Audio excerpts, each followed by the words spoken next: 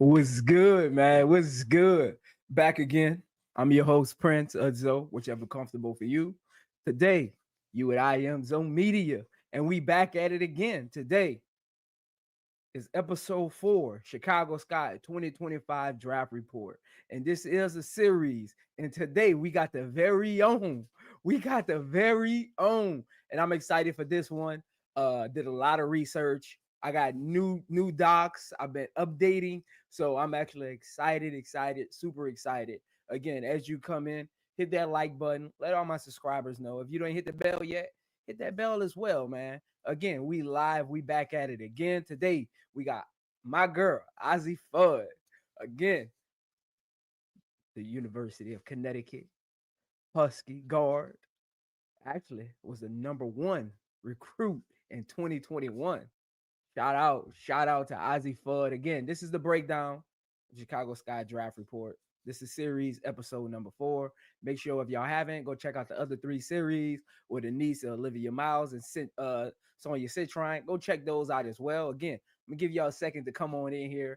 Definitely want to make sure all my subscribers are in here. Again, I'm past 450, so shout out to y'all, man. We on the road to 500. We're only like 48 subscribers away from 500. So make sure you hit that subscribe button if you haven't. Tell a friend to tell a friend. It's all free. Hit that like button. Make sure y'all interact in the chat. Shout out to all my moderators, everybody who got a wrench. Shout out to all my panels that's always pulling up. Again, we got another live one today. I told y'all I'll be more consistent. As y'all notice, y'all been seeing me a lot since I got back from my hiatus. So appreciate that. I'm gonna give y'all a second to come on in here. Again, y'all already know what today is. We got our girl, Azzi Fudd. Make sure you hit that subscribe button. Again, if you haven't watched the other series, go click on those. Go watch those. They're definitely interesting. Some good takes from my panelists, from myself, even in the chat. So make sure y'all go check those out with Olivia Miles, Sonya Citrine, and our girl Anissa Morrow. Make sure y'all go check that out. But today we got our very own Azzi Fudd. What's going on, Jay? My dude Jay. Shout out to Jay, one of my wrench members. Shout out to Jay. You the true too, Jay. You the true too. What's going on Brass Tax? Shout out to Brass Tax. What's going on? What's going on, Reddit? As always, Reddit. Hey, Reddit, one of those lawyers. Reddit, if you ain't noticed, you got that wrench now. So shout out to Reddit. Shout out to Reddit. Hit that like button, family. Hit that like button. Again, we got our very own Azzi Fudd. Make sure you hit that like button. We're gonna have a good one today. What's going on, King Pisces Nathan? Good afternoon, my brother. Let's get this guy, Jeff, get this draft right on the clock. Yeah, Jeff is on the clock, King Pisces. Jeff is on the clock. But shout out to y'all, man. Y'all coming in here quick, early. Shout out to y'all. Appreciate all the love and support I'm getting. Again, I'm at like 452 subscribers. So again, get your boy to that 500 mark, man. Get your boy to that 500 mark so I can start monetizing. Again, YouTube, you can't start monetizing until like 500. But I ain't tripping on it. My supporters gonna support. So shout out to y'all though, man. Shout out to y'all. Again, hit that like button as y'all come in. What's going on, Duvall? What's going on, Duvall, aka Slim Reaper? Shout out to my dude, man. Shout out to my dude, man. Again, today we got the Chicago Sky 2025 draft report, the actual series. This is episode number 4 with Azzi Fudd. Yes, yes. Share this stream, man. Share this stream. Look, share this stream. Share this stream, man. Hey, appreciate you too, man, for always pulling up, Duvall. You already know you one of them day ones, man. Appreciate you too. Yes, like, share, subscribe. I'm gonna give my subscribers another minute to come in here because I appreciate y'all. When I get to like 30 viewers, I'll start. Because that's kind of my average start viewer. So when I get to 30 viewers, I'll start. As we're waiting, hit that subscribe button in the chat. I want to see y'all be interactive. What are y'all excited to hear today, man? What are y'all excited to talk about when we bring up our girl Azzi Fudd, you know? So shout out to her though, man. I did some research. I really did some research. I've been trolling the last, like I've done some, wait till y'all see this research. I've done some extensive research on Azzi Fudd. I really been trolling because I didn't want to give y'all everything that I've been working on with her. So I've been trolling a lot. So shout out to those who can read between the tea leaves. What's going on, Michael? What's going on, Michael? Hey, Michael. I appreciate it. Again, I be telling people, I don't know why they be so scared to write in the chat. It's just being interactive. I want to be able to support the people that's listening to me. Again, shout out to y'all, man. Shout out to y'all. Shout out to Michael. He said this is first. He's been listening for a while. First time commenting. So shout out to Michael, man, for commenting. Shout out. Prince Pisces said the sky need a guard. We need Olivia Miles. Definitely. But we do have to plan for if she isn't there. Brian, you about to see this research, man. You about to see this research. Shout out Paris. Shout out. You can tell Paris from Louisiana. Look how she put the word go. That's Louisiana slang right there. Yeah, let's get them likes up to 100 today, man. Let's get them likes up to 100 today. When we left my video last night, I think we had 75 or something like that. Let's get to 100 today, man. Let's get to 100. Hey, shout out to Michael, man. Hey, Michael, I'm about to start doing some Baltimore Ravens streams because that's my team. You really can't see the jersey, but it's behind that Crenshaw jersey. Ravens fan. Reddit said, "What's going on, Michael?" Yes. Praying for Azzi Fudd to stay healthy because she is special. That's why I'm excited to get into Azzi Fudd. Azzi Fudd is special, and we're gonna get into it. So I'm actually excited to kind of get to her.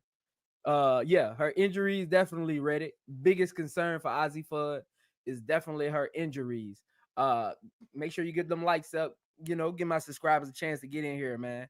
We got a good one today, and I don't want y'all to miss none of this info. But shout out to y'all. Y'all could be doing anything else, but you tune in with your guy, man. So appreciate the love, support, as always. Again, on the road to 500 subscribers. Make sure you tell a friend to tell a friend. It's free. On the road to 500 subscribers. Tell a friend to tell a friend. Let's see if I can get to 500 by the end of this week. I do got the UConn versus Notre Dame game on Thursday as well. So I got at least 3 more streams this week. So let's see if I get to 500 by the end of the week. Kara said, as much as I love Azzi Fudd in Chicago, I also think her being with the Golden State Valkyrie would be awesome, as Curry could be a massive mentor to her like this summer. We're going to get into her and Curry's relationship. Hey, I got 35 people in here, so we go ahead and go get this thing popping. Get through these couple chats. But the girl is a shooter. We about to get into her shooting prowess. So I'm excited. We about to get into that. Dennis, one of the quickest jump shot releases I've ever seen. Yes. One of the quickest releases ever. Yes, I agree. Dennis, we gonna get into that. That's why I'm excited, man.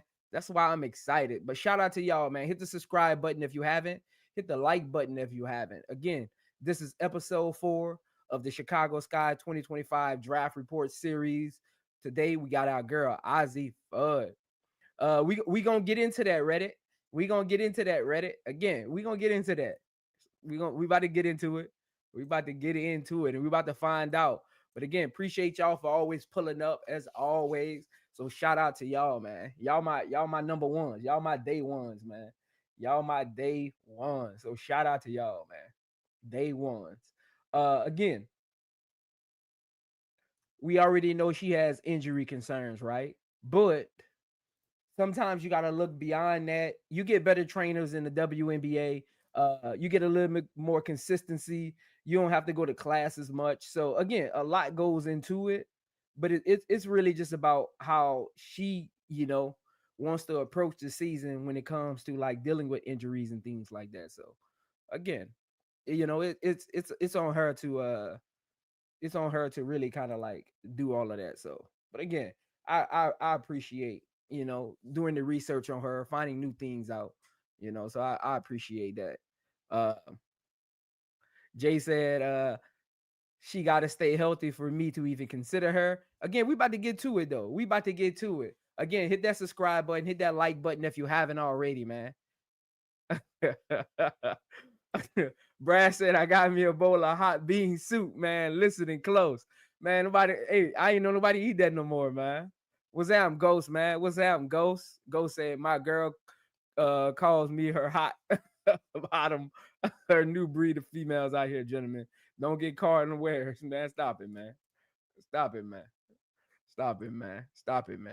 But again, let's get into this. Again, Chicago Sky 2025 Draft Report Series. This is episode 4 with UConn's prolific guard number 35, Azzi Fudd. As always, we always gonna touch bases on Chicago Sky draft notes. Again, the draft is April 14th. We do have the third and the 10th picked only from the Mabry trade. Again, free agents Izzy, Brianna Stewart, Diamond DeShields, Michaela Onweye, Dana Evans, and our very own Kennedy Carter. Under contract, we have 6 players under contract: Mariah Jefferson, Elizabeth Williams, Rachel Banham, Lindsey Allen, Big Dog, Camilla Cardoza, and our face of our franchise, Angel Reese. So shout out to them. But let's meet Azzi Fudd. Let me get this banner out the way, though. Let me get this banner out the way. Let's meet Azzi Fudd. As those who've been watching her since high school, she did go to St. John's in Washington, D.C. She was the National Gatorade Player of the Year in 2021. She was also the #1 women's high school recruit in 2021. She was a 3-time Gatorade Player of the Year in her local area in Washington, D.C. And that's huge because y'all already know, it got a lot of ballers come from that area. So for her to have that kind of accolade 3 times, women's player of the year in her local area, that shows she has promise. Like, she's one of the most skillful. Like, when I was actually watching video, doing a lot of research on her, there's a lot of things she does, like on the court, as far as drawing double teams, getting eyes on her, things like that, that don't show up like on to normal fans. You got to really understand like her movement, her cuts, and things like that. She plays well off the ball when the action is for her. But again, like I've talked about in the past, if she isn't really involved in the action, she don't know how to present herself in a way to make herself. But we'll get into all of that. But again, shout out to her high school accolades. Again, National Gatorade Women's Player of the Year, 3-time Gatorade in Washington, D.C., the #1 high school recruit coming out of high school, 2-time WCAC Player of the Year, and she's a FIBA under 17 gold medalist. So shout out to her. One of the best high school careers I've seen. Women I've seen. So shout out to her. Uh, at UConn, Big East all freshman team in 2021-2022 season. Big East freshman of the week multiple times. I think I counted 6. So she was freshman of the week 6 times in the Big East. Of course, her career high is 32 points against Texas. That was 2 years ago. Again, she's been injury prone. So again, November 14th was her career high. In 2022, she was all Big East second team in 2022-2023 season, even though she did play limited games. So that lets you know she was balling. Because again, she did get hurt in 2022-2023 season in limited amount of time. She still made all Big East second team. So shout out to her for that. Those who don't know, she is a Curry brand athlete. She's actually the first athlete on his brand and the first woman on his brand. So Curry is one of her mentors. She's an ambassador for Curry's Under Armour Curry brand shoe company. She also was, at 15 years old, the first female to actually participate in the 3-point contest, and she actually won it. So at 15 years old, she was the first woman to participate in his contest, and she actually won his 3-point contest. So shout out to her. Just doing research, she definitely is a big uh ambassador for that brand, for Curry. So shout out to her. I know somebody in the chat earlier said they could see her going to Golden State to be under Curry. We'll see. I doubt she'll be there at that second round pick, but if they want to pick her at 5, I don't see anything wrong with that. But we'll see how they feel about her. Again, injuries will definitely play a big part in where she lands in the draft, how teams view her, scouts view her. Her incoming success would definitely be dependent on her injury. So let's get into that before we even get into stats.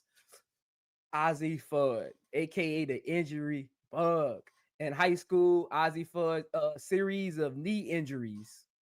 They started in her junior year in high school when she tore her ACL and NCL in her right knee while playing for Team USA. Again, she was on that under 17 FIBA team as well. In her freshman year at UConn, she missed 11 games due to a foot injury. In her sophomore year at UConn, she missed 22 games due to a right knee injury she suffered playing against Notre Dame when Aaliyah Edwards fell on back of her leg while they were on offense. In her junior year in 2023-2024 season, after playing the first two games, she tore her ACL and suffered a meniscal tear in her right knee coming down from a layup at practice. It wasn't in a game, it was at practice when she tore her ACL in her knee. So she definitely has some season injury, career ending type of knee injuries that teams are going to be questionable about. I mean, talent can only get you so far. The best ability is availability, and she's been challenging and struggling with that. And again, when she's on the court, she's prolific, she's high profile, she's impactful, right? Her staying on the court is the problem. And again, when I'm a team and I'm evaluating someone like Azzi Fudd, one of the first things I'm going to say is she worth it? The second thing I'm going to say is, how long can she stay healthy? And the third thing I'm going to say is, how long will it take these injuries to take a toll on her physically and mentally? Because when you're rehabbing from injuries, mental plays a big part in it because you lose sleep. You got to really try to figure out how confident you are in your movements. You got to really get back on the court and feel confident in being touched, being bumped, falling on somebody falling against you, people roughing you up. And again, we all know in the WNBA, the women's game, this is grown women. They're physical. So again, NBA teams probably on their sticky notes, on their whiteboard at this moment are probably saying, is she worth it? Does her talent supersede any injury concerns and scares we might have? And that's a huge question you have to ask yourself when you're drafting her. So again, whether it be the Chicago Sky taking a chance on her, again, I'll take a chance on her if Olivia Miles isn't available, right? If Sonia Citron, you feel you can get her at the 10th spot, right? Things like that. Um, it depends. It depends. Somebody maybe trade up, maybe trade back so they can get two picks later in the first round, and she's one of those picks. I mean, you just never know. Again, most mock drafts have her going in the top 5. Talent wise, most mock drafts at this point have her going in the top 5. So again, we gonna see where she lands, uh, how she becomes more healthy. She did have a scare in the last game, and those who were asking, Azzi Fudd had a minor knee sprain and will likely miss Notre Dame's matchup. According to reports from this morning, she will likely miss Notre Dame's matchup against UConn. And again, that's a top 10 matchup against Notre Dame. Notre Dame already beat USC top 10 top when they were the number 1 seed. So again, this is a highly touted matchup. Definitely wanted to see her in this game playing against the likes of Sonia Citron and Olivia Miles and Paige Beckers, who will be in the draft with them, along with perhaps the player of the year and Hidalgo, Hannah Hidalgo. She's actually the front runner right now for player of the year. So shout out to Hidalgo on that. I know they're streaming about her, but again, while we're on that Notre Dame game, I just wanted to give her that shout out. She is the leading candidate right now for player of the year. So again, this would have been a high profile matchup for Azzi Fudd to show her talent, like show her talent against players who are perhaps she'll be fighting for when it comes to draft night. Again, Olivia Miles, Sonia Citron, and Azzi Fudd, they're all in that same mix as where they're going to be picked. Again, this was definitely a matchup where she can make a name for herself. And unfortunately, the injury bug has hit her again, and she'll likely miss this game due to a knee injury. So prayers out to her. Hopefully, she gets healthy soon because I'm afraid. Looking at her track record, I'm afraid Ozzy will become a what if player. What if she was healthy? What if she would have stayed another year and got healthy? Uh, I'm afraid she'll be a what if player because she doesn't have to come out this year. So I'm afraid that she'll be a what if player. So we'll see. And those who know who've been watching UConn all season, you already know she missed the first 2 games of the season. So um, I mean, she's on track to play the same the same amount of games she played her sophomore year. So again, we'll see where she lands as far as this health bug goes. We'll see when she comes back, but prayers out to her. Hopefully she gets healthy, so she can really show her talent, especially going into March Madness. Um, my hope for her is March Madness is her calling. I'm hoping that March Madness is the moment where Azzi Fudd shows why she was the #1 recruit in 2021. So shout out to her, man. Again, those who don't know her statistics, this year she's averaging 10 points, almost 3 rebounds, almost 2 assists, shooting 50% from the field. Again, she's played in five of the games. She just started starting again. She was coming off the bench the first couple games. She's always been a great 3-point shooter. Um, in 2023, she only played 2 games, so that 26%. I'm not too concerned about that. But when she did play 25 games, she shot 43% as a freshman. That's as a freshman. As a sophomore, in 15 games, she shot 34%. That's still above league average. That's still above league average. And this year, she's shooting league average in minimal games as well. Again, she's a 38% 3-point shooter. She shoots 45% from the field, which is above league average for guards that play, especially that play like her. I think the average guard field goal percentage in the WNBA is 43%. So she's shooting above even field goal average, even with her health scares. So if Azzi Fudd can find a way to stay healthy, she could be one of them ones. That's why I'm praying. Because again, I don't want her to end up just watching her game. When you do research on players, you get a different likeness for them.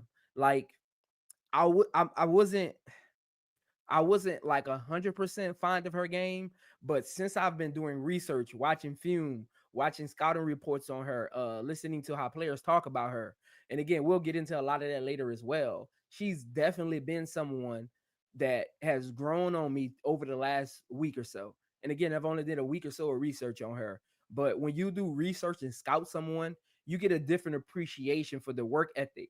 And again, her coming back from those type of injuries, that's work ethic and mental toughness.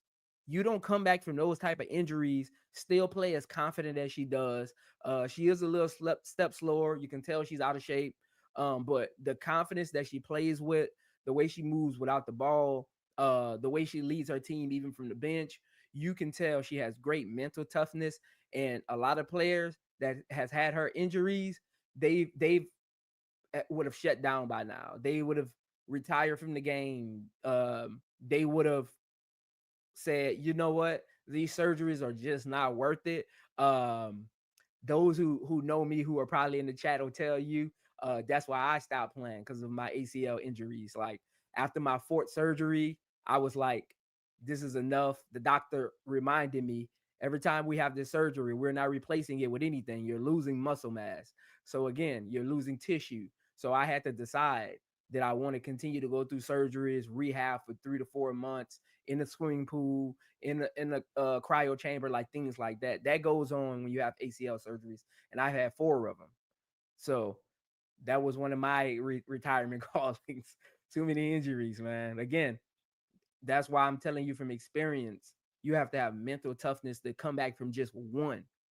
And again, for her to come back from that many ACL tears, even going back to high school, playing for Team USA with her knee injuries, that's mental toughness that she doesn't get credit for. So shout out to her for that. Like shout out. That's why I don't want her to be. She's too talented. I've watched clip after clip after clip. She's a talented player. So shout out to her. Hopefully she gets healthy soon. She's a great free throw shooter. I mean, she shoots 91% from the free throw line. That means she doesn't miss. And again, she doesn't foul a lot. Her average fouls per game is 1 over her career, so she doesn't foul a lot. One of the challenges she does have is rebounding. To say she's listed at 5'11", she doesn't crash the boards very well. So I'm going to be paying attention to that going into March Madness whenever she returns. I'm going to be paying attention directly to how she crashes the boards. Um, her defense is okay, and we'll get into that. But her assist is another area of concern for me when we think about someone who can handle the ball as much as she does, has a ball rate as high as hers. Her assists are very, very not concerning, but eye opening to me to pay attention to. Like, is it the system?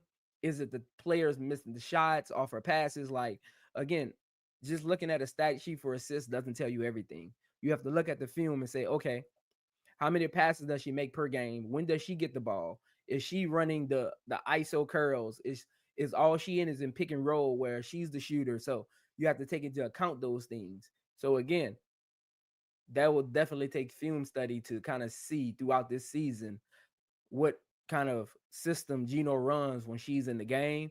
Because again, I've seen her be a willing passer, but I don't see her stats replicate that. So I think it's more of a systematic thing than her actually not being willing to pass and play and kind of play the playmaker role. So, but that's something I'll be paying attention to. But again, she's a high profile player, a great, great, great, great, great. I mean, great. She's one of the best 3-point shooters in college basketball. He's one of the most prolific 3-point shooters in college basketball. Quick release, great form, great footwork, and we'll get into all of that in a few minutes on another slide. But shout out to her. Just from doing some research, and again, that's why I'm one of those ones, because I can do my comps and I can do my play styles. So this is my play styles just from watching film on her, watching how she moves with the ball, off the ball, things like that. So players that's not familiar with her game, that are WNBA fans, I put together a few players that have play styles like hers that you can truly understand her game going into the draft. For those who might not actually know her game and just look at stat sheets. So here's a few players that her play style. This isn't her comps. This is her play styles. Skylar Diggins, she's a combo guard, just like Skylar Diggins. In high school, she did play point guard and shooting guard, even though her assist doesn't say it. She's a willing passer. It's just the systems that she's in. They need her to score more than pass. Her scoring ability is A1, top notch. Leadership potential is there. Even when she was injured, I went back and yesterday I went back and watched footage of games, full games when she was injured. She's in the timeouts. She got the clipboard. She's showing guards where to be on the court, how to find shots. You don't see that a lot from players who are injured that are used to being stars. So shout out to her for still leading her team off the court, even with injuries going on. She has a scoring prowess of Arike. The way she has that mid-range right left crossed over, she has this baseline ball behind my back, pull up from my left, shoot with my right kind of like move. She did it like 3 times against Louisville. So she definitely has some Arike in her. She's been watching some Arike film. Her ability to create her own shot, same thing. That baseline move she does. She is clutch. When UConn needs a bucket, when they're railing, they went to her in games when she did play. I went back and even watched some freshman games. They will go to her even in crunch time when they needed a bucket. She would be involved in the play, and she didn't look scared. So I'm gonna give her that clutch performance factor like Arike has. She's a high volume scorer like Kelsey Mitchell. She can put up some shots. She can put up some shots. She's not as she's not afraid to take 20 shots in a game. She's looking to shoot. Um, excellent ball handling skills. And again, that's why I'm more leaning towards, I think, is the type of system she's in and the type of players they want her to be versus her passing ability, because she doesn't get a lot of turnovers. She isn't pressured a lot. Ball in her hand, she's able to create space, find her own shot, even on the ball. Again, the ability to play both guard positions on offense is definitely Kelsey Mitchell esque. Katie Lou Samuelson, those who know her, she did go to she got the UConn connection, so similar build, similar size actually. Both of them are excellent outside shooters, can't leave either open. um I went watch, because when I wrote this, when I was first doing this, I said Buddy Hield, right? I said Buddy Hield. Because I do like to give NBA comparisons, because a lot of NBA fans have moved over to WNBA. So I try to help them bridge the gap as well.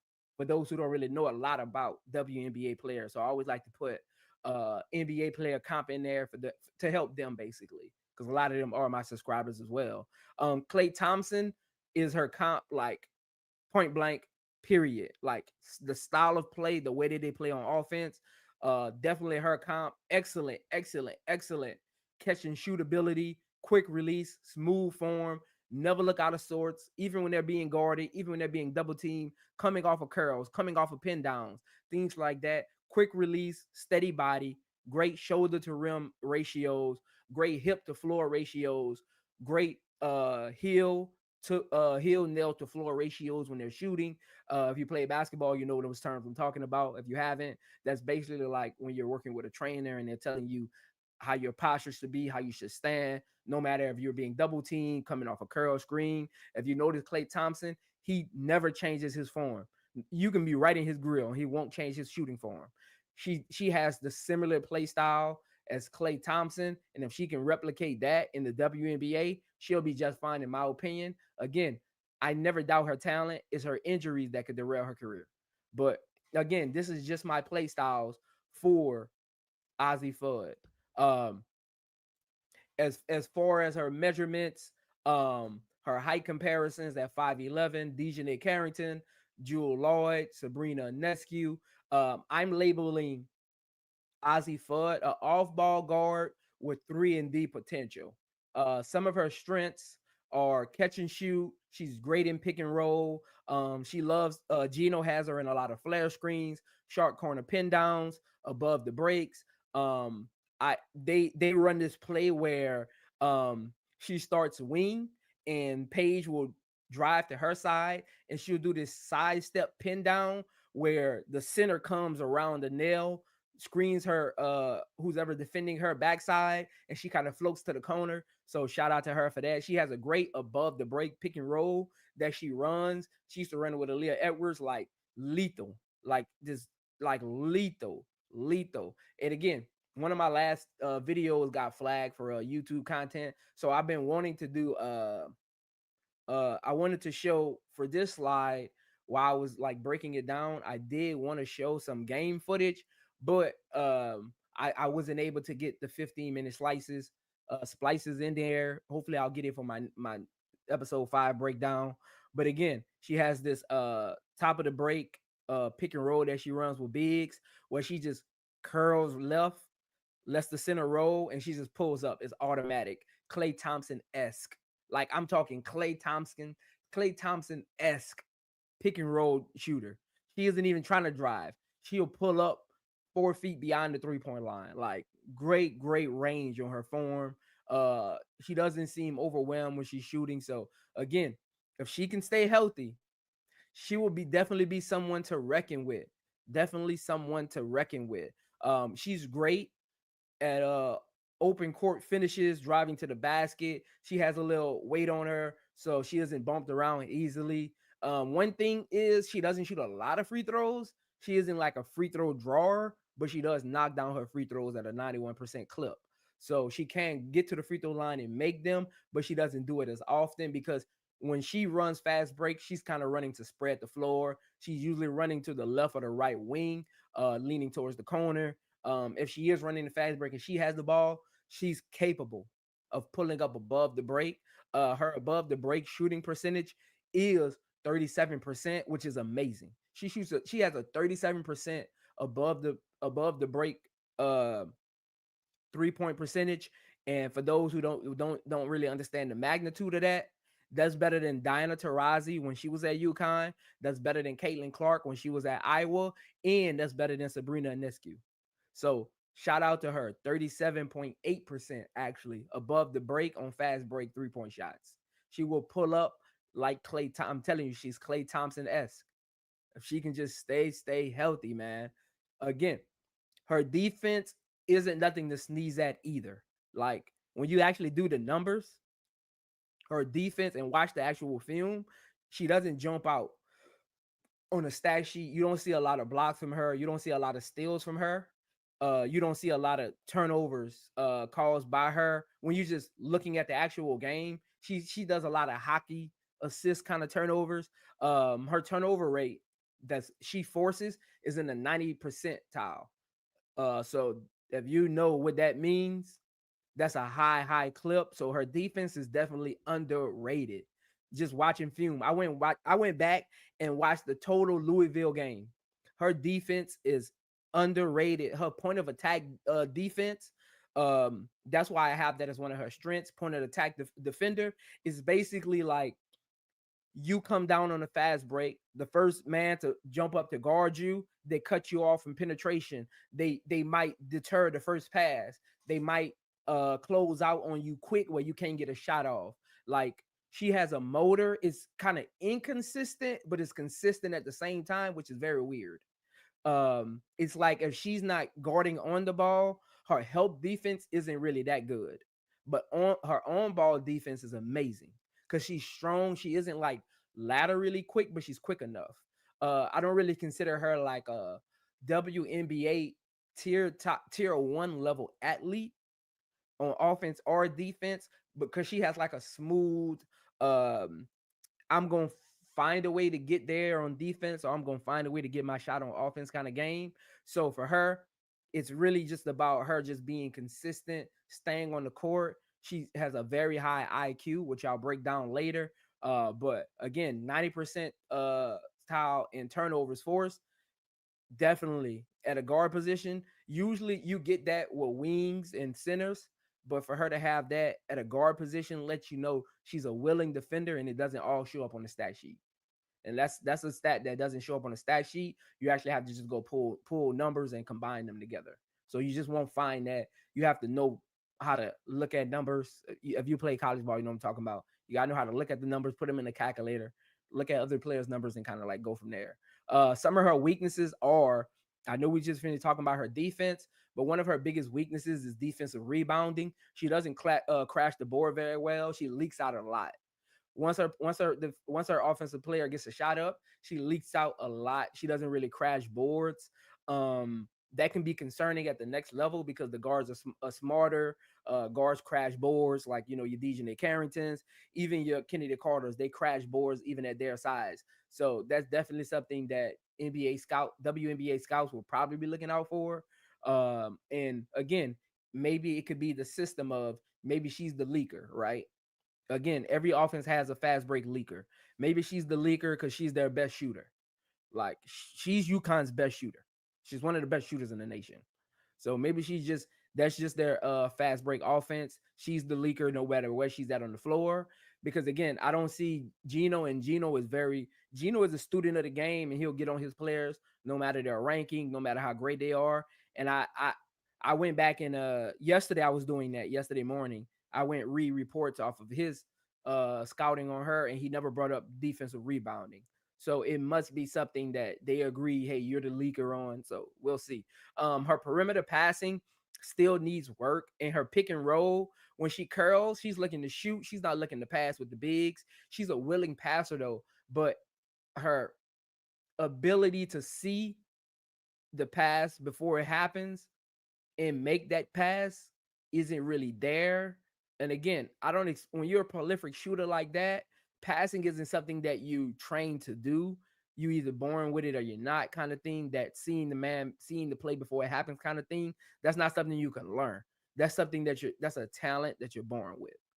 If you're in a system where pick and roll is heavy, your assists are going to be kind of like elevated because of the style of play. So I'm not really concerned about that because she's a shooter. Again, when I look at Klay Thompson, I'm not expecting him to go out there and give me 6 assists a game. I'm expecting him to go out there and hit buckets. So same thing with Arike. She gets a point guard in there. I'm not expecting Arike to give me 6-7 assists a game. I'm expecting her to get buckets and be there when I need a bucket. Again, the most concerning thing for her is, again, talent out the window, right? Talent through the roof. Talent, you won't find, when it just comes to pure talent, you won't find 5 players in this draft more talented than her at all. Overseas, college, you won't find 5 players in this draft that's more talented than Azzi Fudd. Her biggest problem is her health. Over her college career, she's missed 73 games. And depending on how this injury looks, it can move to 75, 76 games in her college career.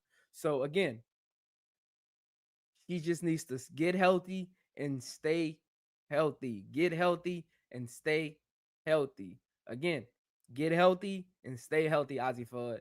Get healthy and stay healthy. Um, as far as her player comparison, I know we talked about play style, but her player comparisons, upside, meaning when she's can be upside is her greatest, like her greatest. Jackie Young play style. Uh, Defensively, offensively, can get a shot, can put the ball on the floor, can create for others if necessary. Both of them don't crash the glass very well. Her upside. This is her up again. I hear people say upside and ceiling a lot. That's two different things. Upside is her peak, her greatest is a Jackie Young type of player. Her ceiling, all star level, Alicia Gray type of player. Reality of where she is right now, according to her college game, Kayla McBride. And don't sleep on Kayla McBride. She's averages 15 points a game. She's the second leading scorer on the Lynx. She's their second best shooter behind Bridget Carrington, but Carrington doesn't even take as many threes as her. She defends the other team's best player. Her reality, Azzi Fudd's reality. The height comparisons are there. Kayla is almost the same. Their height is really the same. When you get to that 5'10" through 6 foot, it really depends on how you holding your head and how much hair you got on your head sometimes, and where your shoulders stand. So height comparison is there. Kayla McBride is a little more girthier than her as far as like weight goes, but just as far as strength when they're guarding, similar. So Kayla McBride, if her injuries don't derail her career, my reality for her, my expectation for her coming into the WNBA is a Kayla McBride type of player. Uh, uh, Tyisha Harris is her floor. That means if injury derails her career, even when she gets to the WNBA. And those who don't know Harris is a baller as well. Hit or miss kind of player. A rotational guard off the bench. Started a couple games last year. Again, she had a 20-point game last year. So again, she's not nothing to sneeze at either. But I'm giving her that comparison because I'm adding in play style. I'm adding in injuries. Again, if injuries derail her career, in a way where she can't really stay on the floor, but she does get to the WNBA and just becomes a rotational player. Her floor is Harris. Again, my my assessment is Kayla McBride is my assessment of where Azzi Fudd's injuries are. Again, her ceiling. If Azzi Fudd can find her groove, get in shape, Alicia Gray is the best comparison to any player in the WNBA that she can be. Both are prolific shooters, can defend some, willing passers, but passing isn't there. Alicia Gray is a little better rebounder than her. But outside of that, their comps are you're looking at this point with injuries, you're looking at a college Alicia Gray, basically. And again, if she can get these injuries under control, get healthy, create muscle memory, confident, a little more confidence, get a little more stronger, work on her quickness, Jackie Young is definitely the type of player. So basically, if the Aces wanted to take a chance on her with their pick, let's say Kelsey Plum leaves, Jackie Young would be the perfect person for her to tutelage her, to mentor her at practice, during games, film study. Their play styles are so similar.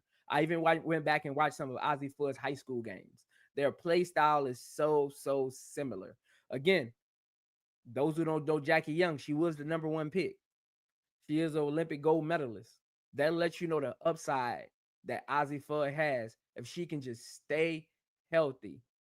But again, my reality is Kayla McBride. If she can just stay at Kayla McBride, I'm fine with that.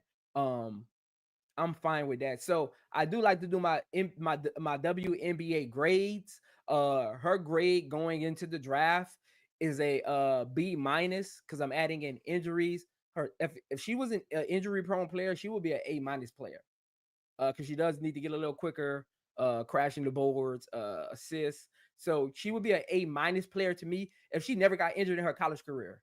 She would be an A minus player to me. Her shooting is A plus, elite shooter from all areas of the court, excellent form, quick release, high percentage from the 3-point line and free throw line. Again, 34% versus 91% from the free throw line. That's top. That's you got those percentage. You one of them ones. Her scoring ability, I give it an A. Can create her own shot, effective in catch and shoot situations, abilities to score at all three levels, 3-point line, mid range, at rim, basketball IQ. I'll give it a B. High understanding of the game. Makes good decisions when she has the ball. Doesn't cause a lot of turnovers. Shoot when needs it. Passes when needed. Even though it doesn't go into an assist, she doesn't mind passing it off if her shot isn't there or her penetration isn't there. Read defenses very well on pick and roll. She reads defenses at a WNBA level on pick and rolls. You hear me, WNBA scouts? Come over here. I can teach y'all something. I can teach y'all how to actually scout players. Because again, I don't know what some of y'all scouting reports be saying, but I watch film and I'm like, I don't know what you seen. You don't understand what a pick and roll actually does. Like, so again, I've watched some videos and some scouting of her, and hey, to each his own. Everybody got their own opinion. To each his own. Her fundamentals, I'll give it a B plus. Solid ball handling skills, average passing ability, strong footwork though. So her fundamentals, I'll give it a B plus. Areas of improvement, athleticism, I'll give it a B. While a good athlete, not considered elite at the WNBA level, according to her speed and quickness and lateral movements. Defense, I'll give that a B as well. Has shown potential, but I need to see more consistency from games played. Again, against top teams, uh, she's missed March Madness, playing against teams that could really show her defensive ability. So again, if she can stay healthy, that might go up some. But her defense, from what I've seen on film, I'll give it a B. She doesn't get burnt a lot. She's great at closeout. She stops penetration. She's good at the point of attack on defense. So again, durability, a C minus. Has dealt with injuries in her college career that should raise concerns to any WNBA scout. Like, I'll give it a C minus. And the reason this is the reason I'll give it a C minus. Even though she's missed that many games, when you grade someone's injuries, you don't just grade when they get hurt. You grade what happens when they come back. Are these injuries taking a toll on their performance? Yes or no? They're not taking a toll on her performance. You can tell when she comes back, she's still confident. And again, maybe that could be part of why she keeps getting re-injured because she doesn't mind doing the dirty work. She doesn't mind getting in there for loose balls. So who knows? Again, but sometimes some players just attract injuries for no reason. Like when Aaliyah Edwards fell on the back of her leg, going up for a layup, right? It was actually an offensive rebound, fell on the back of her leg, right? That's a freak injury that you can't prepare for. That's an injury that's no cause of yours. Like you're doing your job and they just happen to fall on the back of your leg. I've played with a player that happened to in high school. Like that's something you can't determine. So I don't blame her for that injury, but the others are concerning because they're repeated injuries from the same type of ailments. So her durability, I'll give it a C minus. Just because I need to see her on the court. Um, again, uh, she's considered a high level prospect in the WNBA due to her elite shooting ability, scoring prowess, high IQ. Her potential to be an impact player at the professional level is significant. She can provide shooting for you. She can provide perimeter defense for you if she can stay healthy and continue to develop her overall game. She'll definitely be a player to watch out for in the next 3 to 5 years. So again, I want to see her be healthy. My overall WNBA grades for her as of this moment, is a B minus. I just need to see her in the court more. I'm excited just continuing to do film on her. I know a lot of people just from the pandering I've been doing, the what do they call it? The the kind of the banner I've been giving her as far as like how she plays. I've just been procrastinating. I've been watching film on her. She's the way she plays. I would love to play with a player like her. The way she plays, I would get 10 assists a game. I I would get the center would hate it, but I would get 10 assists a game because I'm running every pick and roll and I need her in ball action. Not on the pick and roll. I need her in whatever my strong corner is. I need her there. Come on the pin down, come on the curl, come on the elbow, and we can make something happen. But again, that'll do it for my Chicago Sky 2025 Draft Report Series, Episode 4 with Azzi Fudd. Let me get to this chat, see what y'all are talking about. Like, I haven't even been looking at the chat, so if I ain't respond yet, I'm gonna drop the link though. I'm gonna drop the link, but I haven't looked at any chat. So let me see what my chats are saying, man. Shout out to y'all, man, for pulling up. If you haven't subscribed yet, make sure you subscribe. If you haven't liked the video yet, take a second. Even if you got to close this window out, go like the video and come back in. Again, we're not going nowhere. Link is dropped. Pull up if you want to. Again, this stream isn't going to be that long. This stream isn't going to be that long. Let me see what's going on. Brad said praying for Ozzy to stay healthy. Special talent. Definitely is. Definitely is. Michael said, I understand the history. The girl is a shooter. Sky need that. Sky definitely need a shooter. Sky definitely need a shooter. Sky definitely need a shooter. What's going on, Bryce? Chilling. Brad said praying for Ozzy to stay healthy. Special talent. Hold on 1 second. Let me turn my other thing so you won't get no feedback. Hold up. Got you. Let me get to some of these other chats, man. Yeah, Reddit, I answered your your question. Let's see. I do want Miles Ghost. Again, if you was here at the beginning, you literally heard me say. And again, I want y'all to truly understand when you're scouting, when you're doing scouting reports, your boss tells you, hey, I need scouting reports on my desk. Hey, go mute, Brass.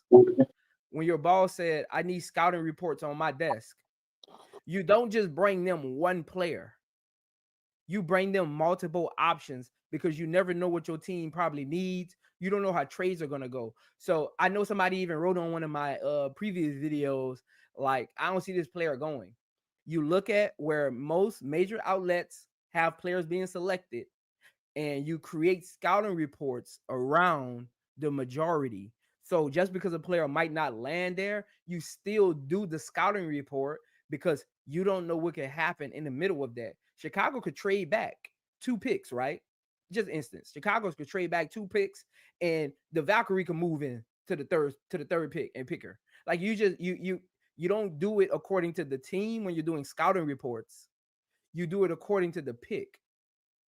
So again, she's the top 5 talented pick if she can just stay healthy. She can just stay healthy. Yes, Carl, we want all. Yeah, Reddit. That's what I was trying to tell him, Reddit. Only if Miles is taken, we got to start evaluating other players. Chicago Sky should not just be looking at Miles. You don't know if she's going to be there. Again, Miles has her injury history too, and she's eligible to go back next year. So you don't just put all your eggs in one basket when you're thinking about you running an operation. This is in 2K, or you can just click off the injury city. That's right. Let me get to some of these before I get y'all takes, man. Yes, Alicia. Yes, Alicia. I'm trying to tell them. I don't know what they be reading, man. I don't know what they be. Again, and let me tell y'all something. And let me tell y'all something. And this ain't me bragging, boasting, or nothing. But and go on mute, Duvall. And let me tell y'all something, man. This ain't me bragging. This ain't me boasting. Because you know me, I give credit to everybody. But I've watched people do scouting reports on players this year, and their videos got 18,000 likes. 18,000 views and 400 likes. And they ain't half of what I just did. And y'all still complain. So that just tells me it ain't the person, it's you. I've literally went and watched scouting videos. Even some people put in my chat, be like, hey, go check out their video. They ain't do half of what I just did. Half of it. They ain't give you none of the information I just gave you. They ain't break it down. They didn't go through real comps. They was lazy with it and probably went to Google and just copied and paste. Like what I just gave you is what you see in a draft room. I didn't give you a 10-minute video of a player. I gave you everything, and y'all still got a reason to complain. Y'all just ain't happy, man. Y'all just ain't happy. Brian said, I'm not drafting her in the first round. WNBA is more physical than college. Again, there's been college. Again, we know she has a history of injuries, but most of her injuries isn't due.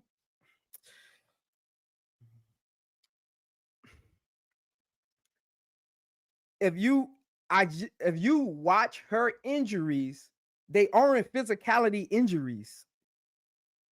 It ain't like she's getting beat up, getting pushed to the floor, and she's getting injured or something like that. She's getting put in chokeholds. She's getting pushed off the three-point line. No, most of her injuries are. Aaliyah Edwards would have fell into anybody's knee 90% of the time. That would have happened. Like she got injured on a layup at practice. That means whatever was going with her knee wasn't healthy, and she was just playing on it. When something like that happens, that don't just happen in the moment. You've been playing through an injury, and now you've put too much pressure on it. I've seen that happen to players at practice. I've been in practice with players that 2-day MCL, just getting back on, running down the court. I've watched a player literally on the court playing against them tear their ACL just running back down the court, and we go talk to them. We go talk to the coaches after the game in college, and they say, yeah, he's been dealing with a high meniscus tear the last couple of weeks, so he's probably been putting pressure on that one, and that's how you got, again, all injuries. I don't know why people say that a lot. Like physicality creates injuries. That's so not true. Like that's so not true. And when she does play, I don't see people pushing her around. I didn't see Louisville pushing her around. I seen her getting open shots. I seen her driving. I seen her creating space on step backs. I don't see nobody. Whew, y'all be listening to social media too much, man. A lot of y'all don't really know basketball. Y'all just be listening to social media, man. Y'all just be listening to social media, man. What's going on, Brass the Ball Be Will? What's going on, man? Anybody else want to come up? The link in the chat. What's going on, man? What's up, Prince? What's going on, baby? What's going on, baby? What up, Duval? What's up, brother? Well, what up, Duval? What's up, brother? What's up, Brad? What's going on, man?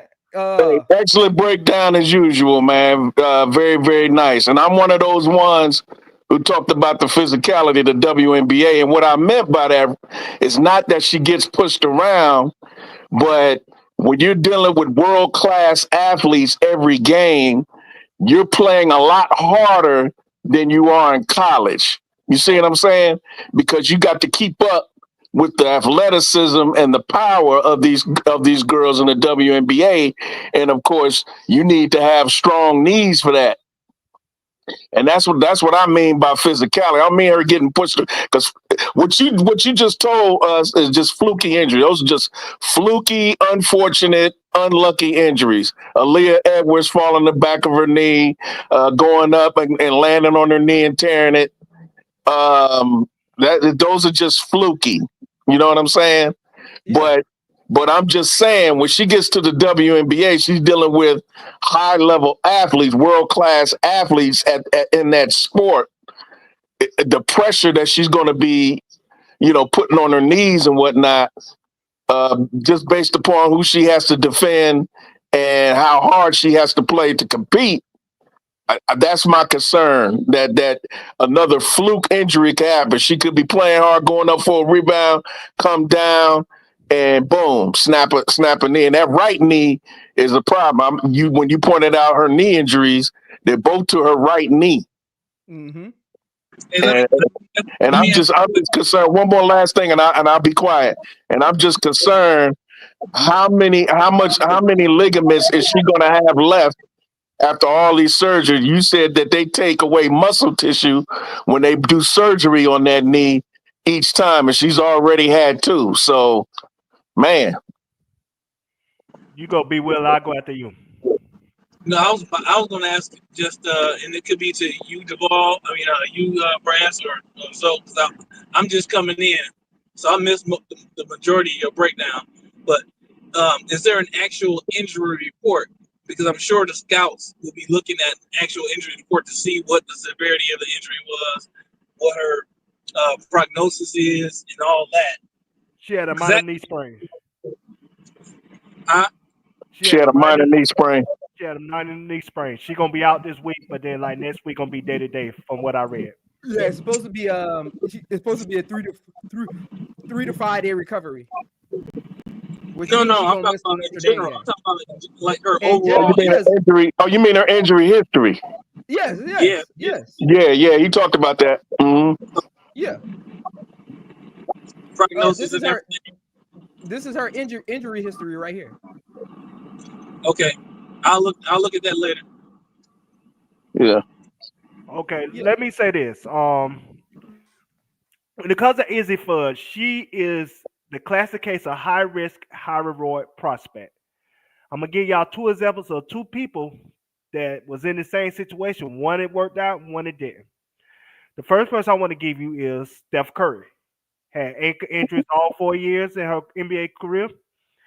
The Warriors had to make a choice, and they chose Monte Ellis to be traded, who was the better player at the time and was a perennial All-Star. They gave Steph Curry that 4-year, $44 million deal. People questioned it, but he ended up becoming a Hall of Famer and probably top 8 or 11 player of all time.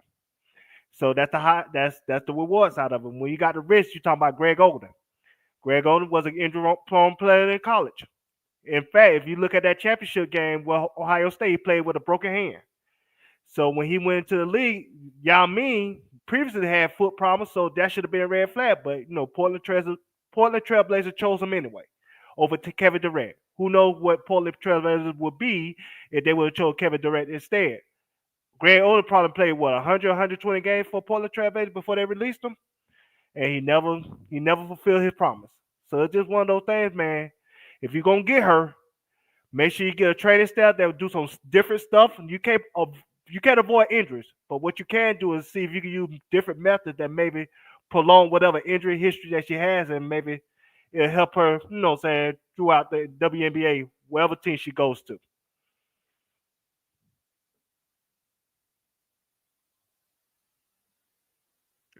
Hey. Again, is he gonna? And I say this from the beginning. She gonna need a training staff dedicated to her, and the question is she good enough to earn it? I gotta take that chance. Has she been good enough in her college career to make a team hire specific trainers to help with her ailments? In my opinion, she got special in her. That's where the high upside come in at. It's not like she have a low ceiling where you don't see her no more than a role player. I think she do have star potential. So if it was me, I would get that training staff and work on her specifically and see if I can get the best out of her. Like I said, she like Steph Curry to me as far as Steph Curry always had high upside, but he had that injury history, and you have to take a chance. High risk, high reward. So on that note, I would say she needs to go, like, what would be in her best interest. Her best interest would be to go to a place like Las Vegas, Phoenix, maybe Indiana now. Some places that got resources already. Like Aces in Phoenix, they got dedicated facilities. They got a dedicated staff. They got head office that's dedicated to the players and keeping them healthy and all that stuff. And I would say even the Valkyrie could support that. You know what I mean? I think Seattle those. too. I think that they, because of what they're coming in with the Golden State group, I think they can support that. But yeah, I mean, for me, Azzi Fudd healthy I would take her number 2. You know what I mean? I like take her 1, 2, 3, up to 5. She would never go past 5. And I think in any draft that she could be a part of. But like for me, the biggest concern is that injury hit. I hate that I missed all the breakdown because I can't speak. She's special, B. Will. She's special. When like he said, if it wasn't for injuries, she would be. What did you say? So she would be. You would say she was a A- or B- player. Is that what you said? If it wasn't for injuries, Azzi Fudd would be an A- player. Yeah, she's special. And I was telling J.E. that yesterday. I'm not questioning her ability. You know, he talked about her footwork, her shooting ability, and this, that, and the other. Yeah, she's way better. She's arguably one of the top 5 players in the NCAA, regardless of position, when healthy. Oh, definitely. And she's the best 3-point shooter in the country, in my opinion. And you talk about that quick trigger. I mean, she quicker than Doc Holliday. You feel me? I mean, she don't need no time for that shot. No. You give her one sliver, 1 inch, it's gone. I've seen her put it up that fast, and she caught it in a bad position. Like she got a bad pass and still put it up. She just got the knack, bro. That's why Steph Curry noticed her. She had it since she was 15 years old. Even before that, maybe even before that. You see what I'm saying? So there's no question about her ability. But her health is the number 1 red flag on her resume. Everything else, I mean, you could just go ahead and pencil her in as a starter in the WNBA for the next 10, 15 years if the health allowed. Because there ain't nothing wrong with her game. Ain't nothing wrong with her game. And she's only going to get better. I mean, she's an immediate impact player. Even wherever she get drafted, she's an immediate impact player. Yeah, that's why they got her in the top 5 in all these mock drafts. Think about this. Injuries have plagued her so long. A lot of people, probably even in the chat, when I brought up her statistics as far as like what she's accomplished, they probably didn't even know that because her injuries has plagued her career like so much you forget who she actually is. Since high school. She busted her knee up in high school. People forget who Azzi Fudd is. Like they really forget who Azzi Fudd is. So if you draft her, you might need to just bring her along slowly and maybe put on a minute restrictions for her first year just to see how body acclimates to the WNBA. And then her second year really go full go on seeing that she could really be that woman that, she's promised to be. Like I said, I would take her Sky. To me, I would take her. No, I wouldn't take her third if I was a Sky based on what you just said. We don't need a player to sit. We need somebody that can work, that can play now, because that's how desperate we are for a point guard. We have got to have a point guard that can play right damn now. But because Brad, what you're missing, we can't. Hold on. That's what you're missing. Reason why I say if you're gonna go that route, you gotta have that mentality already, and you have to put a point guard in place that could temporarily hold the spot now until she get ready. Like if you go that route, you need to go to somebody like Azzi Sims in free agency. She can hold it down for a year. She's a 17-point a game on score. Azzi Sims. That's somebody that can hold it down for her just, long enough so she could develop behind the scenes and come along slowly before she could come out next year. If you go that route. Is that 100% guarantee that we'll get her though? Well, Azzi Sims, if the money right, you can get her. And we got cap room for days. We're not the only ones that have cap room, though. She may not want to go to Chicago. It might not be about the money. Then, if that's the case, then you got to reroute your plan. But I'm saying, if you're going to have the decision in your head, hey, I'm going to pick this woman, have a plan in place where you can develop her the right way. That's all I'm saying. If Olivia Miles is at that third spot, they're not drafting Azzi Fudd. Yeah. I told you that's my number one prospect already. I'm just Yeah, saying if she's yeah. going, if Central you're not comfortable with, I'm going Azzi Fudd. Because She's the nobody else I safest pick. want. She's the safest pick. Yeah. Centron, Nobody in else my I opinion. want. Because Safe. like if you talking about like somebody like Kiki or Anissa Moore, I don't want them. That's just a waste of my time. Those people are poor man injuries. I got injuries. Right. Give me something. Yeah, that's Give me what I'm something saying. that I don't have. That's what I'm saying. That's the reason why I said Centron is the safest pick, because Yeah. she could play. She could play. She's a combo guard herself. She's a 3-and-D player, and she's a better and really she's a better defender than Azzi Fudd. That's why I would go that route. Like I So said, that's why I would also go that route. It'd be the safest pick. Now it is what it is. But if you're the Aces, if you're even the Valkyrie, or maybe even if you're somebody like Dallas, well not Dallas, but Atlanta, Connecticut, or somebody like that, maybe they in the position to let Azzi Fudd limit her minutes, let her sit for a while, get her acclimated to the game, and make sure she's 100% healthy before putting her out there. They can afford to do that because they have guards already. Connecticut has Ty Harris. You see what I'm saying? yeah. But for a rebuilding team like the Sky, who desperately need a healthy point guard to run their team, nah, too great of a risk, unfortunately.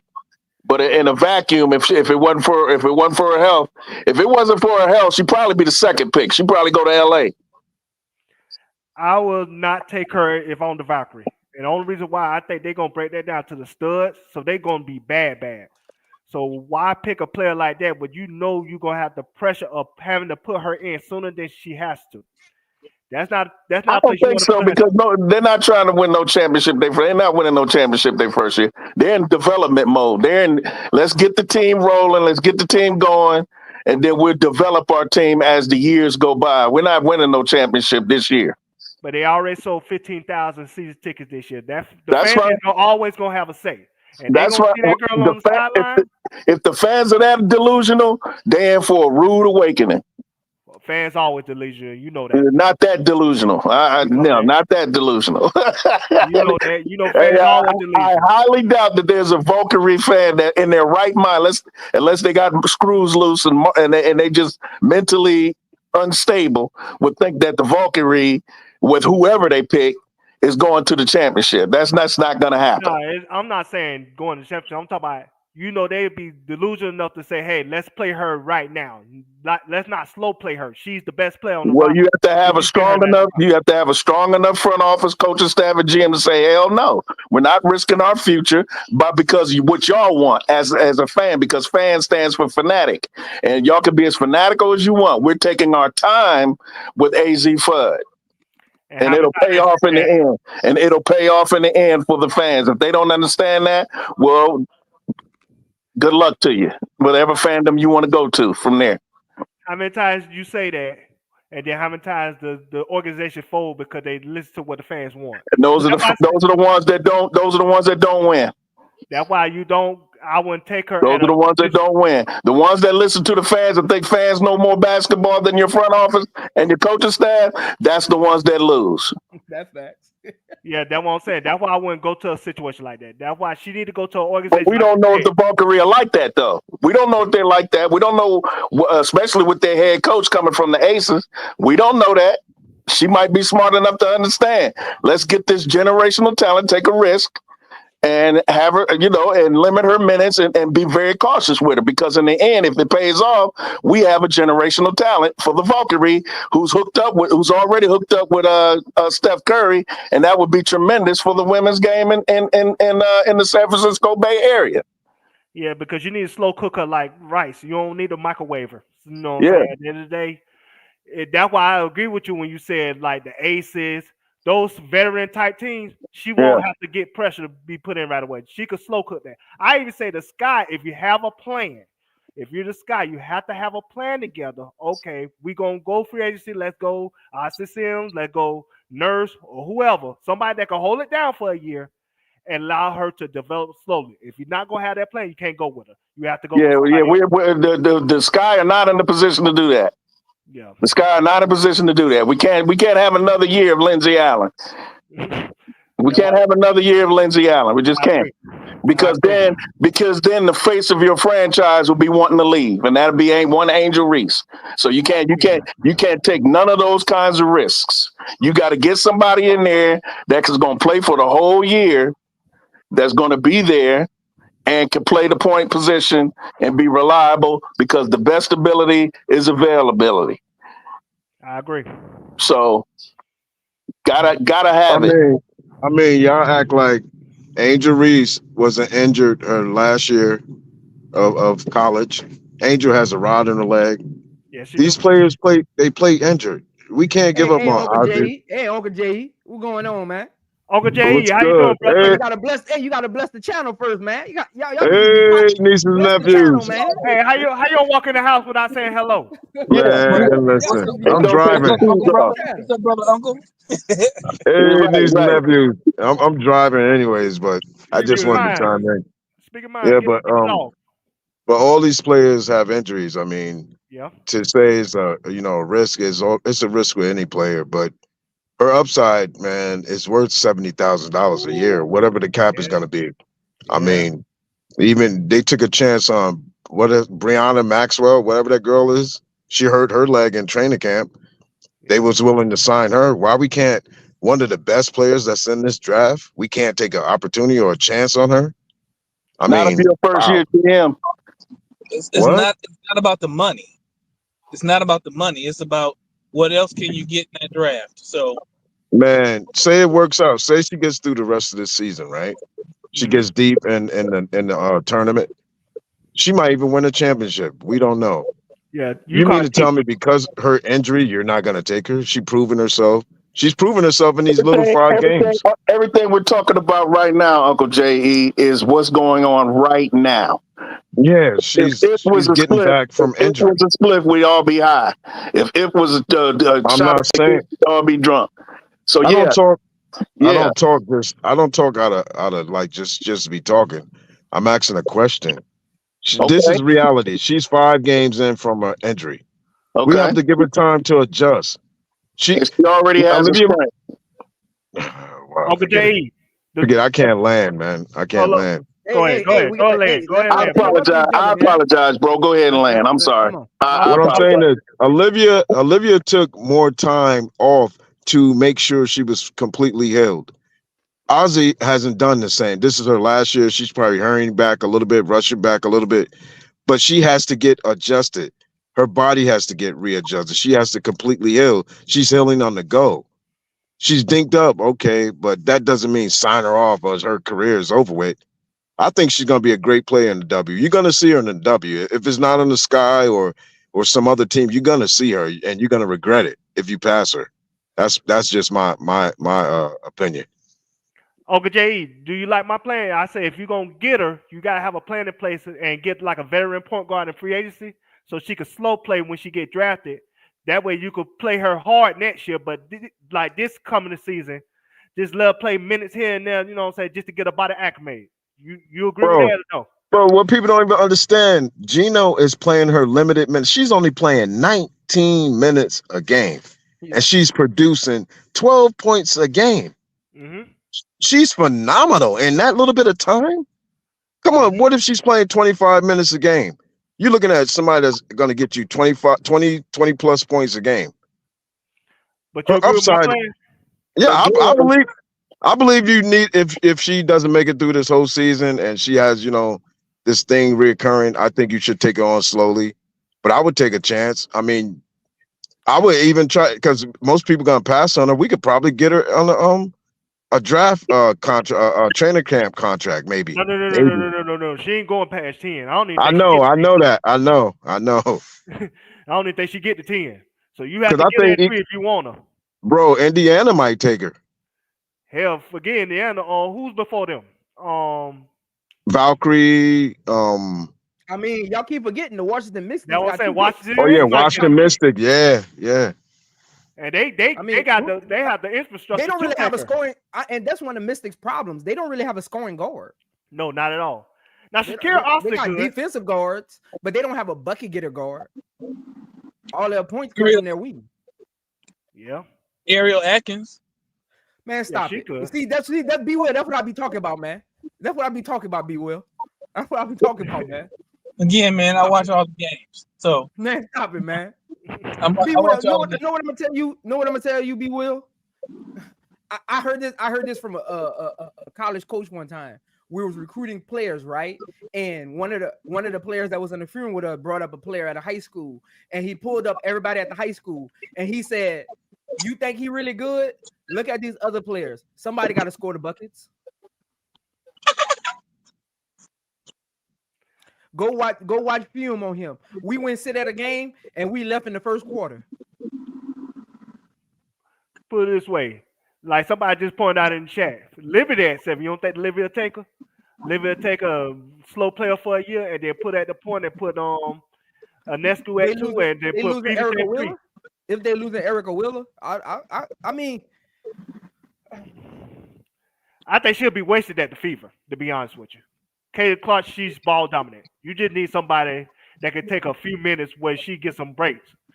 She need to be at a place where she can eventually fulfill her potential, in my opinion. Yeah, I wouldn't bring her in and stress her body away. Like she's playing 35 minutes, 40 minutes a game. Nah, maybe player. 20 minutes, 25. You know what I mean? Like you said, slow cooker. Yeah. Mm-hmm. And then play hard the next. But that's what the Sky needs. Sky needs a 30-minute, 35-minute point guard. But this year I'm just getting it to the W and allow my very important Sky need points. She's gonna give you more than now. She'll give you more than what? She'll give you more than what Dana Evans, all of them gave you. Yeah, one game they didn't have. They don't need AZ to come in and give them even 25 minutes a game, because if you think about it, you running pick and roll with Angel Reese and Kennedy Carter. How often will your point guard have the ball? Right. We need a point guard to help set up the offense when we're struggling. Mm-hmm. We need a point guard to initiate things. So like when you think about like just how the offense is going to be ran, I'm gonna tell you the crazy thing. We want these prolific point guards, but I'm gonna tell you the crazy thing. This is the crazy thing. If Kennedy Carter comes back and I'm a top point guard, I don't want to go to the Sky. Just because of how she's ball dominant. She's ball dominant. And a lot of people are like, what you talking about? You could get sis with Angel Reese and Camilla. No, Angel Reese and Camilla are elbow action players, meaning at least 15% minimum. Angel Reese or Camilla gonna have the ball at the elbow, creating action off the ball. Creating pick and roll off the ball. And Kennedy Carter is an ISO dominant ball stopper. Yes, she can pass, but the floor, if you watch her play, and it's not a bad thing. Iverson was the same way. Kobe was the same way. Like the prolific scorers, Enrique is the same way. You if I'm a point guard that handles the ball and used to handling the ball at least 75% of the time, and I'm still in my prime, I'm not talking about a draft pick or a player who's past their prime. I'm talking about if I'm Magic Johnson, I don't want to be on the Sky just because of how the offense is going to be ran. And Prince, she makes you a shooting guard. Then you're not the point guard now. Now you're a shooting guard. You're the off guard. Correct. But Azzi could do what Rachel did last year. Even if she can stand there and shoot that three. What? She's better. And she got better handles. You know what I mean? Yeah, she's better than Rachel. Way better. And again, you get your casual fans, right? You even got people in the chat like you. If you've been around sports, I feel like a lot of you brothers up here have been around sports a long time. Y'all don't like a lot of people ain't old enough to have watched like prolific high school athletes go through college with injuries and get to the pros. Y'all have been around, especially like Braz, Uncle J.E., even B. Y'all been around, even Duvall. Y'all been around a while to watch players progress through injuries. Sometimes you get selected in the draft off of potential and what you used to be. No matter how you want to put it in a vacuum, it happens. It literally happens every year. It happens. Joel Embiid did not get drafted off of what he did at Kansas. Nah. It happens every year, and we keep acting like it doesn't happen. We keep acting like it's this astronomical thing. Like it literally always happens, and people keep forgetting she wasn't some middle of the pack high school player. She was the #1 player. She was the Gatorade National Player of the Year. Like people keep forgetting that she's one of the best shooters in this draft, and she could penetrate like with the best of them. She get to the rim like it's nothing. So where do you think? So where you think she gonna go, Zoe? Who can pull that trigger? I got her going. I got her like bottom line. Just looking at the draft, I got her going to the Mystics because they're the only team in the first round that can take a chance on her. Yes, and they're deep enough. And you can slow walk her in. And I agree. And I agree. That's the perfect spot for her. It is a perfect spot. Not only that, they don't have a special player. They have a lot of good players, like Brittany Sykes and all of them. They are good players, but they don't have a special player. And she's from the area. She's from the DMV. Mm-hmm. She played with Edwards too, so that's some bonding there. And she has a rapport with her. You know what I mean? Exactly. That's why I say that's a perfect spot because they have a lot of good players, but they don't have a special player. Yeah. They need a special And I want to reiterate to those in the chat and those who are listening. I in no way am saying that Azzi Fudd cannot play basketball.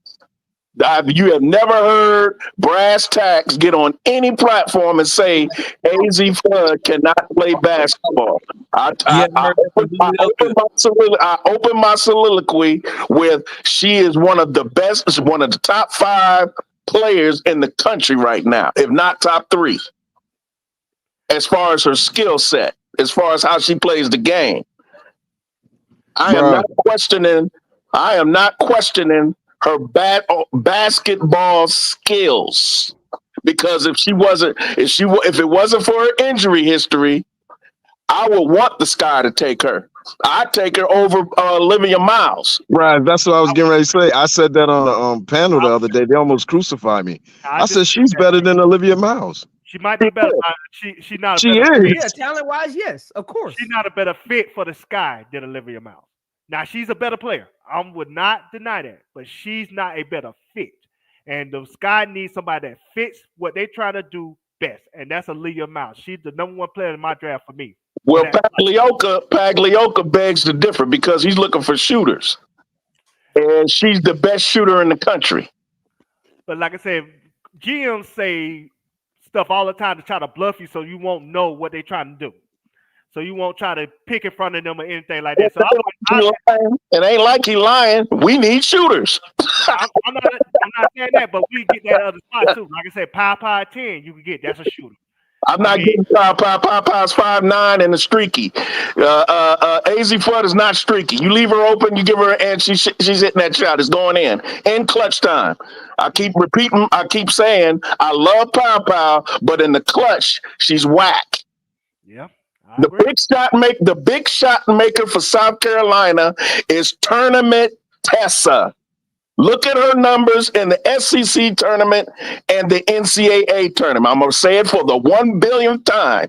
If it wasn't for Camila Cardoso, she would have won Most Outstanding Player of the NCAA tournament and the Final Four. She's first team all Final Four along with Camila and nobody else. Not Raven, not Pow, not Chloe Kitts, none of them. She was first. She's first team all tournament, period. Man, Papa letting her underclassmen outplay her right now. So I don't see how you think Papa's on the level with Azzi. Azzi is a killer. Azzi is a. I just said, hey, Tony, who am I comparing her with, Tony? Azzi Fudd. I guess she wants you to do the slides between Azzi Fudd and Olivia Miles. All right, let me go find it. My thing is, I'm not comparing that. I know Azzi Fudd is way better than Papa. What I'm saying is, I'm not passing on Olivia Miles at 3. I would rather get her at 3 and Papa at 10 than get. But what if she's gone? What you gonna do? What if nobody thinks past that? Now, if she's Olivia Sparks needs a point guard. They might take Olivia. Then what we gonna do? I go Azzi Fudd. I told you that. I go my 3 list is Olivia Miles, Azzi Fudd, and then Centron. Okay. And that's what I just said. I just said I'd take if it wasn't for the injuries, I'd take Azzi Fudd. I didn't say I would take her over Olivia Miles because I'm assuming Olivia Miles is going to LA. I think Flocka They coming out. need a They're point gonna guard. change everything. I think Flocka coming out. They're gonna change everything. Well, if it was split, we all be blowed out right now. But we don't know. That's why I think Chicago for a rival. I think there's a lot of ifs in going on because we ain't even in the NCAA tournament. We ain't even close to the conference tournaments yet. So things can take out a lot different. But everything we talking about is if. Everything we talk about is if, because it's hypothetical. We don't know what's going to shake out. Data, based on current data, what we know so far. Not what's going to happen tomorrow, next day, next week, next month, 2 months from now. What has happened up to this point on a Tuesday, December 10th? What has happened? That's what we're basing it on. Because Flaugier hasn't announced nothing. We don't know she's coming out. But again, have we considered, like, people say, oh, these guards are too short. But we forget, like, the tallest person in the league is only like 6'5", 6'7", 6'9". They will be power forwards in the league, and guards, small forwards in the NBA. Can we look at a smaller? Uncle J.E., now me and you on the same page. I think people need to stop creating that narrative that the WNBA is so tall. Like Drew Lloyd not even 6 feet. Right. So can we consider actually 6 feet? Can we consider someone that's 5, maybe 5'8", 5'9"? They need to stop that, man. And give us the same thing that Olivia might give us if Olivia is gone. Can we consider someone like that? Maybe Georgia Amore, her jumper is off. She's good though, but her jumper is like whack. Who? Amore, whatever her name is. Amore. Georgia Amore. I love her, but she's a dog. She's not scared. She's not intimidated by big games. I like that, but her shot is terrible. Yes, you know what I mean? I don't like it. Here's why we've been talking about taller guards for the Sky, because the Sky have a plethora of small guards, and it's not about what they do on offense. And Joe, you just said this the other day, and it made so much sense. It's about on defense too. They get swallowed. Yeah. Yes, but I think we will. I think we need to stop.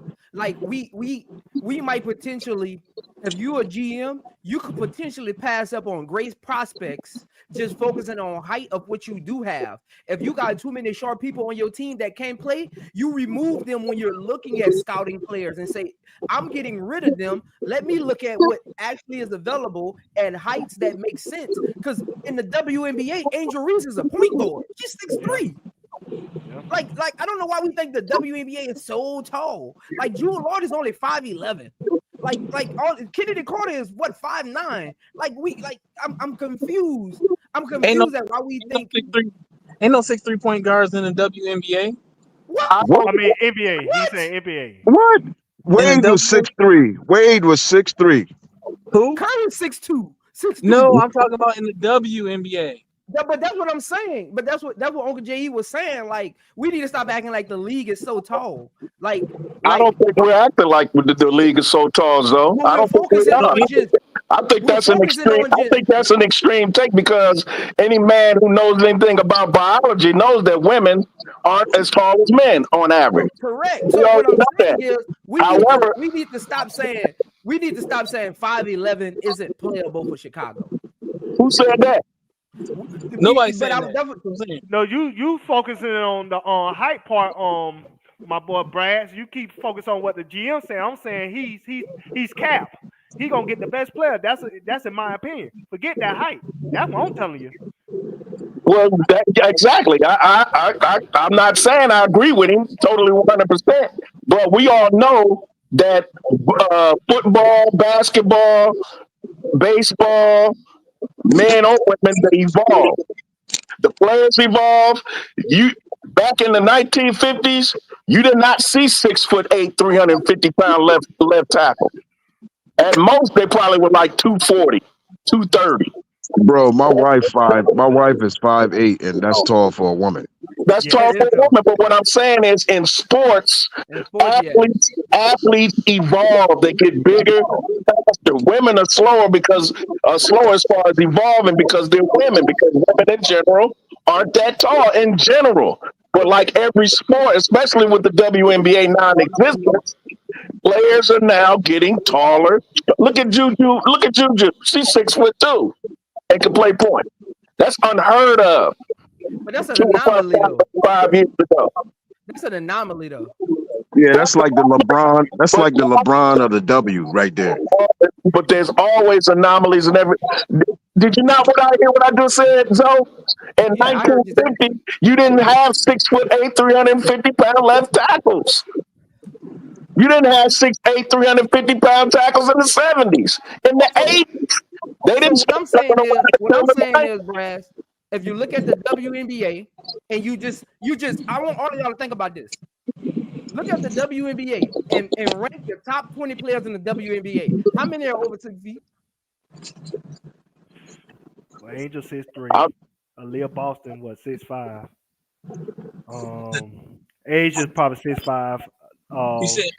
You said how many are 6'1". over 6 feet? How many over 6 feet in the WNBA? Your top 20 players. I Top just named 20 players? 4. I just named 4. That's Oh, over man, 6 feet. I'm gonna go ahead and name them then. So I'm gonna go off of those doggone. I'm confused about the argument. I'm confused about the argument, though. I'm not saying that the best players in the WNBA are all 6 foot and over, or whatever, or half of them, or whatever. I didn't say that. All I'm saying is that you cannot poo-poo general managers who are looking for athletes who are bigger, stronger, and faster. If they can't find them, then you go with the if they're not the best player at that height, as far as 6 foot and up, then you get what 5'11", 5'9", 5 whatever. You get the best player available. That's all I'm saying. But general managers are always looking for the anomalies that you're talking about. Though he's not. If he's a general manager, that's all he looking for. If you 6 foot and can't play, and you get drafted based on height alone, then he's trash. Then he'll be fired after the first year. But what I'm saying is, like all sports, no matter what you talk about, over years and over time, players get bigger, stronger, faster. Juju is just the first of many that's going to come. I'm telling you, because that's how human beings evolve. That's how this thing evolves. Again, they were not 6'8", 350-pound left tackles in the NFL in the 70s and 80s.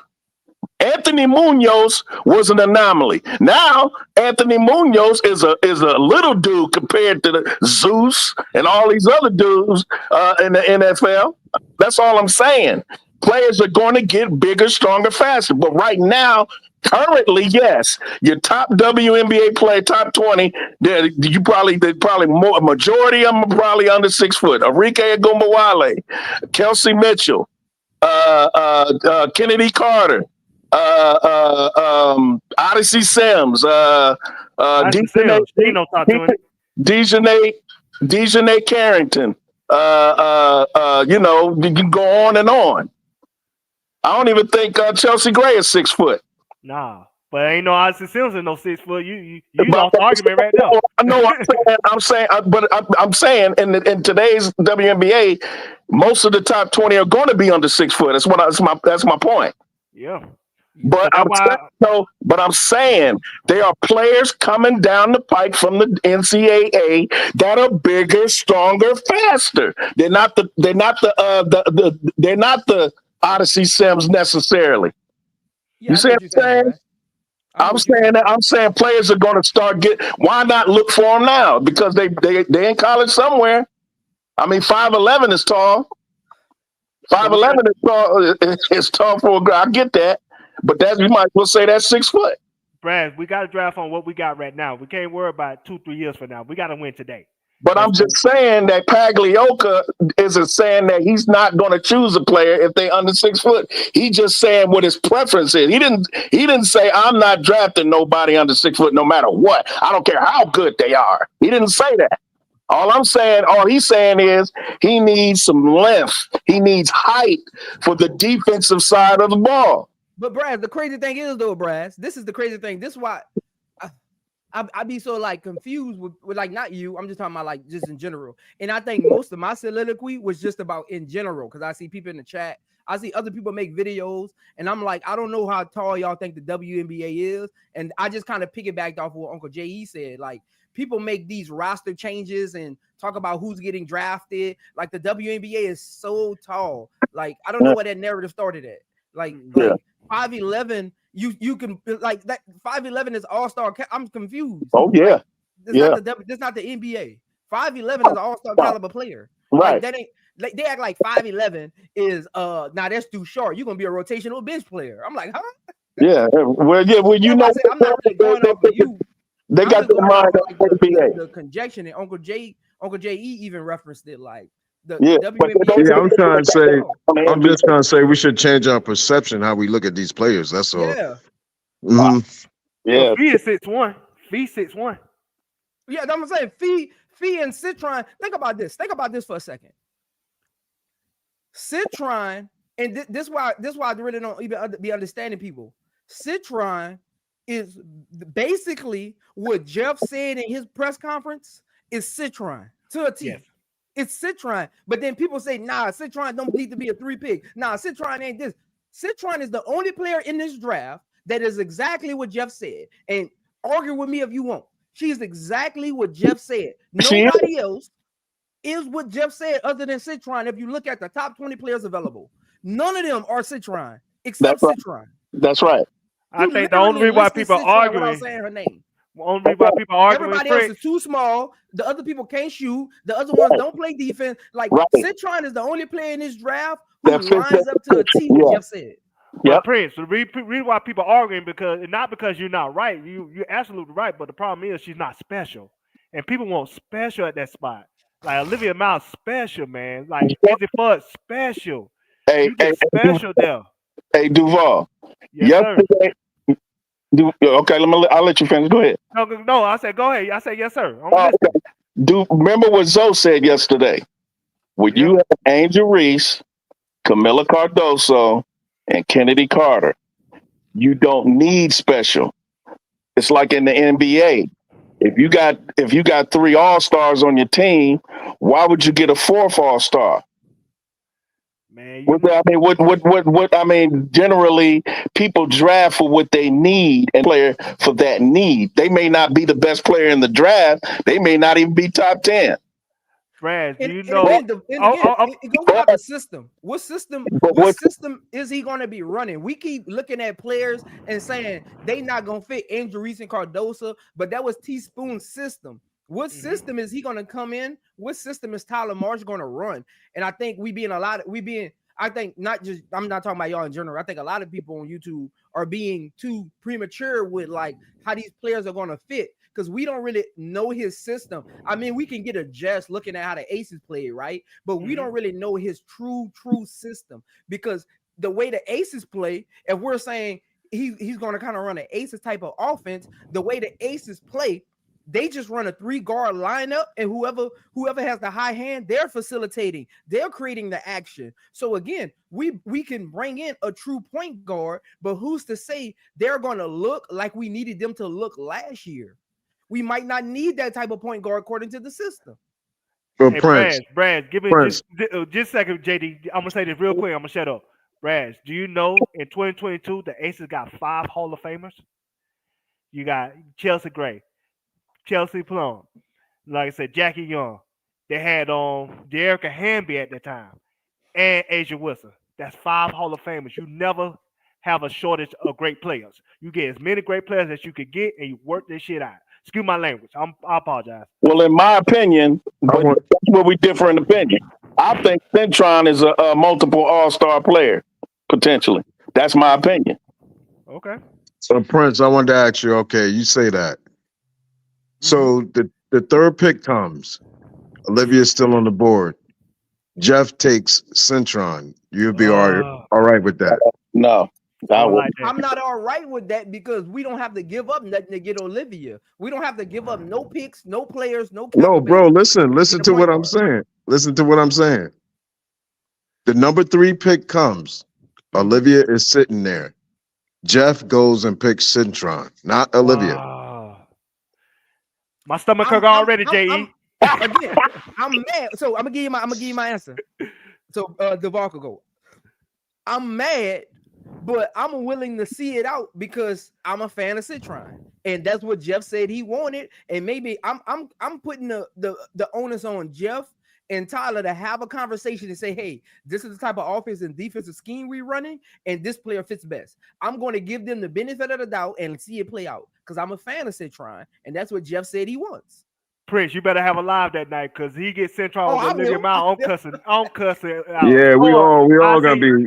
I'll send you a super chat in advance because I know you might get the demonetized. Hey, look, that video gonna get flagged.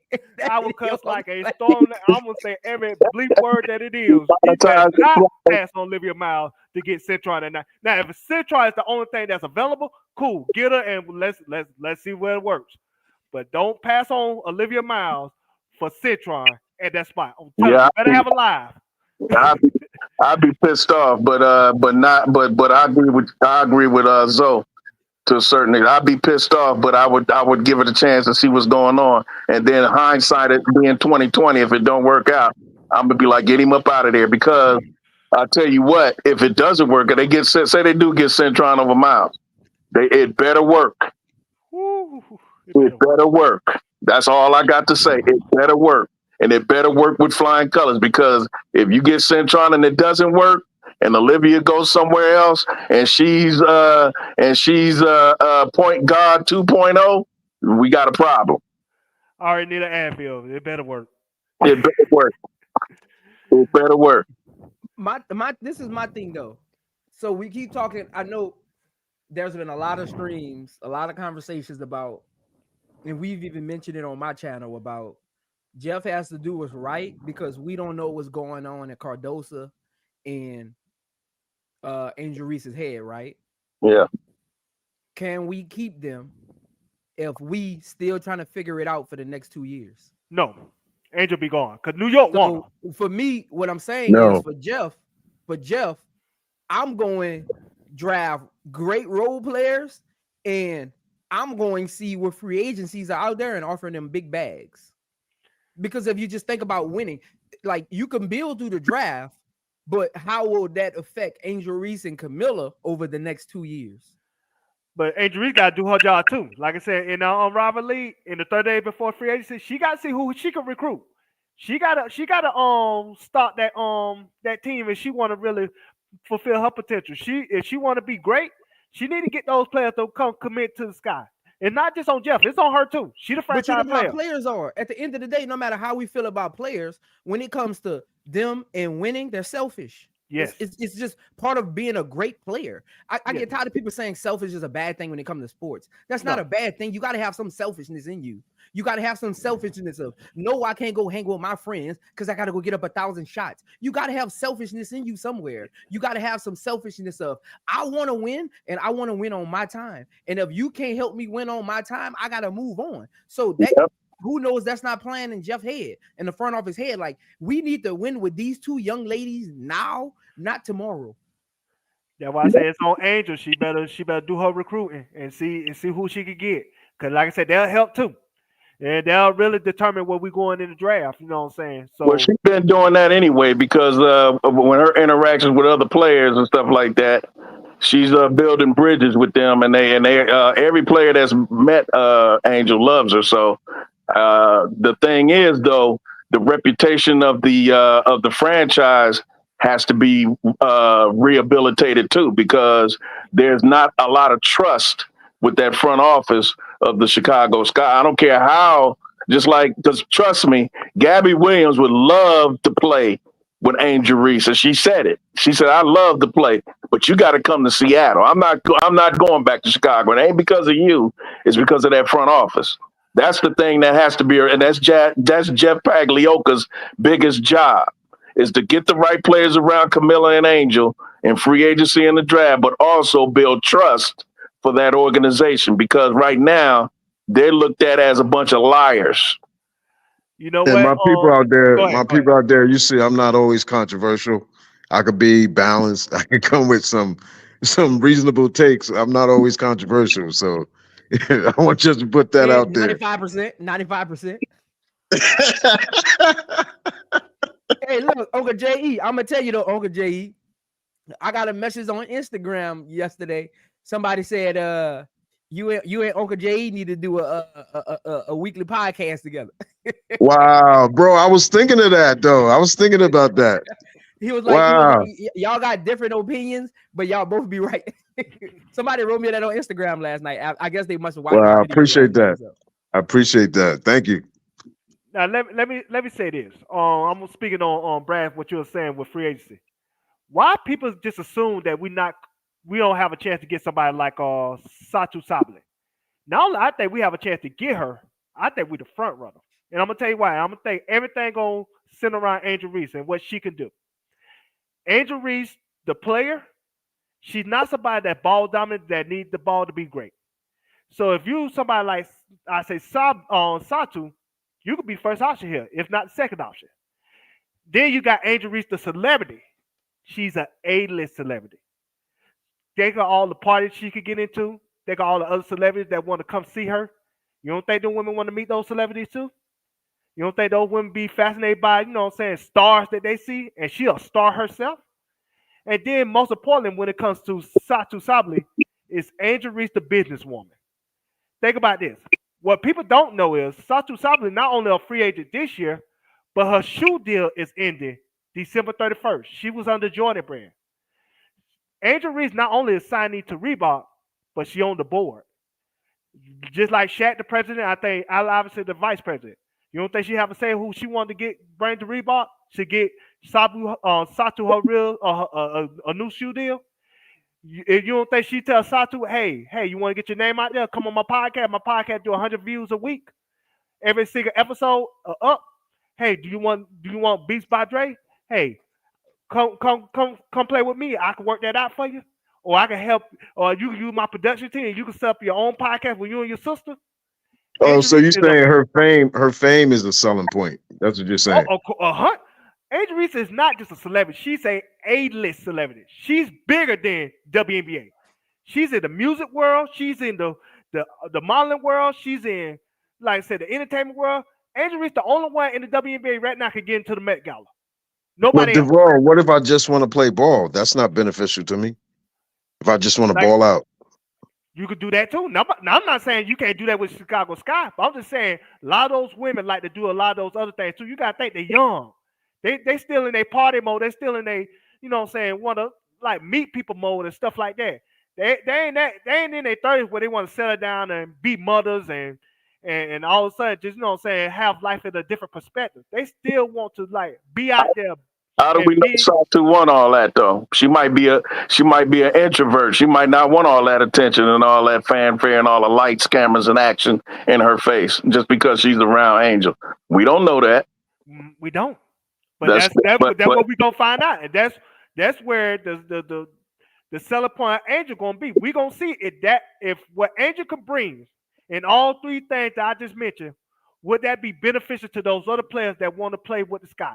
Despite the fact that despite the fact that the front office is not viewed the best. And I'm gonna say that. Angel Reese, trust me, Angel Reese, the first priority coming up out of her lips when she's talking to one of these potential free agents, girls she want to play with, it's about ball, because that's what she's about. Don't let the glitz and glamour, Met Gala stuff and pretty, beautiful, sexy, all that stuff she's doing. Don't let that fool you. Angel is a A1 as far as personality when it comes to balling. She's a dog. She wants ballers with her. And her first priority is, can you help me win a championship? I am going for a championship. All that other shit is secondary. I want to win.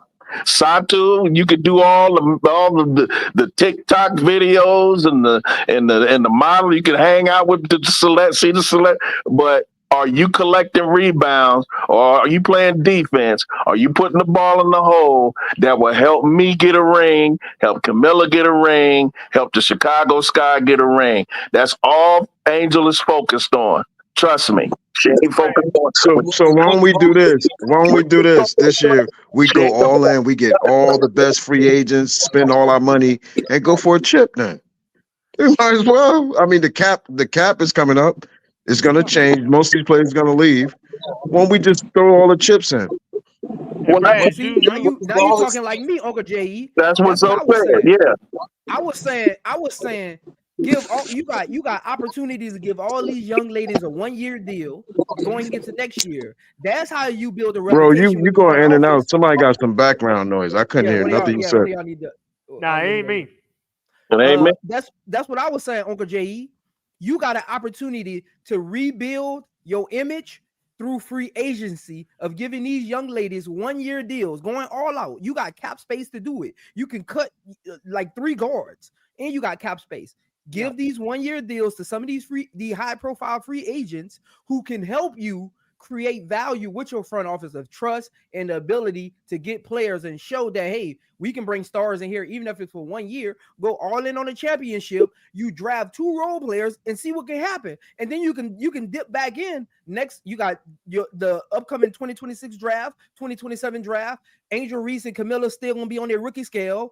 Kennedy Carter gonna be on whatever her long-term deal is, because she ain't gonna be on a 1-and-1 because she getting her contract this all season. So you got, if Jeff is smart, that's what I would do. I'm going in this draft and I'm going to get 2 solid role players that can be consistent for the next 3 to 5 years of growth in their role. I'm going big hunt fishing with 1-year deals and recreate the image of my front office. Hey, Prince, and to add to that, read why that'll work, because even if people say, well, why you will get 1-year deals and they'll leave the next year? No, you got the first opportunity of negotiation. Yes. See, because you got them under your shoe, you'll know what they like as players, their work ethic, their regimen, and everything else. You will have first deals on if you want to resign them or not. And so, and to add to what you said, Brad, I agree with you. Angel is ball first, dog. Believe me, I'm saying that. But when everything is equal, sometimes you gotta use that outside stuff to bring a person in. Like I said again, these players are still young at the end of the day. Even though she's about ball 100%, I agree with you. That's what I love about her. That's why she's my favorite player. But at the same time, she got other stuff that she can offer. Where we're in today's society where it's just not about basketball anymore. Everybody's about building their brand. And that's just the reality of the situation. That's how I took what you were saying, Duvall. I took it as you were saying that Angel got bargaining tools, because again, you got to think about all these players that you want. Again, going back to the Satu example, you want Satu. Besides, what can you bring to Satu? What can you offer Satu outside of the basketball to bring her in? If she's on the fence, what can you add in your recruitment that puts it over the top? Because Satu, trust and believe, she's the number 1 free agent right now. So people right now, she's number 1. everybody about to be trying to get Satu. So what puts the Sky over the top? And that's the things that Duvall is saying Angel can bring. It's like, hey, that depends on what Satu wants. Yeah, I don't think she's that type of girl though. Yeah. Will, just like watching her interviews, she's very like behind the scenes. She doesn't do too much. So like Angel Reese's popularity I don't think that would be a sticking point for her. Everybody want a bag. Yeah. And but you need popularity. Again, that's easy to say if you got a face, right? Satu, you got to be in front of the scene. You don't make money behind the scenes. Why you think Angel Reese is in all these commercials? Why you think she the brand ambassador with her face on the cereal? You can't be behind the scene. Why you think she got a talk show? If it was just behind the scenes money, you wouldn't see her. Like, you can't make behind the scenes. I mean, going with Angel, bring Satu's face on the scene. But that's what I'm saying. I don't think she really default. I don't think that would be a selling point for her, because that's not her personality. But this is what I'm saying, Prince. She need a shoe deal. her shoe Right. deal ends on the 31st. Angel could get her more money on her shoe deal that she probably could get somewhere else. That's But a selling point. Satu is not a face of the league type It's star. not about facing the lead. She need a new shoe deal, right? Angel could get her more money on her shoe deal than probably somebody else How? because she's on the board. How popular is she?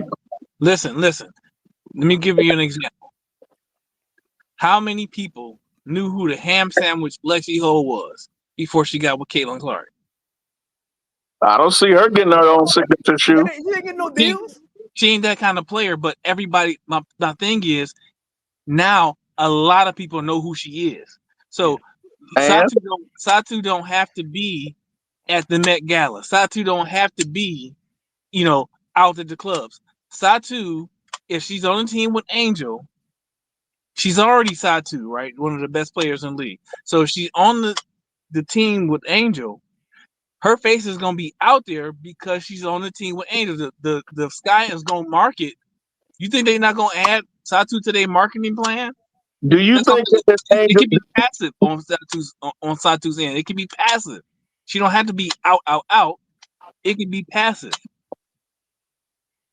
Do you think that Angel would be where she is if she didn't know how to ball, or wasn't that good of a baller? I'm not. Nobody's questioning that. Nobody's not questioning that. Brass, I don't know what you getting that from. We all agree Angel is number one, ball first. Nobody's questioning that. But when you got everything that's equal, you need to offer other things to get people to come in. Like I said, Satu is going to be wanted by even good teams. So you got to give her something. So you're saying as long as Satu is like in Dallas or LA or Vegas or New York or Atlanta or Washington, that she would not sell as many shoes if she was in Chicago. This is what you're not getting the big picture. I'm gonna give you a perfect example. You know why people thinking Flagey might come out this year? Because the opportunity to get in that LA market. Nobody, all these other cities could listen. All these other cities could offer things, but no city can offer things like LA can offer you. That's the selling point. You talking about leverage? She has the leverage. My point exactly. My point exactly. Angel got leverage that nobody else. What company, Duval? What company is Satu with? She was Jordan Brand, but it ends on the 31st. So she gonna be a free agent on the shoe deal and everything. So you think they about to let Satu Sabli, who on a Jordan deal, go link up with a Reebok? It's about the bag. If Angel could offer more, listen though, Prince. If Angel could offer more on I hear what you're saying. Because like I say, it's not like Reese. I hear what you're saying. You're talking about shoot. You're talking about. I don't do Duval. Do you know how much power and influence these shoe brands have? I don't like. They have more influence than politicians. Of course, I agree with the Olympics and everything. I know what you're saying. So you don't think like Reebok is an up and coming brand? Nike could literally say, Satu, we gonna give you a new deal and give you an extra $1 million or a extra kicker and percentage back off your shoe sales, just so you don't go link up with a Reebok person. And that simple move that wouldn't even be a penny in Nike's bucket would literally halt anything Reebok trying to do. I agree, but we don't know if they're gonna get. I agree. They did that with Kobe. I agree 100%, but the problem is we don't know if they're going to do something like that for her yet. I'm just saying, if you're Angel, that's something you can use. If Jordan Brand don't say, hey, we're gonna resign you, or if Nike don't say, hey, we're gonna resign you, well, we got something for you over here. That's all I'm saying. It's all about leverage. Angel can offer leverage to players that a lot of other players, except for Caitlin Clark, can offer them. And I think that's a selling point to any free agent that wants to come to Chicago Sky to play with her to help win a championship. I just don't like. I'm an athlete. Like, I just don't like my sales pitch being money when it comes to sports. I agree. Because but this is today's society, though. This is today's society, though. I just don't like that being a sales pitch. This is today's society, what if we sign Jewel Lloyd and Kennedy Carter's let go? Will you guys be all right with that? I mean, that's what would. it seems like it's steering to. I would. But how You know, can we get Jewel Lloyd? they gonna They, trade. they, Probably they, gonna trade they're 10 talking picks. about, bro. They're talking about Jewel Lloyd is like almost signed a contract, bro. That from what I'm hearing on the outside. So I don't know. I don't know what's going on. That sounds like Kennedy is not coming back. Then they're trading. They're making some kind of trade then, because that's really the only option. Yeah, because Kennedy is a restricted free agent. They're talking about some kind of trade. If Chicago is talking about getting Jewel, from my understanding of where Jewel's contract is, it would have to be a trade because she ain't in free agency. Free agency hasn't started. So if they're talking about making a move, it would have to be a trade. And I don't know what the legalities are in the offseason as far as trades go. But I'm saying if they land Jewel Lloyd, would you guys be all right with that? Is that like a good pickup for us? I mean, like Jewel Lloyd. it's Jewel Lloyd, so it's not bad. I think she's older though, so Yeah, the she shelf is life might older. be, Yeah. so shelf life might be shorter, but I like it for the mentality they would have. That's a win now move. If you ask I'm me, keeping Kennedy though. I'm not letting Kennedy go. I wouldn't do that, man. Like that would be crazy. if you ask me which one I'd rather have, I would rather have Kennedy. But I think the team is telling you with their actions more than their words that they don't like her like that. I think they only gonna keep Kennedy around for in case of emergency. If they strike out in free agency, I think they bring her back. But if they get who they want, she's out of there. They tell you that with that action.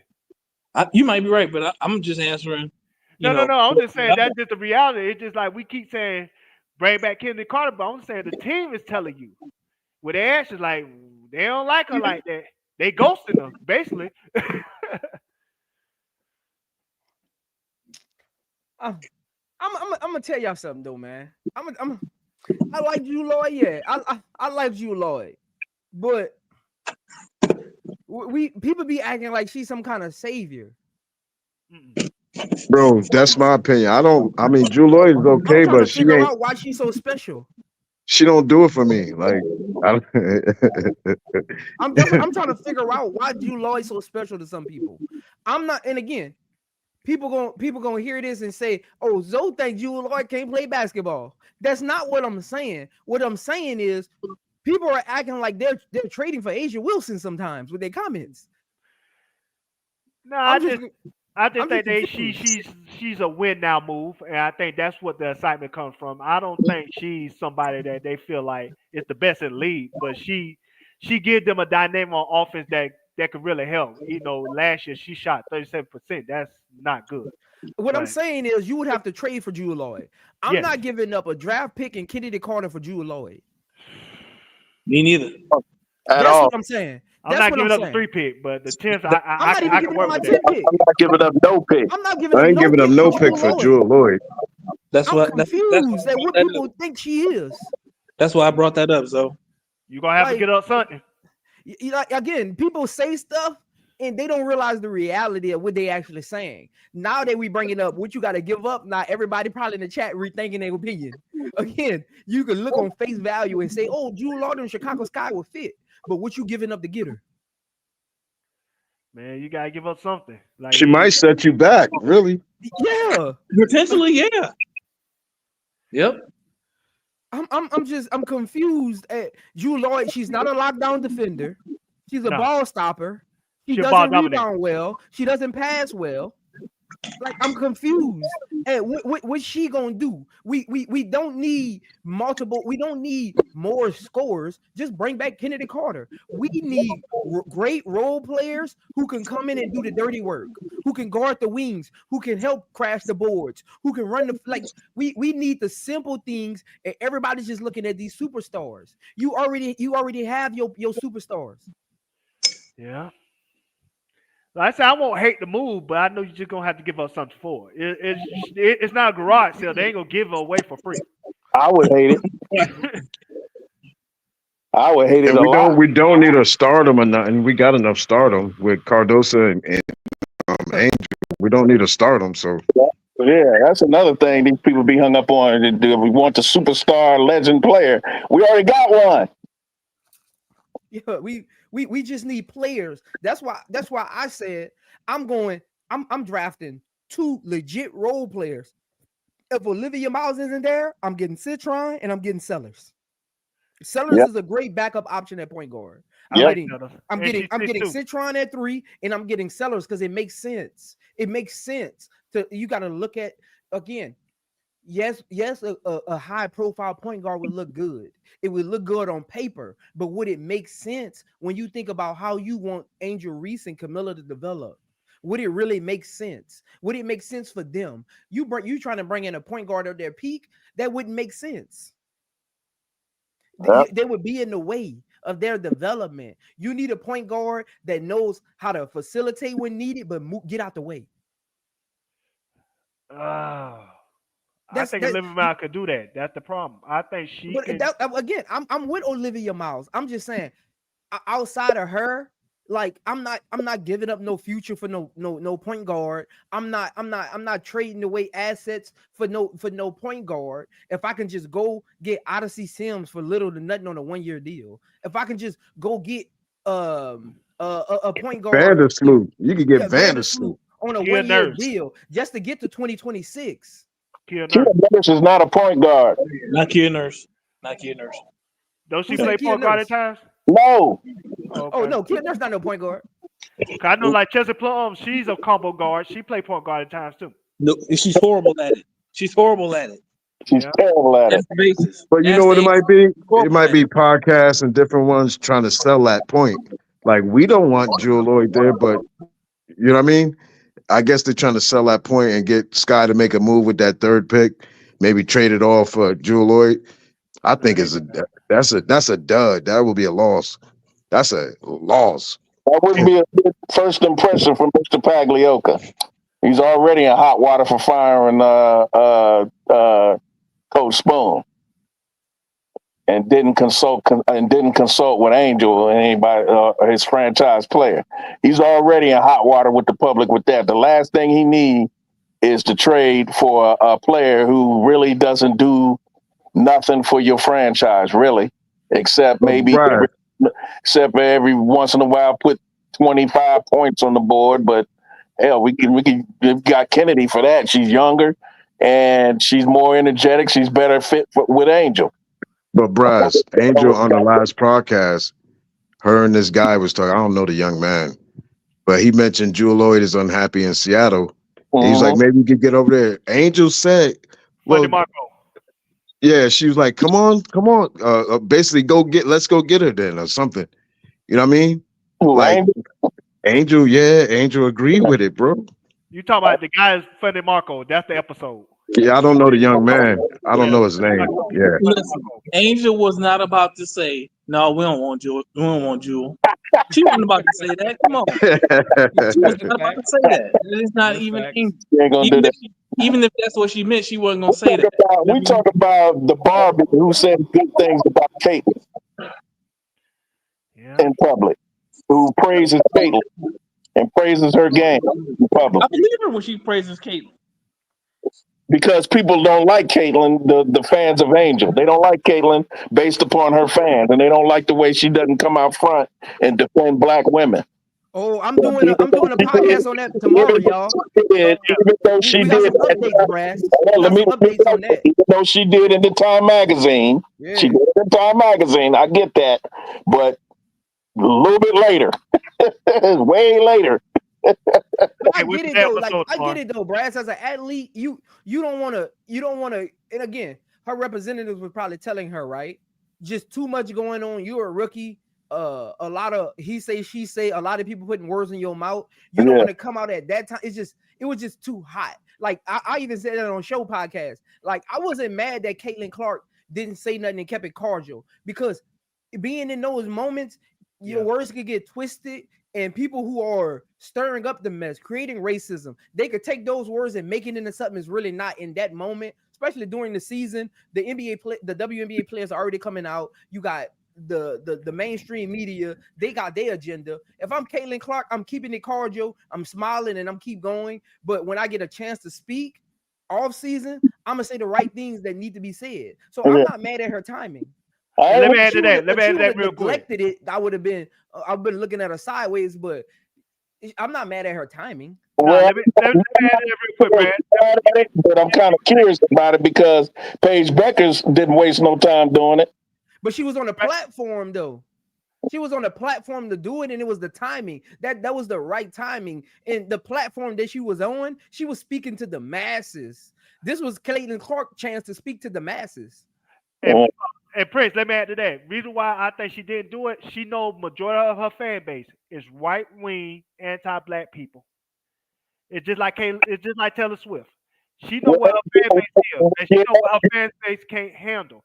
And so because of that, I think she slow played it, made sure that her game translates to the WNBA first. So majority of them will fall in love with her game. Then she came out and spoke. They mad at her about that. They mad because I'm getting the buzz. I saw a couple of articles about that Time magazine interview, and they mad already. Because I've seen articles that pop up on my phone about her comments, and then you read the comments about her comments. Then you read the comments under the article, and they mad as hell at Caitlin. Yeah, I mean, she pulled the page. She pulled the page. Yeah, so that's why I said, Uncle J.E., like your timing got to be right in those situations. I don't think timing has anything to do with it because these racists don't give a damn when you do it. But again, it's not really about them. That's why I keep saying it's about Caitlin Clark and her moment. It's more about during a season. You don't want to keep stirring the hornets. Like her just keep constantly coming out, like stirring the hornets' nets. It would have kept giving them a voice. Like, oh, Caitlin Clark, here's what I'm saying. Let me say more. Like, I'm pretty sure she had people in PR, people in her ear. Like, hey, when you get your moment to talk to the full masses, let's do it. And being in Times is the best moment to talk to the full masses where you can have everybody here and everybody's reading it, like as a masses. Because let's be honest, and Caitlin Clark's representatives probably know this. Most of the people who comment about her and being all this white Jesus and all of this, they don't even really watch sports. So she can put something on ESPN right now and half of them wouldn't even read it. Yep. Let's be honest. They don't watch sports like that. They're not in the know-how. They go searching Caitlin Clark stuff, and that's all they lean on. So the Time magazine was the right time. Again, I'm not one of those people who were up in the uproar because they were saying stuff. Half of them ain't more successful than me. Their opinion don't matter to me. Like I'm not tripping on them. I don't care about when she actually said it. I care about what she said and the timing of it. And the timing was right for me. Prince, on top of that, she has a big team too. She has a big PR team, big firm that's like crafting her image. And so when she talked to the Time magazine, she wasn't talking to America. She was talking to corporate America. Yeah, you can listen to what she was saying. She even spoke about the Olympics. She literally said what we've been saying. She literally said those women for 4 years prepared for that Olympics. Mm-hmm. If I didn't deserve the right to be there as a player, I didn't want to go to be a show and tell pony. See, that's why those two women, Angel and Caitlin, gonna be beyond basketball. They the only ones that got a corporate brand. None of the other ones don't. So they have. But Tiffany, Angel only said that because she was on the podium and the situation happened. Caitlin Clark doesn't even really use social media like that. And y'all got me up here defending Caitlin Clark, and I'm not even trying to. I'm just trying to explain to you how this again. We have a big PR team, man. Like you got PR teams that controlled your narrative. Again, Angel Reese is very outspoken. Angel Reese was outspoken in college. Caitlin Clark barely said anything in college. Yeah, she torn it on the court, but in the media, you didn't know who Caitlin Clark was in the media before the Angel Reese stuff happened. Angel Reese got a big PR team like that. Angel Reese got a big PR team. Those two got PR teams. That they different, so they have to move different. You know what I'm saying? They have to move different than Asia Wilson and Nafisa Collier than Nescu or anybody else, they have to move different, so they have to speak a different way at different times. Angel gonna be Angel regardless. She's just a black, successful, beautiful, outspoken woman. That's just who she is from birth. Caitlyn ain't like that. So her team, her PR team tell her, hey, this when you speak about this when you speak about this when you no comment about this when you this when you water down whatever controversy about this situation. Her team is speaking to her ear every single day, all day long. Cause that image is important to them beyond basketball. Facts. Like think about this. Uncle J.E. and B Will and Duvall and Brash, y'all been on YouTube a long time, right? Just listening to even like going back to the NBA. When has Jordan ever come out to defend LeBron? No. Never. Again, that's why I say like I don't think people understand how again YouTube has made people think if somebody says something bad, I got to come out because when media drops, we run to YouTube and report it. That's not how they operate as PR. They got PR like they limit how they say things. There's been 1,000 tweets. LeBron has even tweeted himself, and we know he owns his own marketing agency. And there's been times where he's tweeted something and deleted it. Because they got them and they're like, nah, Brian, we can't have that right now. Like you can defend them in the heat of the moment, and they'll come right behind you and delete it. I give a perfect example, Prince. I'm two players that I'm about to mention, LeBron and Michael Jordan. LeBron came out and said, hey, I'm the greatest of all time. He spoke out his own mouth. LeBron always been outspoken when it comes to things, how he feel in his mind. Jordan would not ever say in public that he's the greatest of all time. He already told me he would never do that. But when he will, he'll put out the last dance. His PR team will put out like the last dance or Jordan films and stuff like that to speak for him. LeBron gonna speak for himself. You know, he has a PR team as well. So it's just every PR team is different. So you just got to respect how they go about, building their brand. This is a brand building business these days. And Angel Reese was speaking on. Angel Reese wasn't speaking on Caitlin Clark, Tiffany and Co. Angel Reese was speaking on the attacks that happened to her. She wasn't speaking on Caitlin Clark getting chokeslammed. She was speaking on her getting chokeslammed. She was that's too. I get your point in a sense, but that's two different scenarios. Caitlin Clark is trying to speak to the masses. Angel Reese is speaking to attacks, which you do address in the moment because you're the one being attacked. It's just like growing up and being at a street fight, right? You're speaking if you're the one who just got in the fight, but the people who broke it up or are watching the fight are the people who probably started the fight and had their hands tied. They might say something later on. I'm expecting the person to be involved. Caitlin Clark fans and Angel Reese had dealings. And I'm confused because we say Caitlin Clark, but Angel Reese has multiple times. I'm taking Angel Reese at her word. Angel Reese has said her and Caitlin Clark have no beef. Her and Caitlin Clark fans have beef. Is that right, Brass? That's right. That's exactly right. So I'm confused at why we want Caitlin Clark to speak on something she's not being attacked on. Matter of fact, I give you a perfect example with Angel Reese. She speak on when she get mistreated or like chokeslam and everything else. Caitlin Clark always downplay it. Her PR team already told her to do that. Anytime she get hurt, if she get screened, if she get bad screen, if she get foul hard, downplay it. Don't make it seem like it's a big deal because you don't want to see them. You don't want the masses to see you complaining so they can put a label on you. You see what I'm saying? Her PR team talk to her about stuff like this every single day. Her image is that important to her. And Miss Goody Two Shoes, I'm not saying whatever business you work in, I'm not even saying I'm 100% correct.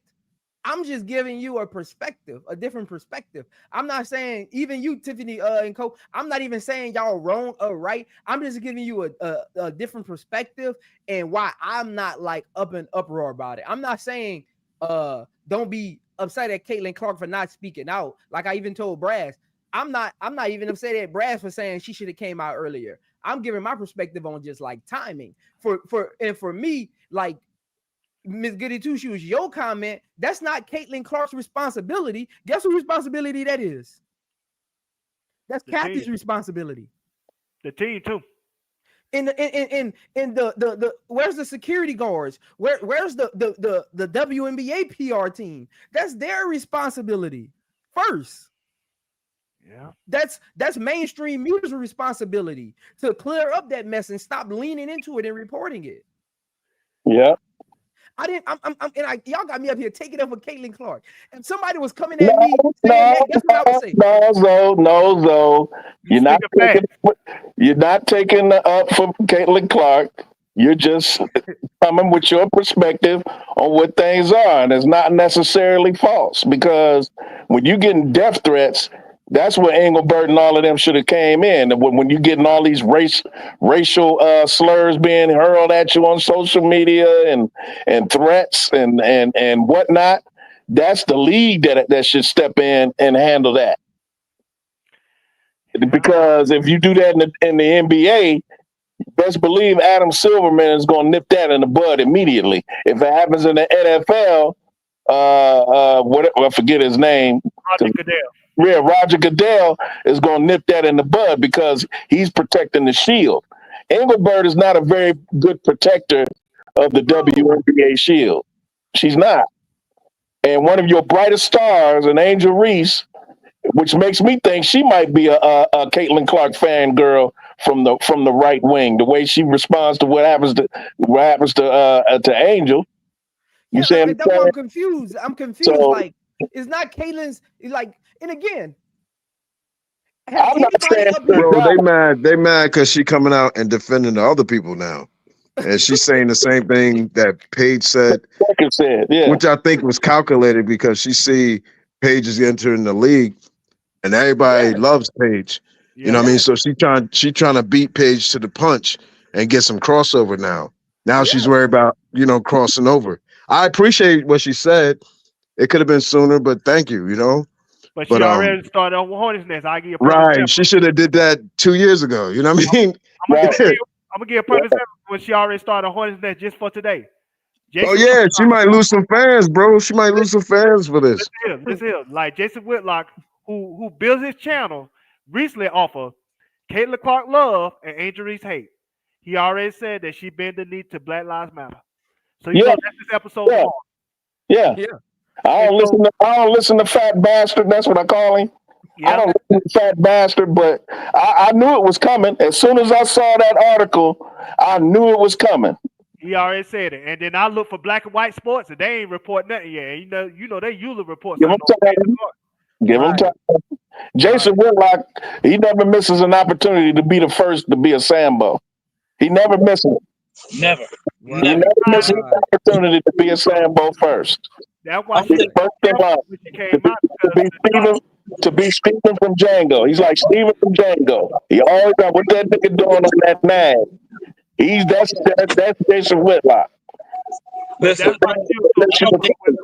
I don't think Caitlin Clark is sorry to lose any of those people. Yeah, because she don't need them. That's why she was so careful. She don't need those. But that's why she was so careful when she spoke, because she knew what it was on cause. She knew there was gonna be controversy behind this. And so at the end of the day, like I said, you could either, rip the Band-Aid off, or you can slow play it. But either way, you gotta address your wounds at some point. And again, I'm not, and again, I like Brad said, I'm not really even taking up for Caitlin Clark. I'm just giving a different perspective. Yes, we could all want her to say something, but again, we always tell each other, right? We always tell each other, stop putting labels on us. Like we always say, stop making athletes the spokesperson for Black people, right? Mm-hmm. When has Caitlin Clark ever been the spokesperson for white people? When has she ever been a political kind of speaker? Like nobody even knew she could say a word until we see her play Angel Reese. I never expected anything from her. Actually, that's what I'm saying, Brad. That's why I'm not mad. And like I said, what I told you yesterday, the only reason why I mess with you, Showtime, HD, Sess, Brooklyn, is because y'all talk real basketball when it comes to Angel Reese. That's the reason why I ain't worried about what white folks say, because what they say ain't nothing new from what they said in the 1950s, the 1800s, the 1400s, the 1500s. It ain't nothing different. The way they look Miss at Goody Two Shoes it in her ain't article. That's what I'm saying. right. You keep pointing out stuff that she actually said. If you go read her article, Miss Goody Two Shoes, she literally says, "I am white and I am privileged." She literally said it. That's why I'm confused. I'm not talking about Caitlyn. I'm talking about. Miss Goody Two Shoes said that I'm pointing out, she was like, she isn't required, but I'm pointing out she's privileged. She has not addressed the issues. In the Time magazine, she literally quoted, "I am privileged white girl." Yes. Yes. So I'm confused. You know what? Caitlin Clark. Yo, and shout out to everybody. Y'all can hear me? Yeah. What's going on, Water Mac? I ain't even see you. What's going on? Yeah. Appreciate you. I'm good, man. Appreciate y'all for letting me up. What's up, everybody? Maybe I'm thinking too. Maybe I'm just thinking too deep on that. But it's that statement right there from Ms. Goody Two-Shoes. No one says she is required, pointing out that she has the privilege, right? Even in saying that you're not required to do so, but you have the privilege not to. It's like a logical conundrum for me in that statement, right? Because okay, you don't have to speak because you have the privilege to not speak because of whatever your status in life. You know what I mean? And so what we're expecting people who don't have privilege to speak, that's what I'm if I'm making sense of that. Like it's like a logical conundrum for me. It's like should she speak because she has privilege? Yes. I don't care either way because I'm tired of black folks seeking validation from white people. Yeah, that's brass. Now we on the same page. That's why I said when I started my soliloquy, I literally said facts. I was never in an uproar about Caitlin Clark because I am a successful black man. Hey, and I'm with you. If that's what you're saying, I'm 100% with you. That's what I'm saying. Again, that's what maybe it's just me. It's like I gotta validate myself, man, and I'm keep watch my language. I gotta validate me. I can't really give a damn what you know what I mean. The next man or woman, race or ethnicity got going on when I got my own issues and responsibilities I gotta address and care for first. As long as somebody not keeping me from a bag, I don't give a damn what they doing. My problem is with the Sambos, Uncle Tom's, bootlickers. That's who I have a problem with. Yeah. We're on the same page with that, I don't have a problem with this right wing white folk, left wing white folk. I don't care about who they defend or who they don't defend. So what? My problem is with people. Think about it. I'm talking about people within our own community who join with them and say greasy things about Angel Reese and say all these derogatory like Jason Whitlock, who I feel is the Pied Piper of this movement of these turncoat Negroes. Those are the ones I have a problem with. Those right. So you basically talking about people who be grifting. But holding back in brass, for me, this is where I stand at with it, right? When Caitlin Clark gets hip checked, we can call it basketball play, whatever. When she get poked in the eye and her fans are like, "Oh, it's an uproar." When somebody does a flagrant foul on her, does she come out and say something negative? Nope. She don't say nothing. So that's why I'm at with it. She doesn't say nothing negative and she doesn't say nothing positive. She just keeps quiet because yes, she has white privilege. She said it in her magazine. So I'm not going to stress out either. So like that's what I'm saying. Like it's a conundrum for me. It's like I want yes, you need to speak up for my sisters. Why do you think I cover the WNBA? I want my sisters to have publicity. When I was in college, I went to almost every Tulane game. Every women's game, I would even watch them practice. I got 4 sisters. I'm a mama's boy. My brothers and sisters will tell you that. I'm a mama's boy. I believe a lot of people don't know this, but there's literally a picture behind me of me in a newspaper every month. A lot of y'all don't even know this, but I pay for a young lady scholarship every year to go to college. Every year. Congrats, Ain't brother. stopped yet. And a lot of people don't know that about me off the court. When I was living in my home state, I paid for a single mom's rent every month. There you go. So nobody can tell me. I put the work in. Nobody can tell me how to feel about my sisters and my black heritage. I'm just saying, when I'm looking at a young white lady, I'm not expecting no validation from her to make me feel good about watching the WNBA. Right. I'm not expecting no advocacy from them either, but a lot of people appreciate it because again, we talking about this privilege thing. It hits harder when a black man or black woman, to me, is advocating and uplifting our own, right? But then to see somebody from another ethnicity, to me, it just and maybe it's just a me thing. When I see somebody of another ethnicity, another race, just extra praising somebody of another race, I think you pandering. That's why I leave that be what it is. Like, yo, I appreciate it. But like, yo, I just love black people. Yo, they're the greatest, the most beautiful. They're like, cool, I got you. You might even got a fetish. Hey, you might even got a fetish. Cool. It's all good. But I feel like you pandering. That's so what Paige did. I felt like you was pandering.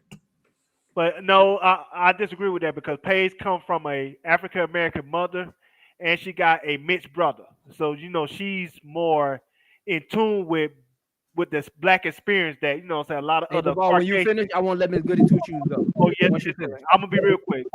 She's more in tune with a lot of the black experience that a lot of white people can't relate to. And so to be real quick on Caitlin Clark, the reason why people like Caitlin Clark should speak on her privilege because we already living in a country that's built by Caucasian Americans. So the only way that we could get close to even fairness or equality, if those people that are privileged speak on the fairness that needs to be coming for African Americans and other like ethnicities and nationalities.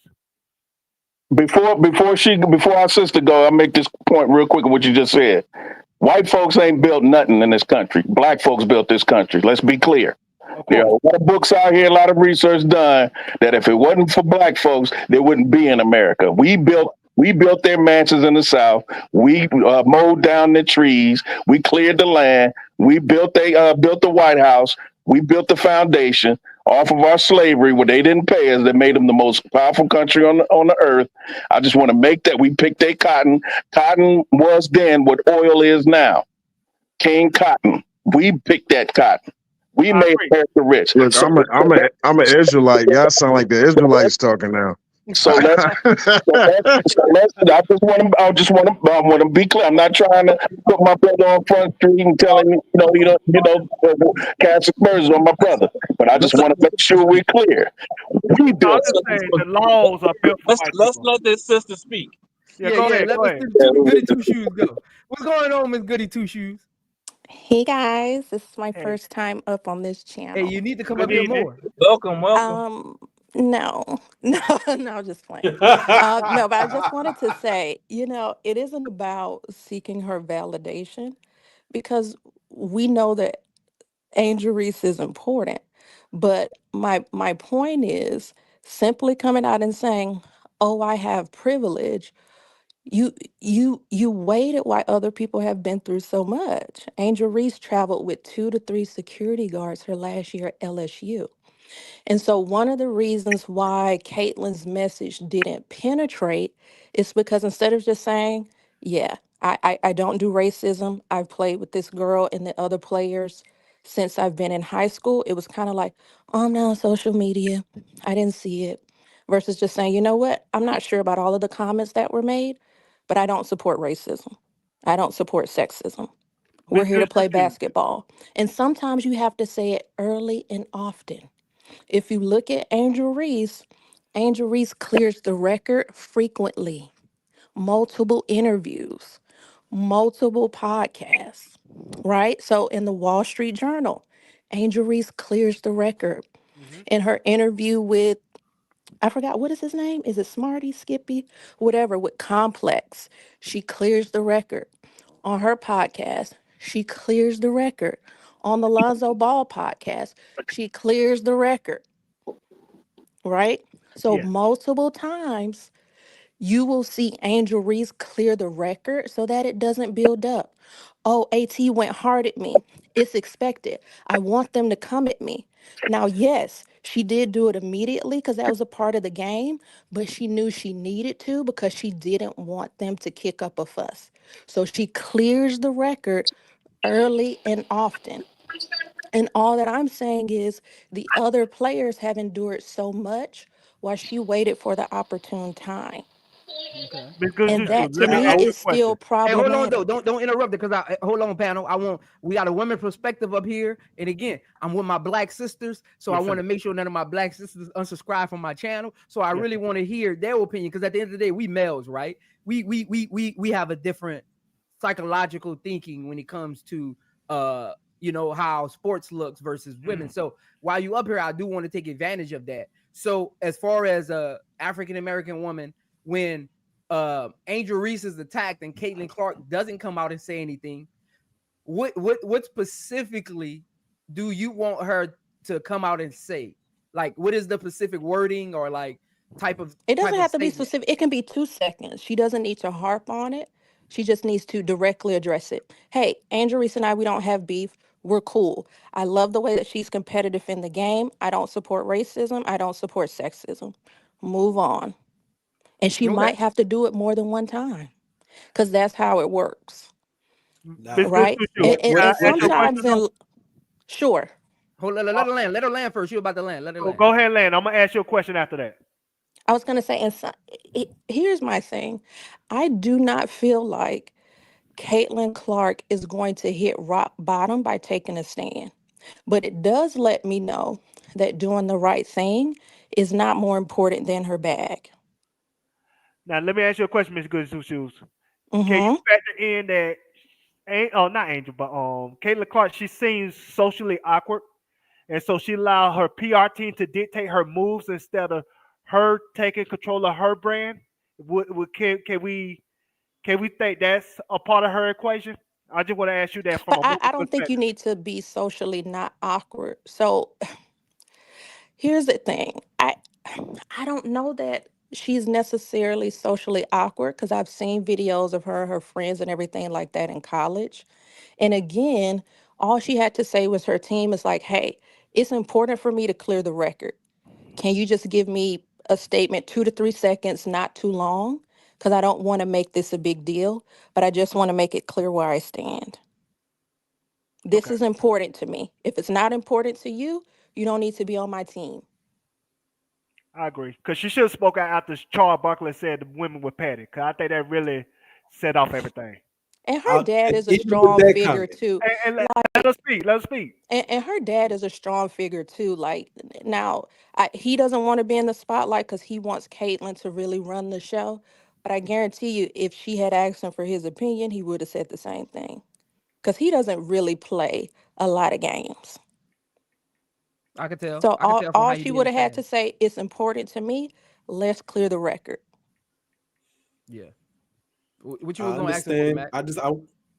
I just wanted to shortly just put some of my thoughts out there with that concerning especially this day and age that we live in now, where a lot of social media slights, disrespect, and Hey, jabs that Woody people Mac. throw at each other. Hold on, Woody Mac. Hey, all my women out there. I'm gonna put this in the chat because I know I got a panel full of men up here and the men, excuse me. But again, we are talking about a female sport. So I invite all my women who in the chat to come up here and have a conversation with us because I don't want us speaking for y'all. You know what I'm saying? And I'm gonna step But down, Prince. I appreciate you having me up, but I'm gonna step all down. right, you can finish, All Woody right, Mac. big brother. Yeah. And even before you go again, I'm going to point to this one little thing. And this is how, and I do think that the statement was well written. I think it was needed. And I think once the season starts back, she's going to bounce back. She's still going to sell tickets. But just one little thing that I watched her do during the season. It was when she was asked a question because people had saw Angel on the court talking to vets. And she says, does anybody give you, one of the journalists said, hey, do any vets talk to you during the game and give you any advice? Right now, mind you, we're already in the middle of a firestorm. And Caitlin says, nobody gives me any advice during any of the games. Right. So those are ways where she I leans liked it into though. victimhood just a wee bit, right? Miss Goody, I To did kind of like get what that she though. wants. I like that peek behind the curtain, which I understand where you coming from, where it felt like it was stirring up the pot, adding more fuel to the fire. But that right there was a peek behind the curtain, even though maybe, you know, to be more to handle with more child gloves, it could have said something else, right? Or avoid the question altogether like a politician. I loved it because that was a peek behind the curtain. So it comes to show that, yeah, nobody was really fucking with it for whatever reason. Miss Good thought Two she was That's how Shoes. I trolling, But a though. appreciate lot it. of the I vet actually said appreciate it. earlier thought she that was they had her trolling. phone number. I'm You sorry, go didn't think ahead. she Whose was phone trolling Miss number? Goody Two Shoes? I thought she was trolling because like she smirked when she said it. I thought she was trolling with the reporter. But and you know She everything she says is gonna get blown up. I think if it wasn't her, somebody would have said that. It would have just been a trolling meme on Instagram. But because it's Caitlin Clark, it became like mainstream media comment. she could have been trolling. I wish she just would have gave us a little chuckle She did. just She for us smirked. to She did. She smirked. read that. Yeah, I didn't read that from that, but I wish she just would have there would have been just a little bit more expression so we could have picked up on that. Okay. I remember that press conference because that's when they played the Mercury Nets, and everybody was forced to like give her like a pregame hug before the tip off. Yeah, they got the call from the front office. I remember that. That was when Diana Taurasi gave her a hug, Brittany Griner gave her a hug, and then like Khalil Copper gave her a hug. And before then, nobody ain't give her a hug or nothing before tip off. And so that's when like Diana Taurasi all of a sudden started talking to her during the games and stuff. So she really put that out there, really put people, those women on the spot. So I do agree with you, Miss Good Two Shoes. Again, I love a women's perspective of here because at the end of the day, like I'ma always say this. I don't know how the other brothers feel, but like this is a women's sport. I appreciate y'all letting me come into y'all space because when nobody was supporting women's sports, women, black, especially black women were. I grew up with a mom that played basketball, so I went to games. So we drove to Houston one time to go to a game. So like when the comments were there, so like I know how much women have uplifted, especially black women, have uplifted the sport, and I just appreciate y'all letting me come in y'all space. So again, that's why I'm always like, hey, if it's a woman in the chat, a lady in the chat that's willing to come up here and talk with the fellas, I'm all for it. And you know, my idols growing up weren't just males. My Yeah. idols was like Florence Griffith Joyner, Nikki McCrae, Pat Summitt, Shamika Holesclaw. Oh, Shamika Oaks You Club. know what I I'm was saying? Yeah, talking about. I go back That's that old school Ooh, right I go there. back Yeah, you that long. showing your age now. You definitely Oh, not that's old showing school that right age. there, Now. Woody Mac. That's old school are right you my there. uncle? So what? You're like, who? Hey, Brad, you showing your age, man. I don't care. I'm willing to do that to let everybody know I ride with my sisters. You know what I'm saying? Right. I ride with the women. My favorite team coming up was the Tennessee Vols. You know what I'm saying? But here, I saw Dawn Staley when she was at Virginia. She's other than Magic Johnson, she's my favorite point guard of all time. Her and Jason Kidd and Magic Johnson. Those are my three favorites. I've always said that if you look up point guard in the dictionary, Dawn Staley's face should be next to it because she's the consummate pure point guard. The way you draw up a point guard, that's Dawn Staley.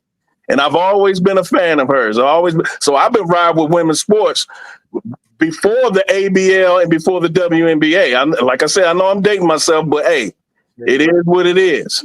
When you What's say going on, Miss Tennessee, I Lakeisha? think Glory Johnson. I I was know even Candace went watching. that team. I think Glory The U.S. women's national I'm team. here. How y'all doing?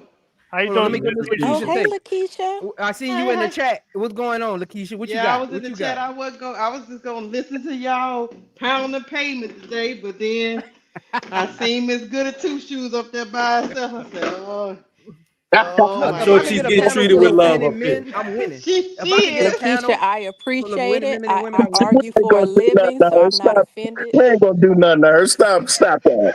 No, I'm just trolling. Yeah, she getting treated with much love up here. I was You know, about to no, get my little soliloquy, you know what I mean? She I might was she no, might just have gave me some trolling. pushback in the over my I head, but love you what Prince does, so I know that this is a safe crowd here. So I'm not too concerned. But one thing that I will say, this is where I'm going to give Caitlin a little piece. I'm Go going to ease ahead. up off her a little piece, What? What? okay? Let me hear. Let me hear. Just a little piece. I mean, you're But not even being hard right now, Yeah, you're but go not being ahead. hard. I mean, yeah. I'm, uh, But I feel like because the league could have leaned into the rivalry without it being nasty, right? Yep. Like the league could have did promo with Angel and Caitlyn, like doing some fun competitions like race car or, like hitting the bullseye and then saying, see you on the court, something like that. And so I think because the league didn't prioritize that and Caitlyn was kind of so focused on trying to prove people wrong, because she mentioned that she thought that they were going to make it to a championship. And I was like, baby girl, no, ma'am. Right. But I think she was just so focused on that. She didn't realize how, if she would have looked up, it maybe would have made her experience a little bit more enjoyable, especially in the beginning. Go ahead, Lakeisha. That's a Oh, good point. That's a good I point. I was just gonna say I was in the chat with Miss Goody Two Shoes, and I was just telling her the only reason why I have a little bit more grace for Caitlin, because sometimes when we need to speak out on something, I mean, Angel is just naturally charismatic, and she don't mind speaking her mind. Some people have a hard time speaking their mind, speaking from the heart. They so used to being that fake persona that they don't know Oh, how to switch from fake to real. I think Caitlyn sometimes struggles with that because she's trying to craft this persona. So she don't know whether to say it in the moment. I think she's got to be one of those people that kind of looks at it and then analyzes it and all that good stuff. Whereas Angel on the fly is like, no, this is wrong. I'ma speak. Her mind doesn't work that way. So I'm gonna give her a little grace, but I'm still with you, Miss Goody Two Shoes. After it kept being a constant underlier throughout the whole season, then how much time do you need to address a problem? If you didn't address it immediately because you didn't have the right words, that's fine. I'm okay with that. But when you went home and saw all the vitriol that was going through the whole season, and it was from people that say that they support you, then in my opinion, yes, you're supposed to speak up. Because if I have people behind me that say they ride for Lakeisha, but they cussing out Zoe online, I'm gonna come to my people and be like, "Oh no, we don't do that with Zoe." Yep. You don't do that with Zoe. Yep. Now you might not like Zoe, but he my people. As long as you with me representing me, you're not doing that with Zoe. But how much of that is a PR team? You know what I'm saying? That's Maybe what her I'm. PR team is telling her to speak at certain times. That's why I brought up to Miss Goody Two Shoes. It's like that's what we got to factor in because, like I said, I think she's socially awkward. I don't see she's somebody that like engages in conversations like that. I don't think she know how. Yes, she have friends, but that's people she's been comfortable with for quite some time. But she's not a natural personality. I give you a perfect example. If you watch the All Star game, women's All Star game, and you watch those clips, it was the story was about Caitlin Clark, but it was Angel Reese's team. All Mhm. those women came up to yeah. Angel Reese and started talking to Angel Reese and wanted to hang out with Angel Reese. Only person that didn't want to hang out with Angel Reese like that was Kelsey Mitchell. She was the only one that was loyal to Caitlin Clark like that. But everybody else, Mhm. even Leah Boston, all of them was hanging out with Angel Reese, playing games with Angel Reese because she's a natural personality. That's her. That's in her nature. That's in her blood. Caitlin Clark, I don't think she built like that. I think she afraid to say the wrong things. I don't think she know how to articulate herself in a way where people will take her seriously. So I think everything she do and say is crafted. And I and agree guess with you, what? Duvall. And guess what? This is why, even to you, Duval, Yes, ma'am. I tend to lean toward Miss Goody Two Shoes, but I'm gonna tell you this. This is the reason why I give her somewhat grace, and I'm not harsh on her because she was a rookie. I'm giving her a chance to get into her role. But going forward, it's one thing. It's one thing when we just talking about basketball. It's another thing when they start talking about hate and racism and all that good stuff. You got to make a clear stand, especially when people are using your name to hurt other people. That you got to speak, whether you're awkward or not. Even if you got to get somebody else to speak and craft a statement for you. You have enough money to have public relations people to craft you a statement. Yeah, Right, Lakeisha, Javon? this is my statement, Lakeisha. Before you finish up, while Go you ahead. still on that, before I forget. Oh, I agree. But I ain't want to interrupt. I'm with Miss Goody Two Shoes on this point. Now that Caitlin Clark has spoken out and she has made her took her stance, now you got to stand on it. Like when she was silent, okay, but you didn't spoke now. Now you got to stand on it. And now this is where I'm gonna be watching her. I didn't when she was silent and being introverted. Cool, you speak when you speak, but now that you've spoken and taken your stance, now I'm going to be watching you in press conferences. I'm going to be listening to watching your body language on the court. I'm going to be looking at how you operate with teammates. I'm going to be looking at what you say in these little small interviews you do before games. I want to see how you interact with the Chicago Sky players in that first opener. Now I'm going to be looking. All of that is fair. What you're saying, though, it's really fair. Yeah, I give a you're right. example of what I want, she's hey, Duval, Duval, real quick, can I ask you a question? Yes, Real sir. quick. When you talk about PR teams, which PR team are you talking about? The Chicago Skies team or Angels team? No, I'm talking about Caitlin Clark personal PR team. She has a team of PR that her marketing team, they all run together. Just like Angel Reese, she has her own PR team and marketing team. They two different. Yeah, I got you. No, I got you. But what I'm asking you is, who are they working for? Are they working for the franchise, or do they work for the player? No, because I'm getting the perception that you're saying that the PR team has control over the player and not the player over the team. It's always been like that. The PR team crafts a person image. They work for their goal to always to get their client to corporate America. That's reality. If you like that or not. So Caitlin Clark's team go always work for her best interest, not the Fever's interest, not the WNBA's interest. Caitlin Clark's best interest. Angel Reese PR team go always work for Angel Reese's best interest, not the Chicago Sky's best interest, not for WNBA best interest. For Angel Reese, they work for the client. They don't work for the teams. Damn them teams. They work for the but as the player, they paying their check. They paying them the fee. They paying them their money. They paying for their bills. If I have a team with me and they say something that I don't like or I don't agree with, I don't give a damn what your best interest is with me. If I don't like it, I'm gonna let you know I don't want to go that route. And if you don't like it, I can fire you.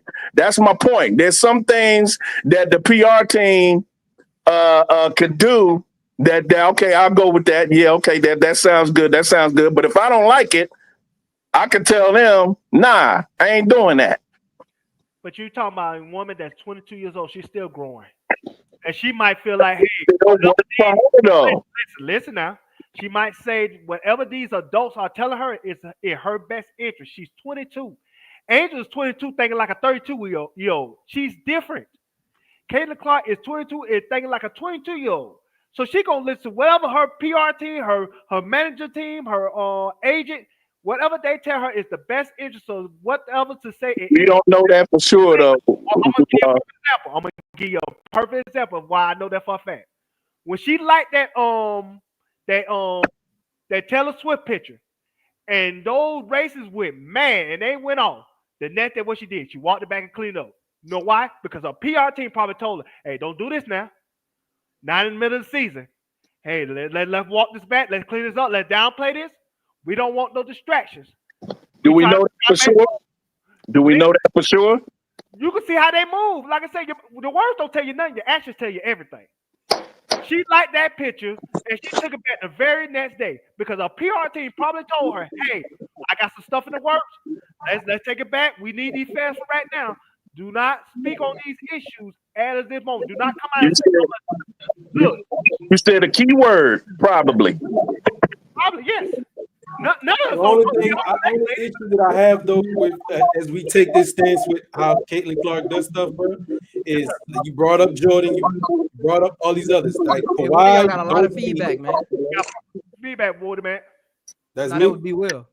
Oh, that be real. Okay, yeah. Go ahead, Woody man. My fault. I was saying though, when we speak of this, I know again to understand that times have changed drastically as Yeah. according to how people interact and absorb news. Mhm. But even again, going back to like some of our greatest athletes who didn't speak at all on any political issues, and you Yeah. can't get them to yet till to this day, Yeah. right? Like Jordan, Kawhi, Kobe, so on Jason and so Kidd, forth, right? Like you don't get them to speak on anything. And then the one quote that people have that keep going back to Jordan and why they shovel it on Jordan Republican. is we're Republicans buy shoes to the one thing he said that Muzz gave him pushback for, right? Yeah. But yeah, like I don't even know for certain which way she leans politically, but again, it looks like she might lean left, whatever the case may be. But she just might be in that same vein of like the Kobe and the Jordan, where she's not going to speak on it. Now, this I haven't even seen this comment or whatever she posted as is concerning this. But if that is somewhat what she did, it is kind of in a sense taking a stance one way or the other. Now, if I'm am I expecting to continue keep doing it going forward? I like to leave the option that people are multifaceted, they're layered. Hey, this can be the one time she says something, and then again go back to zero dark 30, say nothing else. Hey, it is what it is. I'm cool with that. You agree with me, Water Matt, that a lot of her moves right now is her PR team telling her to dictate what she's doing instead of her dictating the situation? Well, Go ahead, Miss Good Shushu. I was gonna say, so my issue is I don't want Caitlyn to be political. So she doesn't have to tell me why she liked Taylor's tweets. You Right. know, she doesn't have to tell me if she shows up somewhere else. I think the biggest issue is people are doing things in her name that harms the players that she sees on the court every other day. Hmm. Right? Mhm. I agree. So she's facing those players. Those players are on the other end of harassment, and then she looks them in the face and Hmm. she's not going to say anything. Hmm. So, I think if she just gets a little clear, concise message that's maybe 20 seconds that she can just say and Hmm. just like look them dead in the eye, look the reporter in the eye and just be clear, I think she'll be able to kind of move in a direction where she doesn't have to continue to address it. Miss Good Shushu, I agree with you because you got to think about this. Silence is compliance. And so when these players hear these nasty things from your fans and you don't say nothing, they're going to feel like you co-signing that. That's why right now I don't think any of the Fever is a free agent destination. Cause they all think those black people think them fans are racist, and if they don't meet Right. expectations It's and not that if they don't ain't put go that wrong, again. I they gonna understand what you're blame it on saying, them. but you Okay. kind of wrong to put that on the fan base of people who show up inside that stadium. I know Okay. like people would say back in the days, like in Boston, you'll go to TD Yes. Garden, Yes. you'd hear racist stuff. But if these people not showing up inside that stadium and they're not getting cursed down and and call all derogatory terms in their face inside that stadium, it's kind of wrong to put that on the fans. And all I was gonna say, which before we got to this point about 20 minutes ago, Okay. if one woman, one white woman, one white person can jump up and say, "Hey, I disown or I disavow all this racism, this, that, and the third," and that can stop anybody from trolling and being disrespectful, racist, whatever the case may be, just because that's who they are. That is a powerful ass mud. I ain't gonna hold you. Let me just say this one thing to what you just said, sir. The problem that some people miss is, yes, you are correct. Indiana Fever fans, all of them are not racist. Some of them are good people. Some of them are black, white, green, and yellow. Just like they have this perception that black men don't take care of their family, when we know that's not true. Sometimes you can't outrun your perception. People are going to feel how they feel because that's what's being put into the media. And every time you don't address something, you feed into that narrative. The same thing we say about Kennedy Carter. Yeah, people say she's a basket case, a head case. She's probably just had a temper outburst, and everybody thinks she's crazy. But perception is reality for a lot of people. Yeah. And to add on that, what That's it the meant, problem.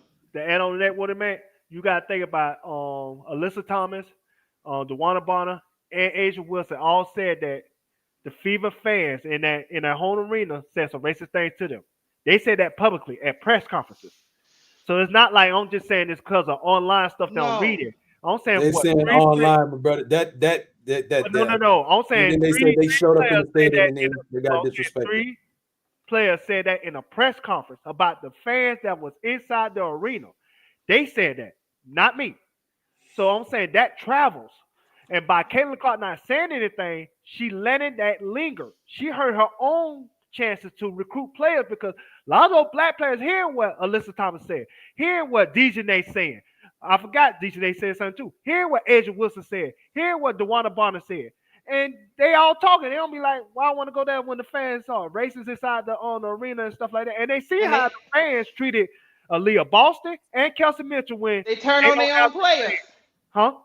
They turn on their own players. Is Go ahead, Ms. McKee. that reality or is that perception? Which one? That's Because reality. okay, we're not saying something that's not partially true. Of course, everybody's not doing the same thing. No, just like black people are not a monolith. Just like every black man is not in jail. Just like every black woman have a problem submitting. That narrative is out there. It's not true. But the I perception thought is you was still gonna say there. wear lace fronts. I thought you was gonna say wear lace fronts. Yeah, you know what I'm saying? The perception. Every black woman got a wig on and some and And a bad attitude. and eyelashes and a bad attitude with folk cheering lagging behind. That's not true. Damn. But Damn, you they went through push the that whole. narrative. You went through all the stereotypes in one. Yeah, one they hit. push the narrative, and guess what? People believe them. I'm telling you, man. See, television and social media is a hell of a drug, boy. This is what I'm saying with like this kind of does a lot of things. The way that we absorb the world nowadays, social media kind of twists our perception of a lot of stuff. Like again, I'm in outside of talking y'all to basketball. This is my escape. I would love to bring y'all with me if I can. I would love to bring y'all with me to some of the other platforms I visit. Y'all would sit back and just twiddle your fingers like, wow, y'all niggas is crazy. Pardon my language, I'm sorry. Like, y'all is crazy. This what y'all talk about over here? Talk about your. Let me say something right quick though.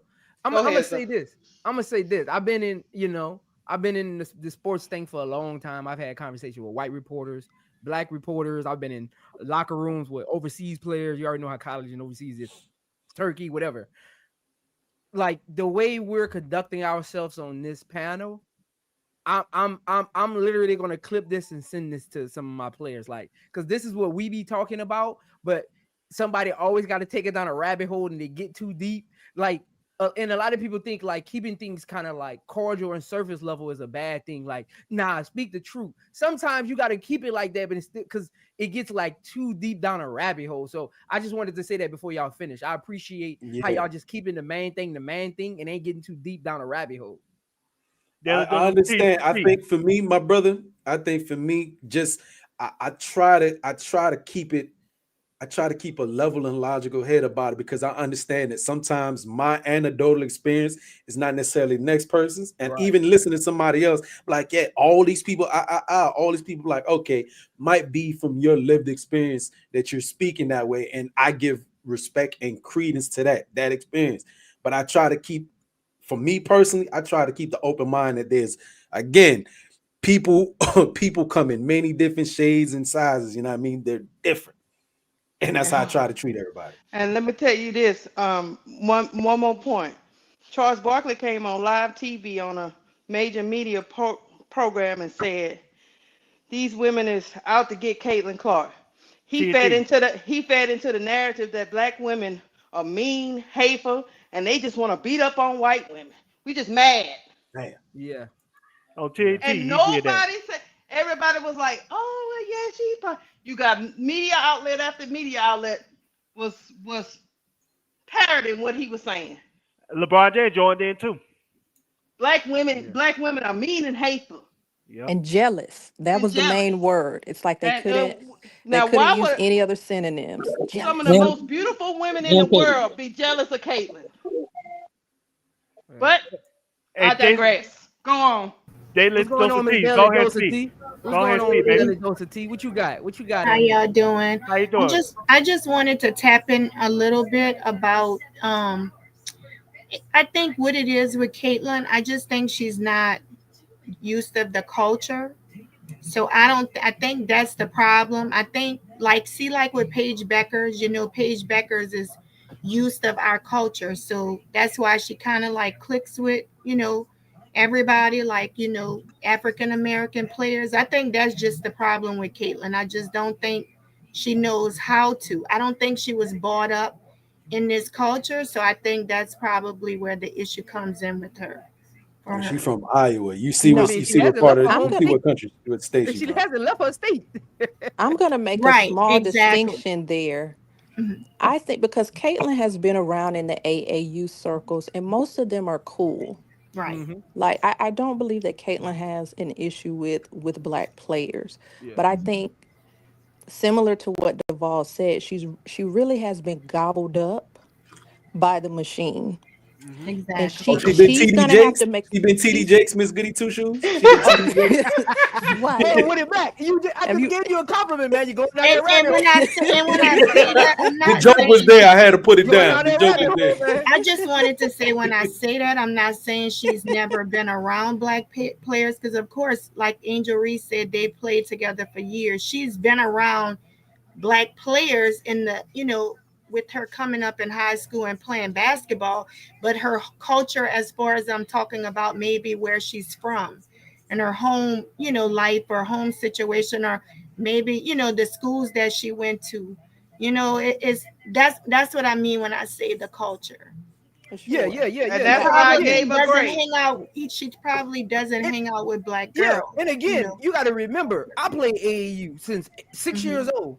You don't really gotta be political in no. You don't speak up like so. Being in the AAU circuit, being around black people at that age, don't mean you gonna grow up to be this non-introverted speaker. Like Right. I got players that I play with that never say the word the whole season. So like that don't, Yeah. just because you're around them don't mean that. So that's why I'm like, for me, I'm like, I didn't expect her to be this out vocal person unless she was out there bashing players for like hip checking her or poking her in the eye. So like that's why I was like in the middle with it, because again, I'm with Miss Goody Two Shoes that now that she says something, she got to stand on it, right? I'm Right. big on stand on your word. But before, when she was just silent, introverted, that's who I knew her to be. She never switched up for me.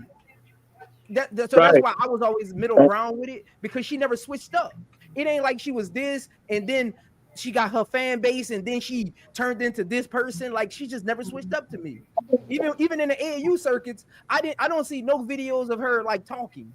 Like I see videos of her playing basketball on the court, maybe but on taunting, the but I don't team, see her like talking. Right.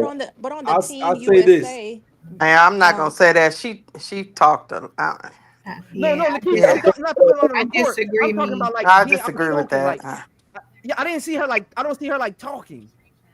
Okay. Like You on the My mean like, whole are you talking about like she's not outspoken? You mean? yeah, like outspoken. Like I didn't see her like Angel Reese them. They got clips of them like you can't see me like in press conferences. I never seen her like in press conferences. So that was something I didn't expect from her. And I think that's what my disconnect is with some people. Like Well, I didn't I Well, see she her in understand talk that. a lot on that court. Yeah, that's different though. exactly. that I can Exactly. respect that. Lakeisha hit it. You hit it on the nose. Like the way she act on the court, she should be saying more than what she's saying. And when But those people again, that's why ask I her gave stuff the in press reference though, Miss Daly conferences, though. she's supposed to, she's really supposed to, not stand for that. Like she had chances to say that I don't stand for, how these players are being treated. And she said it, but it just didn't seem sincere. It seemed fake. Yeah. lukewarm. I'll tell you. So I'll when be so honest. when is she gonna say something? When is she gonna say something? How she need to say it for people to take it seriously? Because that's my issue with a lot of the commentary is that all right, we talking about this, calm, cool. Now, Here, be real. let me finish. I've been quiet for a whole hour. We've been We we had a talk about this. discussion. Go ahead. We talk about this and say what she should have done, what she should do. But at what point? And you just have to be honest with yourself. At what point will it be good enough for you? Because she'll probably never, be outspoken. Yes, I'm glad she said something in the article, and I'm glad she addressed some things, although it was late during the season. But at some point, you gotta be able to give people credit for being who they are, and then move on from it. I don't care.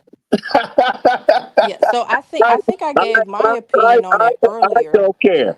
The big elephant in the room for me is how in the hell does Time Magazine have her as the athlete of the year when Asia Wilson won the MVP of the WNBA? Yeah, yeah, yeah. Caitlin Clark is not even the best player on her team. Why is she athlete of the year? I don't get it. She ain't no championship. She ain't won their championship. March Madness was this year too.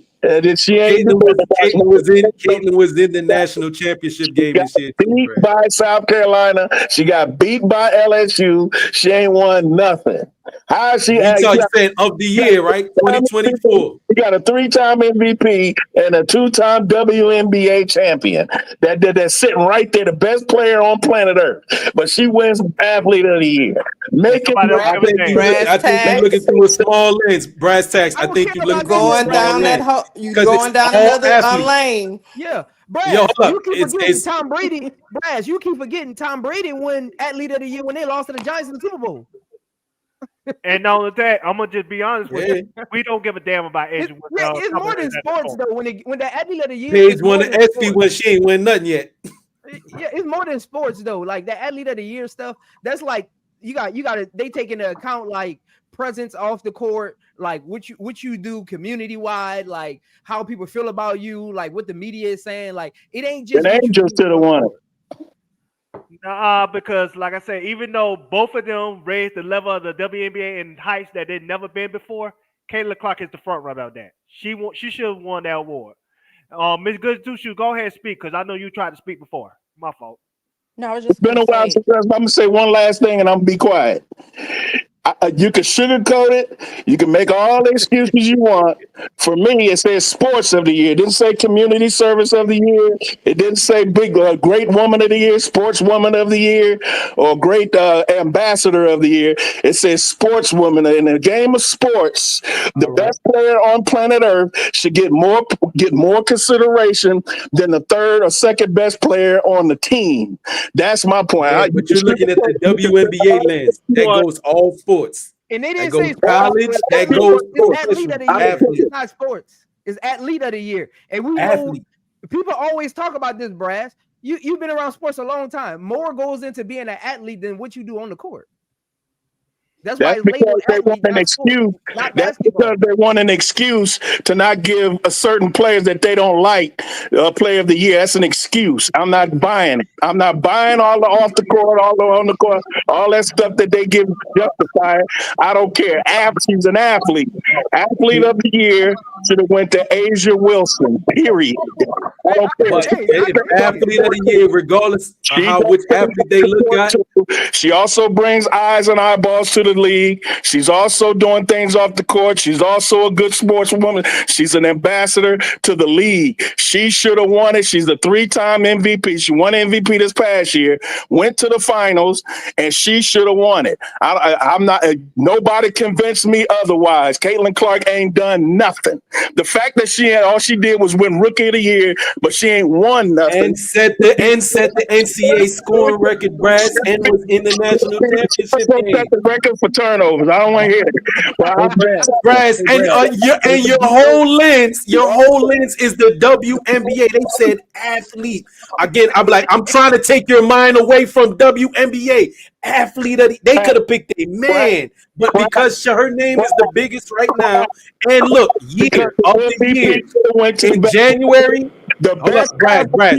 Hold up, Brad. When we both talking, we not listening to each other. When we both talking, we not listening to each other. I wanted to hear Ms. Hold on. Let him speak, brother. Let him speak. When we both talking, we not actually listening to each other. I hear your point. Miss Goody. I just want to say the year encompassed the entire 2024. January, what was going on in January, February, March, and April? There was a college season. When you say athlete, that can encompass high school athlete, college athlete, and any sport. right? Your lens, I know we talking women's basketball in the moment. 1,000 points, first time ever done, and an MVP, but she did not win the championship. But regardless, throw that to the side because neither did Caitlin. But again, Rookie of the Year and NCAA scoring champion now, right? And was in the national championship game. Cool. And there was a surge in viewership of fourfold, and they sold 600% more merchandise for one team in this year. Now, again, we want to encompass all of that. Cool, right? In the entire year. So there was like 2, 3, or 4 achievements that happened under that girl's name. Hell, they could have gave it to what's a male athlete they could have gave it to this year? What? We could have gave it to Lamar Jackson if we really wanted to, right? Because they said athlete. So yes, I understand your affinity and your respect to what A'ja Wilson did. That to them 2 accolades she said that MVP and them 1,000 points, cool. But there could have been many other choices, my G. Man, Brass has yelled himself off the panel. He'll be all right. Did A'ja ever win Athlete of the Year? Nah. No, she hasn't. Miss Good to speak. Please speak. Yeah. Go ahead. Go on, I know talk. you're trying to speak for a minute. Let that marinate in your head. Go ahead, Steve. A'ja should have been in there. I didn't know she hadn't been Athlete of the Year before. Yeah, let it marinate. And all I'm saying is Paige won an ESPY and Paige ain't won shit. Nothing. Paige won an ESPY and ain't won. I get your point, Woody Mac. I mean, I get your. I get where you're coming from, but you get our point too, right? Yeah, absolutely. Okay, long as we on the same page. I think if anybody, I think A'ja should have won it because before. So this is how I view it. Okay. Even though the popularity wasn't there with A'ja Wilson before Angel Reese and Caitlin Clark swooped in and took over everything as far as like the mainstream media, A'ja Wilson was holding that sport down. When Taurasi them kind of started fading away, their talent faded away, A'ja Wilson was holding that sport down. Right. You gotta accomplish all of that when you start voting for a player that never won. And every year she was in the league, they grew. Yeah, you got to remember those points too. So, but I get Woody Mac's point of she came in with the fanfare. She had broke the college record, men's and women that nobody had never done. I get the influence part of it, but sometimes you got to just be logical with it. Right? She didn't deserve it. She didn't deserve it. Has never won it before, and she was a 2-time back-to-back champion. She got a trophy she got a statue put up. She won it. That wasn't this year. I don't know what else the girl got to do. Yeah, that wasn't this year. At this point, she ain't going for no award. She don't care.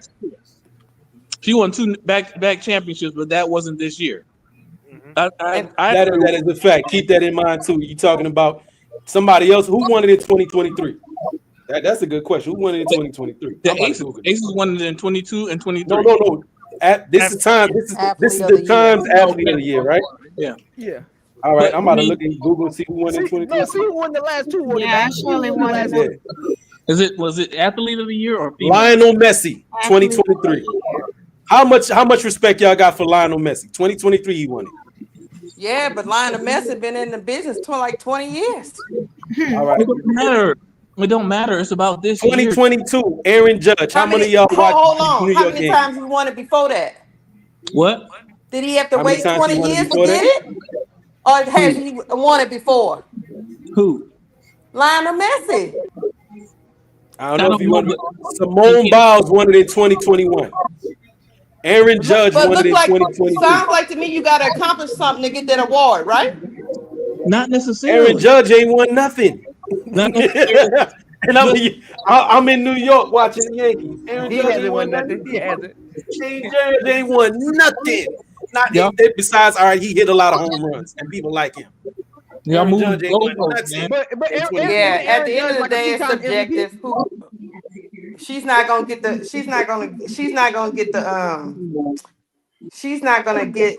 How can I say that?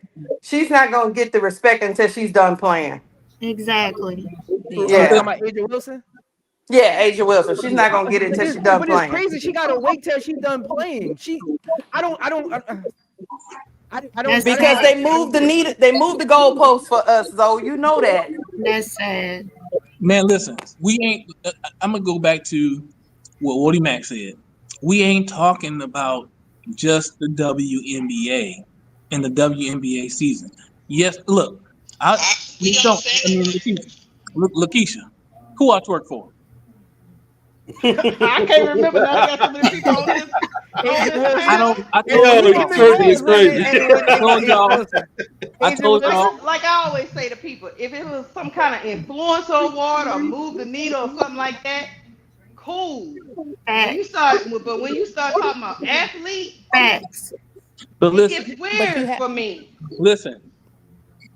The athlete of the year ain't necessarily going to be the best athlete in terms of their athletic ability. It's more than that. But like to finish my point, Miss Lakeisha, I told y'all on KSF, I don't twerk for nobody but Asia. That's it.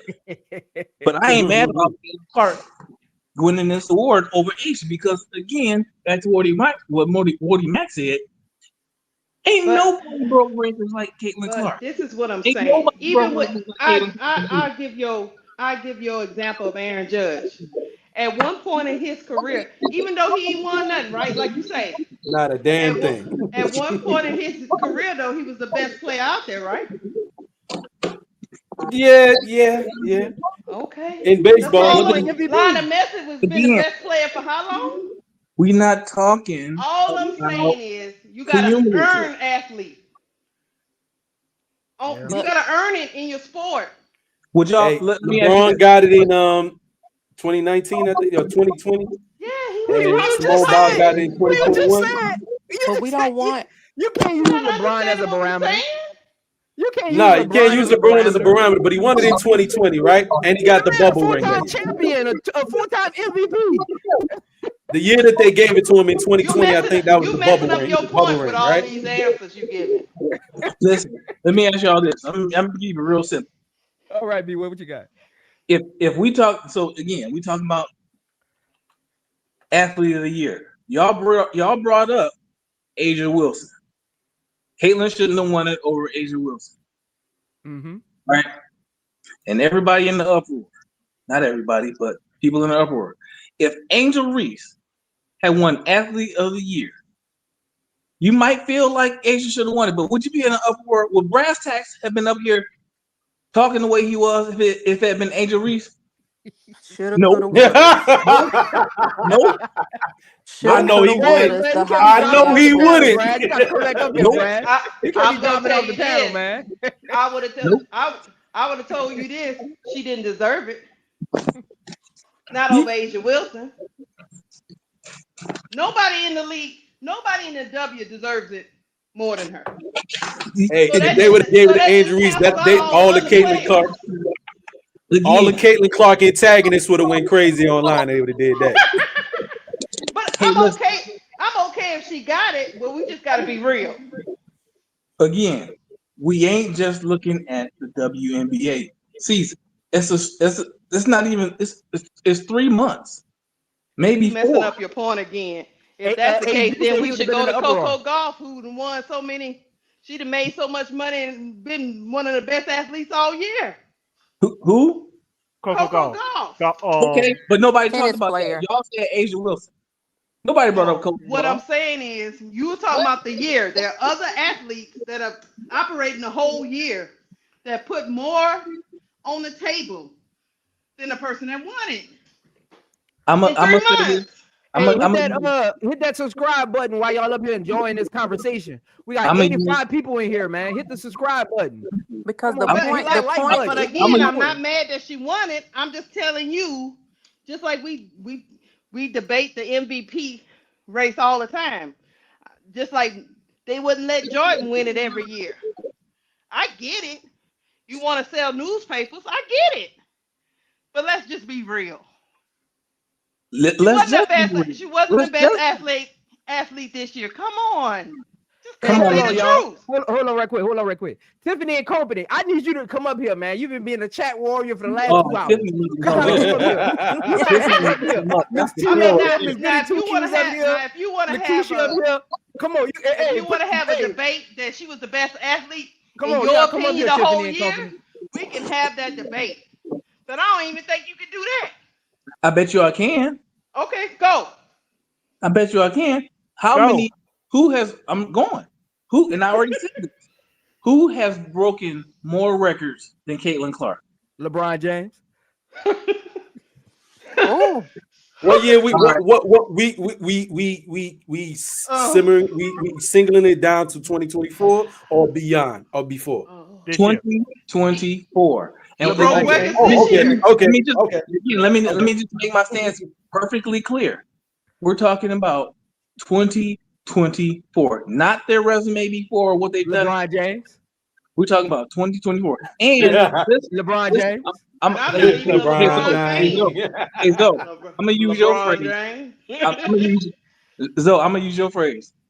But y'all told me. What y'all told me. What y'all You told asked the question. is I that answered it. Caitlin Clark did not deserve to win the award over Asia Wilson. It should have been Asia Wilson's award, period. That's what y'all told me. No, So don't be bringing what up I told you LeBron. was Don't she be was They're bringing the up better listing more athlete. Don't be athletes. bringing up They're saying nobody that else. there 'Cause are better options. we talking about y'all told me, and y'all was all on board a minute ago. I don't think that was a disrespect though to have at Caitlin as a nominee, because again she has other accolades she achieved within this same year too. It's almost like we're disregarding the fact that this was the year that she set the NCAA scoring record, men's and women's, right? I And appreciate was that, playing in Daily the national Dose. championship game. Then got rookie of the year and also set the rookie scoring record as well as the assist record, right? Cool. Okay, three known accolades. I'm not mad with her being in the conversation, Woody Mac. I'm just for me, Me? I'm just stuck on the winning it part. Winning it. Oh, the Yeah. athlete of the year. Yeah, that's what I'm stuck on. I'm not mad about Caitlin Clark because I know this as an athlete, off the field stuff goes into this conversation. But again, of course, your average fan is going to say, "Well, it says athlete of the year." But when you look at the definition of it, if you've been to college, your first day on campus, when you talk to the spokesperson, they tell you being an athlete is not just what you do on the court; it's what you do off the court. So I'm okay with her being in the conversation because I truly I know what being an athlete is on the court and off the court. So I'm okay with her off the court influence being accounting for that, for her to be in the running. But winning it over Asia Wilson, I can't get that. But it's okay. If they gave it to Stewie, I would have been good. Really? Nah. I would have been good. You tripping. Really? If they would have gave it to Stewie, I would have been good. You tripping. I can't think of any accolades Stewie won this year. Man, I don't care about no accolades, man. I just told you, if it was accolades, LeBron should win it every year. I about to say we don't do just stats, player. Let me say this. This is my nail in your coffin. Why didn't LeBron win athlete of the year when he broke the scoring record in the NBA? He didn't win it. Why didn't LeBron win it if it's all about what you do in your records? Why didn't he win it? Because our impact was beyond just records. It was LeBron, nobody has more impact than LeBron off the court. Let's be honest here. Again, let's be logical here for a second. Let's be logical here for 1 second. I get we're living in a capsule moment, but let's be real. Let's be ordinary real. Take the LeBron hate out of it. Nobody has more influence off the court than LeBron James. Politically influential, people person, on the block, at the barbershop, at school, in the White House. Nobody. Let's be honest here when it comes to an athlete. I'm not talking about your politician. I'm talking as an athlete. Let's be honest here. Yes. Nobody arguing that. Caitlin Clark and Angel Reese, they're living in a capsule right now, right? But I'm talking overall status. Let's be honest here. No, nobody arguing that. Nobody's arguing. So what I'm saying is, they brought up influence off the court. Why didn't LeBron win it? Athlete of the year, if that's why Caitlin Clark won it, why didn't he win it the year he broke the scoring record? They gave it to Messi. That was last year, right? They gave it to Messi. But why did they give it to Messi? Because I think, did Messi do something in the European Cup or something like that year? Messi is in Miami. Playoff that year? But I'm saying, I think he did something in the European Cup, and then he went to Miami. Okay. But you see what I'm getting at, though, look right? that up just to verify, but yeah, it's 2023, right? Yeah, 2023. 2023. It's times. It's the Times athlete. I mean, there's other athlete of the year awards, but it's the Times. Oh athlete. yeah, I get it. And you gotta also understand, Times is like carrying to corporate rich white people too. So you gotta factor that in. I get all of that, but I'm not even talking about them. Y'all made a statement of why Caitlin Clark won it, and now y'all backtracking. Oh, so what they said? I'm not backtracking. The reason. I'm not Hold up. backtracking Look at the one reason step. that they said because they put a little reasoning behind each one. In times 2023, Messi provided a singular stimulus to soccer in America when he signed with Inter Miami earlier this year. Attendance, ticket prices, and merchandise sales and viewership soared. Let me just say this. That was their reason. We gonna do the last four. Ticket sales. And I want y'all to tell me as an athlete, do this person compare to that person? 2020, it was LeBron James, right? Yeah. Then it was Aaron Judge, right? And then it was Simone Biles, and then it was Lionel Messi. Yeah. These are people who have a sustained pro career. Mm-hmm. When the last time that somebody off their college accolades won Athlete of the Year? I don't even know if that's ever happened. See what I'm saying? I could have been cooked them yet, Mr. Goody Two Shoes, but I be liking to play the long game. I like to play the long game. She said in her little article that she had privilege. I be ready to cook people. I like playing the long game though. She said she got privilege. We having a good conversation. Who won it in 22 and why? Go ahead. I think Biles did, right? 22 was Aaron Judge. Aaron Judge. I'm reading why they gave it to him. Let him read it. Somebody who has had a sustained pro career. Let him read it. So if Caitlin's out of the league in 3 years, is it gonna make sense? What was Wardy Mack? What was Wardy Mack? The single season home run champion. No, not just that year. Not just that year, Wardy Mack. What was Aaron Judge accolades at that time? Up to that point, I'd have to go see. Wasn't he like 6,200 or homers that year? Yeah. Didn't he break the home run record? Yeah, he broke the record. And he broke it in a pro career. Isn't he like a 3-time MVP at that time? Don't matter. Don't matter. Like a Golden Glove winner or something? Don't matter. But he had participants. What if Caitlin Clark won in the WNBA? Don't matter. Again, y'all looking at a rookie of the year. No, 2017. 2017 was his rookie year. All right, 2017 was his rookie year. He set the rookie home run record in 2017. Okay. Did he win? I don't care about that. It doesn't matter. So basically, he's just been a big home run hitter for most of his career. Okay, but he doesn't have any accolades. Now we're talking about Aaron Judge. Now we're diminishing him now. So you can make your point. I'm not diminishing him. Okay. I'm saying it doesn't. No, but he did win it. No, and I know why he's harping on Judge because Judge ain't do nothing but hit some home runs and get some eyes. He did boost the ticket sales for the Yankees because he's captivating. People want to come and see him, but he's like I'm trying to think. He's basically like Carmelo Anthony playing in New York. Like he'll get you some numbers, but he ain't gonna get you no. He ain't getting nothing yet. I mean, but did you get to a World Series? 2021. Yeah, they last year. That wasn't all him though. We got a good team. Lakeisha, you're right. They up here diminishing Aaron Judge and making a point about Caitlin Clark. Everybody got to go. So everybody got to go. This is everybody can get it. Everybody can get it. Everybody can get it. They got it. Remember what I told you about narrative perspective? Hey, you know what? That 2020 and 2021, those two is official years. Them two is official. Those is actually official. You can't dispute 2021 and 2020. You know me. So I'm just old school. You got to do something first. I don't give awards out to rookies. So B Will. Let me ask you this, because this question is for B Will only, because I'm really trying to put this nail in his coffin. B Will, B Will. If you look at Caitlin Clark's resume, does she stand with anybody who's won Athlete of the Year?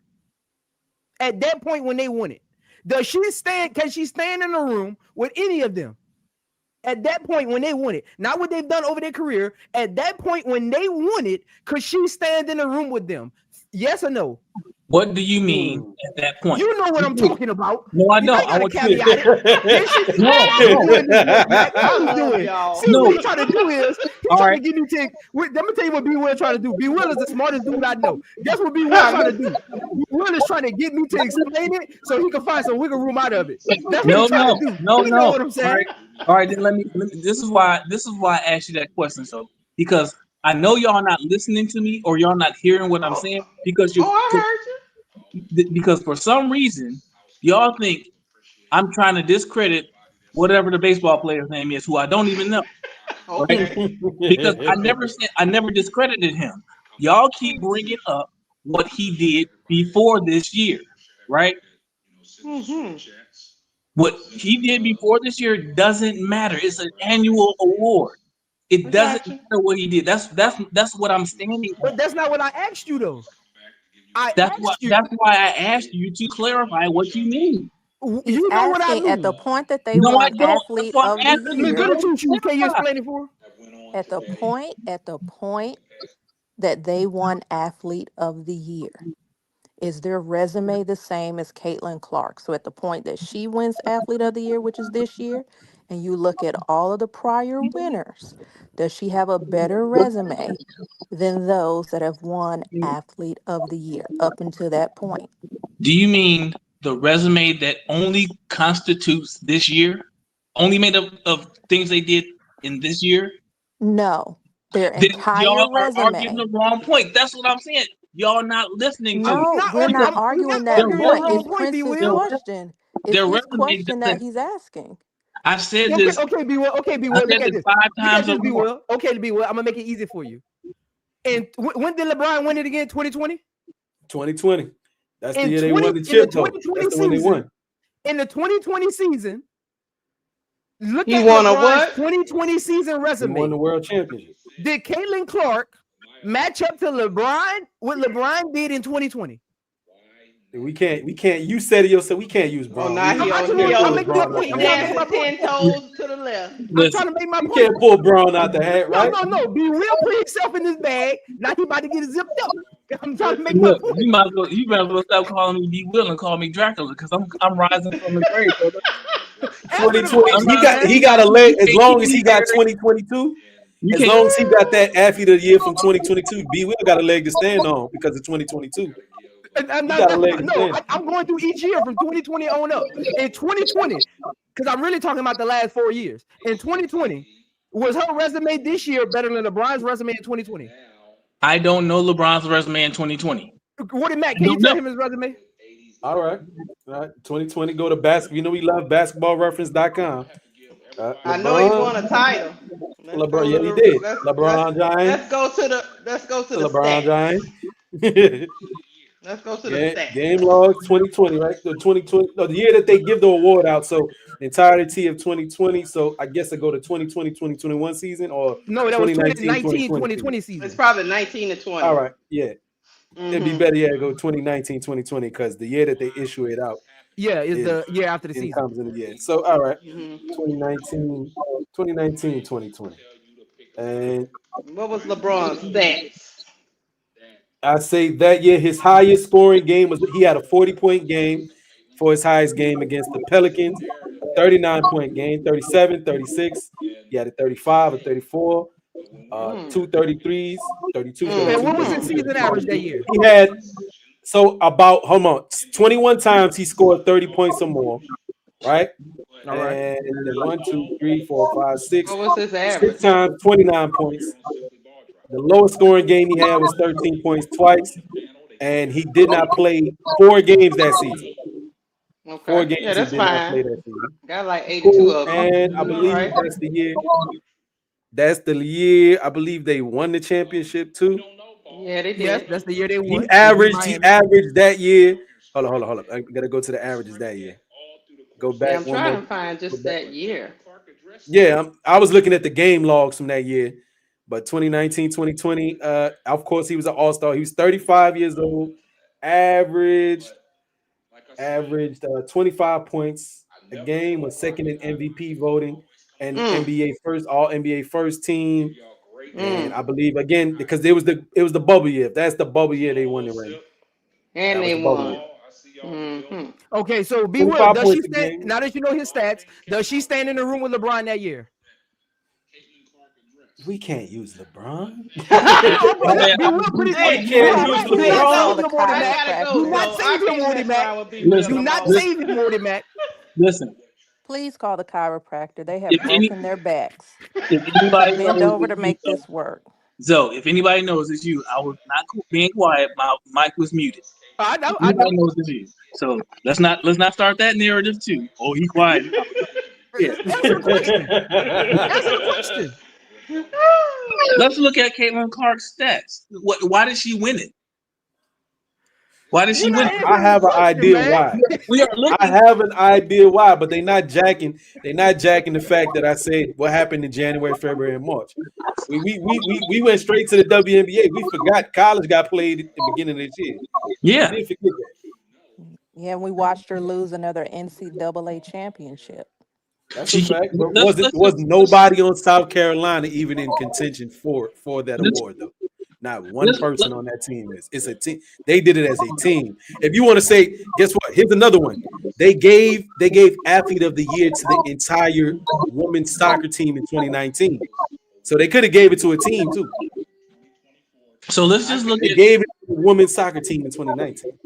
Why we got this Caitlin Clark slander? I don't understand this. So now they're going to diminish. You just gotta agree to disagree. That's all. I thought y'all was trying to hear me make a case. Make your case. Make your case. Make your case. Let's just look. When the first thing I Googled when I put in 2024, Caitlin Clark 2024 accolades and accomplishments. Here's a small list of what she did: breaking Steph Curry's NCAA single season 3-point record, passing Pistol Pete Maravich to secure the D1 scoring title across both genders, becoming an all-time D1 women's leader in points. Most points by a guard in a single season, most assists in a single game, 19, a single high and 8 games of at least 20 points and 10 assists, a single season high with 14 games of at least 20 points, 5 rebounds and 5 assists, a single game record with 19 games. I said that. First 2 triple doubles by an WNBA rookie. Somebody got background. She got the second. Somebody listening to the case. Yeah, no one said somebody got background. You good, B. Will? Go ahead. You know, so like, come on. She surpassed Steph Curry and Pistol Pete. I think you're missing the pro part. There's a pro missing and all that. It doesn't have to be pro. It doesn't have to be. Why y'all keep changing? Why you moving the goalposts? It doesn't have to be a pro. But I asked you, B. Will, and you didn't. I asked you, when was the last time? But B. Will, I asked you, and you didn't say anything. I said, B. Will, when was the last time a player won Athlete of the Year combining in their college stats? I don't know. Never happened. I don't believe. Now you making an exception. I'm not making an exception. I'm not you. You're talking about her college stats, which means you think they included that. Now you're making an exception. No, I'm not making an exception. I'm not talking about you. I'm saying you're building an exception for them for choosing her.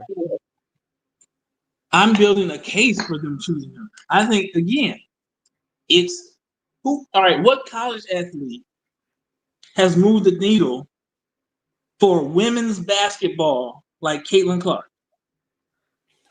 Hey, in the second paragraph, they talking about NCAA. They talking about college accolades in the second paragraph of this article. That's all I'm trying to get to, Wardy Mac. I'm glad somebody clarified the real reasons. They said, look, and I'm reading it straight from Times. Nice to know that after wilding so many around the world throughout her record-breaking year, Caitlin can still impress herself.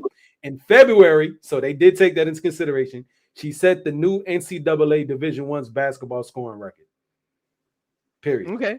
And again, I don't agree with Wardy Mac. I don't agree. I don't disagree with you or B. Will or anybody else who's happy Caitlin Clark is Athlete of the Year, right? I'm not even saying you're wrong. Because again, remember, I was quiet. I wasn't even the one really giving the pushback. I just hopped in because we had started putting caveats. So I just had to start putting had to zipping people up. So when I hear the caveats, that's when I jumped in. So I'm like, so you got a caveat for one, but not a caveat for the other. And all I heard the whole time from B. Will whole soliloquy was she got an exception to add in her college stuff to make her Athlete of the Year reasonable. Yep. When nobody I didn't say that. I never said anything like that. Wardy Mac just read it. They took that into account. Why can't they? We are talking. I'm not saying they talking about it. I'm not saying they can't. What we trying to say is it's okay that they're using it. We just didn't understand. At least I'm talking for me and Zoe. We just didn't understand that that's what they was gonna use because from the history before, that's not what they used.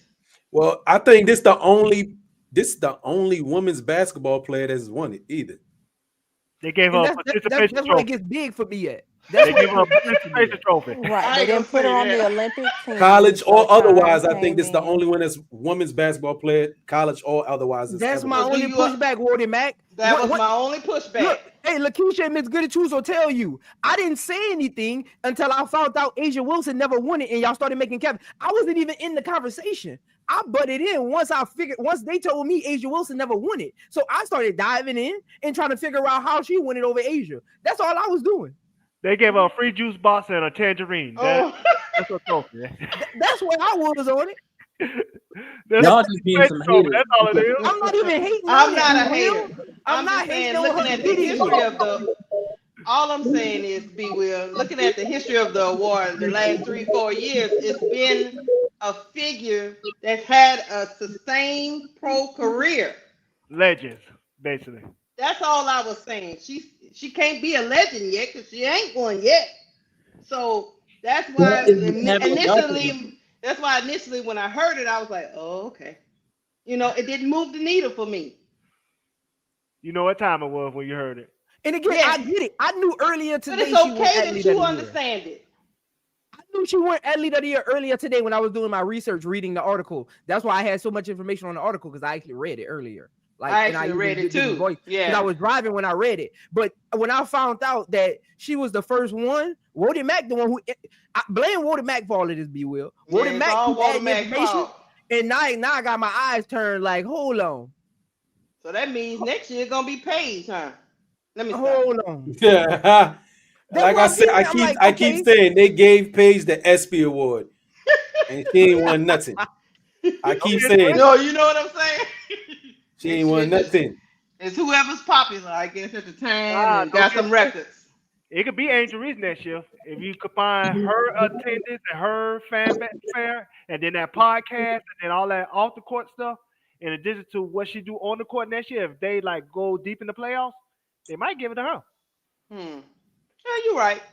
So All I'm saying is, my whole point is, and it doesn't even matter. I didn't even know until y'all started talking about it that she won Athlete of the Year.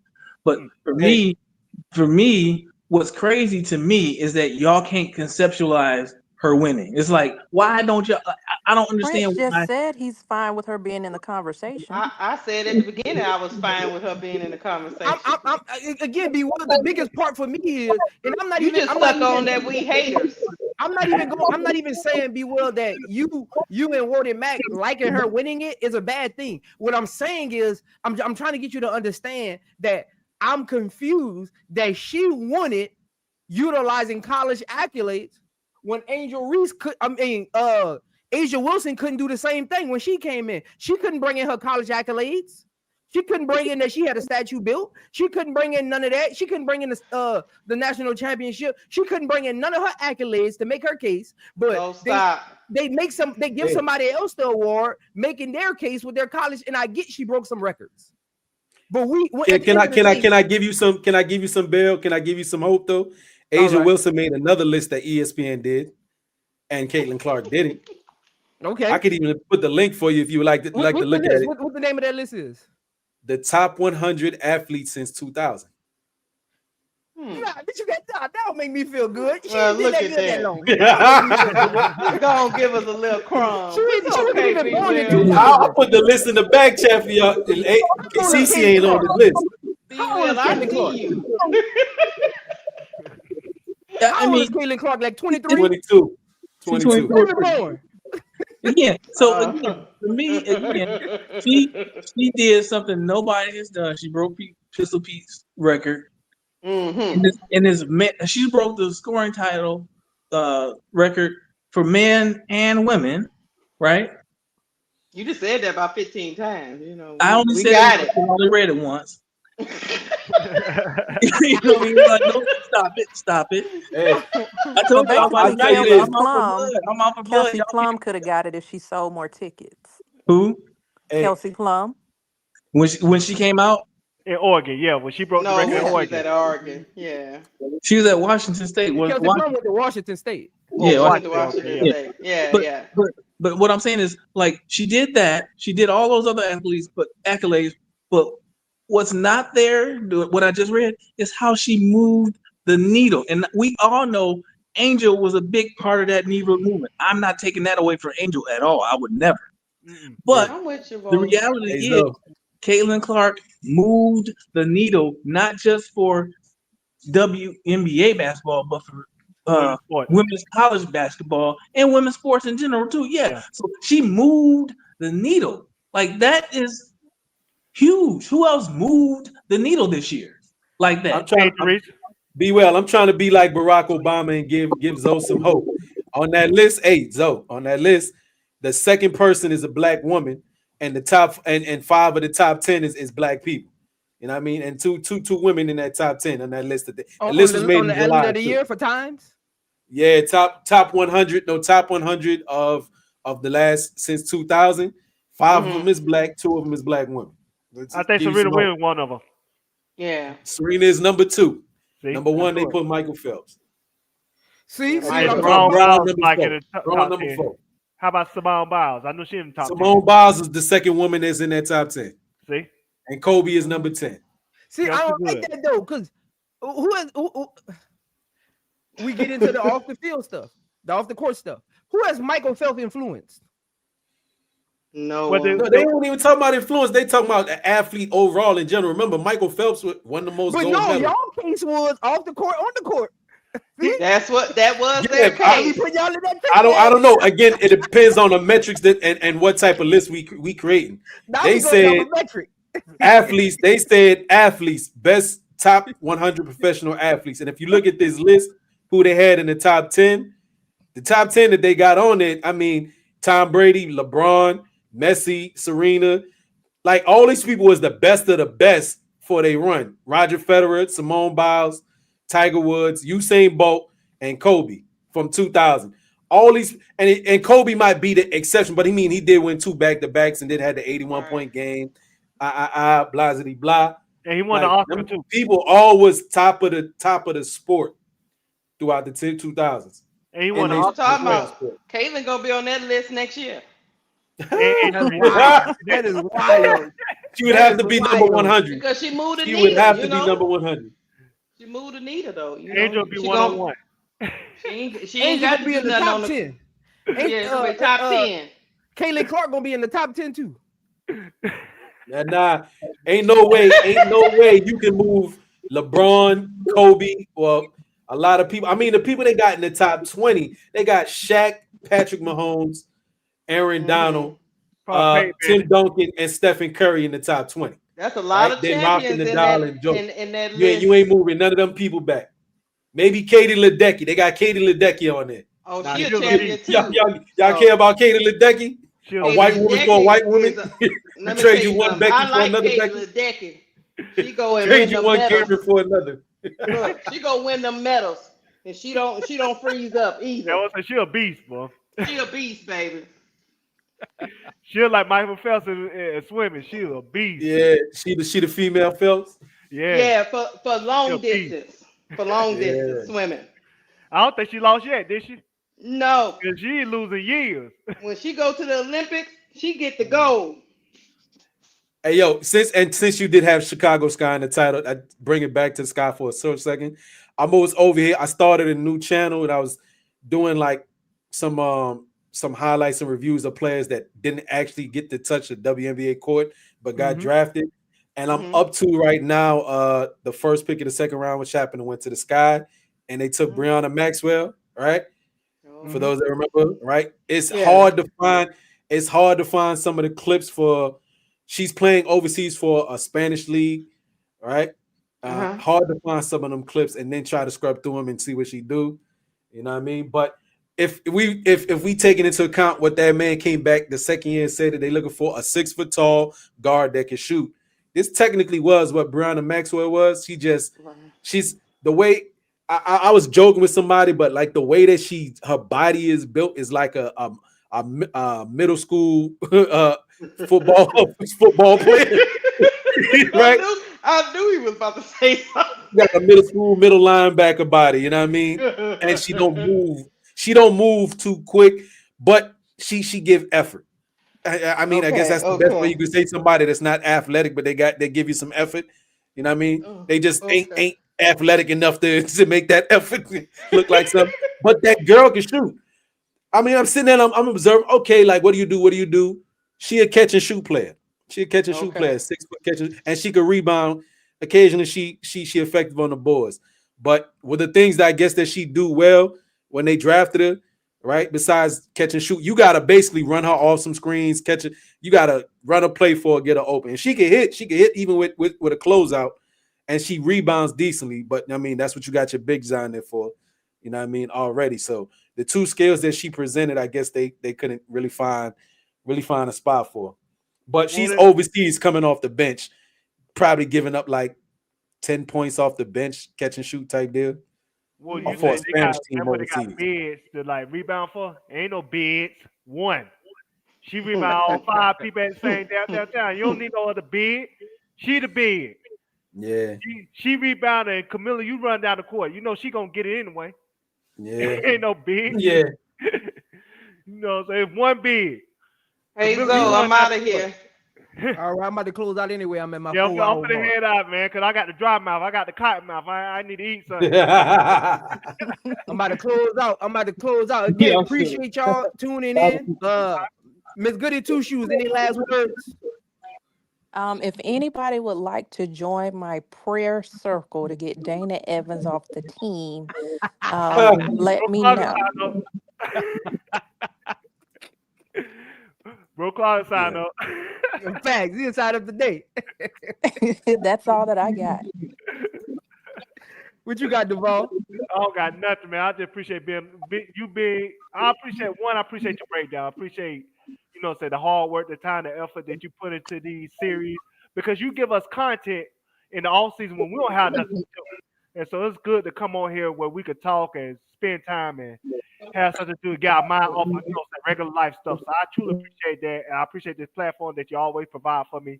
Thank you so much. I always appreciate you. Appreciate everything you do. I'm one of your biggest fans, so thank you so much. Y'all have a good night. I gotta eat. I appreciate that, man. What you got, B? What you got, Woody Mac? All right. Well, I appreciate y'all for taking the time and having this great conversation. This was fun. I enjoyed this. And I'll put something in the back chat for you. Like I was telling you, I was working on this new channel. Seth from Seth Talk Sports, right? Look, Woody Mac, I got the subscribers. You trying to get your channel up. Look, hit me in my DM on Instagram. Let's see what we collab on. Let's see. But I want you to even more so. I wanted you to come check it out. And it's like I said, what I've been doing, basically doing like some player reviews. Like, check out a video or two. You know what I mean? Because I don't want to just like come out and be blatantly. I'm trying to do it organically, and I know everybody would support. I am trying to do it like completely organically. But I like the way that you look at things and even the way you break stuff down. So there's like 3 videos I did up there. I did one on Nadia Posh. I did one on Layla Lacan and one on Carla Lette. I think Carla Lette, out of all the ones I've seen so far, she got picked up by the Valks. I think she actually could be one of those ones. You know what I mean? Like, she's really a bucket from everything I'm finding about it. You know what I mean? So I put it in the back. And right now, the one I'm working on, like I just said, I brought up Brenda Maxwell. Yo, I mean, pray for me. Trying to watch Brenda Maxwell games to see her just catch and shoot all motherfuckers. All right. Yeah, all right, but y'all be blessed, man. I put it in the back chat. You check it out. I got you. I'm gonna check it out. All right, y'all be easy. All right, B Will, what you got, B Will? Don't you mean Blackula? Hey, what you got, Blackula? Man, you wild, man. No, man. I'm good, man. Appreciate the time. So I'm gonna have to go back and watch your actual breakdown on Azzi Fudd, because that's how we started. That's where we started. You came in late. Yeah, that's right. Yeah, I was at work. I'm when I get off of here, I'm gonna actually clip it because it wasn't amazing. That was amazing. That was probably my best breakdown yet. Because again, I updated my docs. I got a little more information, so I'm gonna clip it when we get off of here. If you don't want to play it back, and I'm gonna drop it as a video after. I'm gonna clip like just that section. Okay, that's cool. Either way, I don't mind.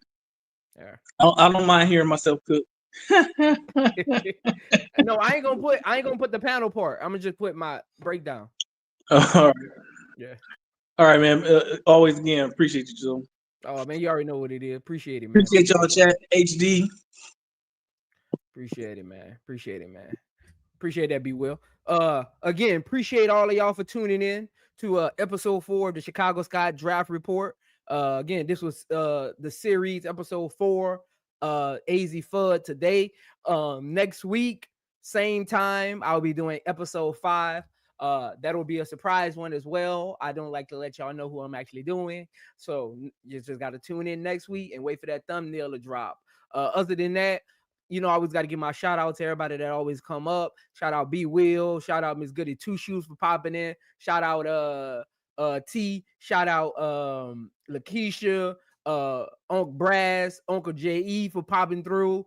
Who else I'm forgetting? Shout out Wody Mac. Y'all make sure y'all go follow his channel as well. It's called his channel is called Potential Sports TV. So make sure you go pull up over there to Potential Sports TV.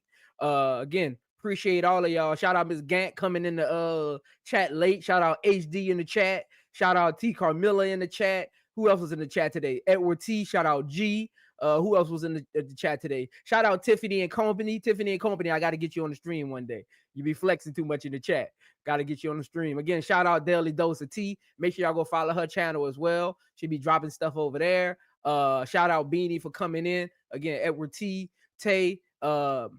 Miss Tamika F. Shout out you. BL. Shout out you. Again, all of y'all. Reddit. Jay, as always, my wrench members. Shout out y'all, man. Shout out to all of y'all for always pulling up, always being loyal. Again, it was another great stream. I'll see y'all tomorrow. I don't know what stream I'm doing yet, but I definitely want to do a stream tomorrow because I want to take the weekend off, actually, because I'm going to do a stream tomorrow. I don't know what it's going to be yet, and I'm going to do the Notre Dame UConn game on Thursday, and that'll probably be it for the week for me because I'm going to take the weekend off and rest. The last 3 weekends I've been running crazy, so that'll be my chance to kind of rest that weekend. But again, as always, man, appreciate all of y'all. Make sure y'all subscribe on the way out. I'm your host, Prince. Make sure y'all like the video on the way out as well. Again, we're on the road to 500 subscribers. I think I'm like maybe 45 away from there, somewhere around there. So if you ain't one of those 407 subscribers, make sure you subscribe. Again, I'm only like 45 away. So if you're not one of my actual subscribers and you love what you hear over here, click the bell for notifications as well. Again, as always, I appreciate y'all. Y'all family to me. All of y'all always welcome on the panel. That's why I like reading y'all chats. Y'all be funny as hell, man. Y'all funny. Hey, I got the funniest like Gamble, T Carmilla, Random Razor. All of them, they funny, man. I appreciate y'all. Y'all never, even Dennis sometimes. Dennis PC Gaming funny too, man. So shout out to all of y'all, man. Shout out all of y'all for always pulling up, man. Again, it's always a blessing to mix with people from all over the country, man. So shout out to y'all. Make sure y'all subscribe, like the video on the way out. If you haven't seen the whole breakdown, give me about a couple hours. I'll drop it as a video in my video section on my channel. So I'll clip out that part of the actual breakdown and drop it on my channel after if you came in kind of later. But other than that, man, y'all be cool. Y'all be smooth. I'm your host, Prince. This is I Am Zo Media, and I'll see y'all tomorrow. I be smoking on that motherfucking voodoo. I be real just like doodle. Tell me I don't even care. I be going slow, out there leaning. All my diamonds from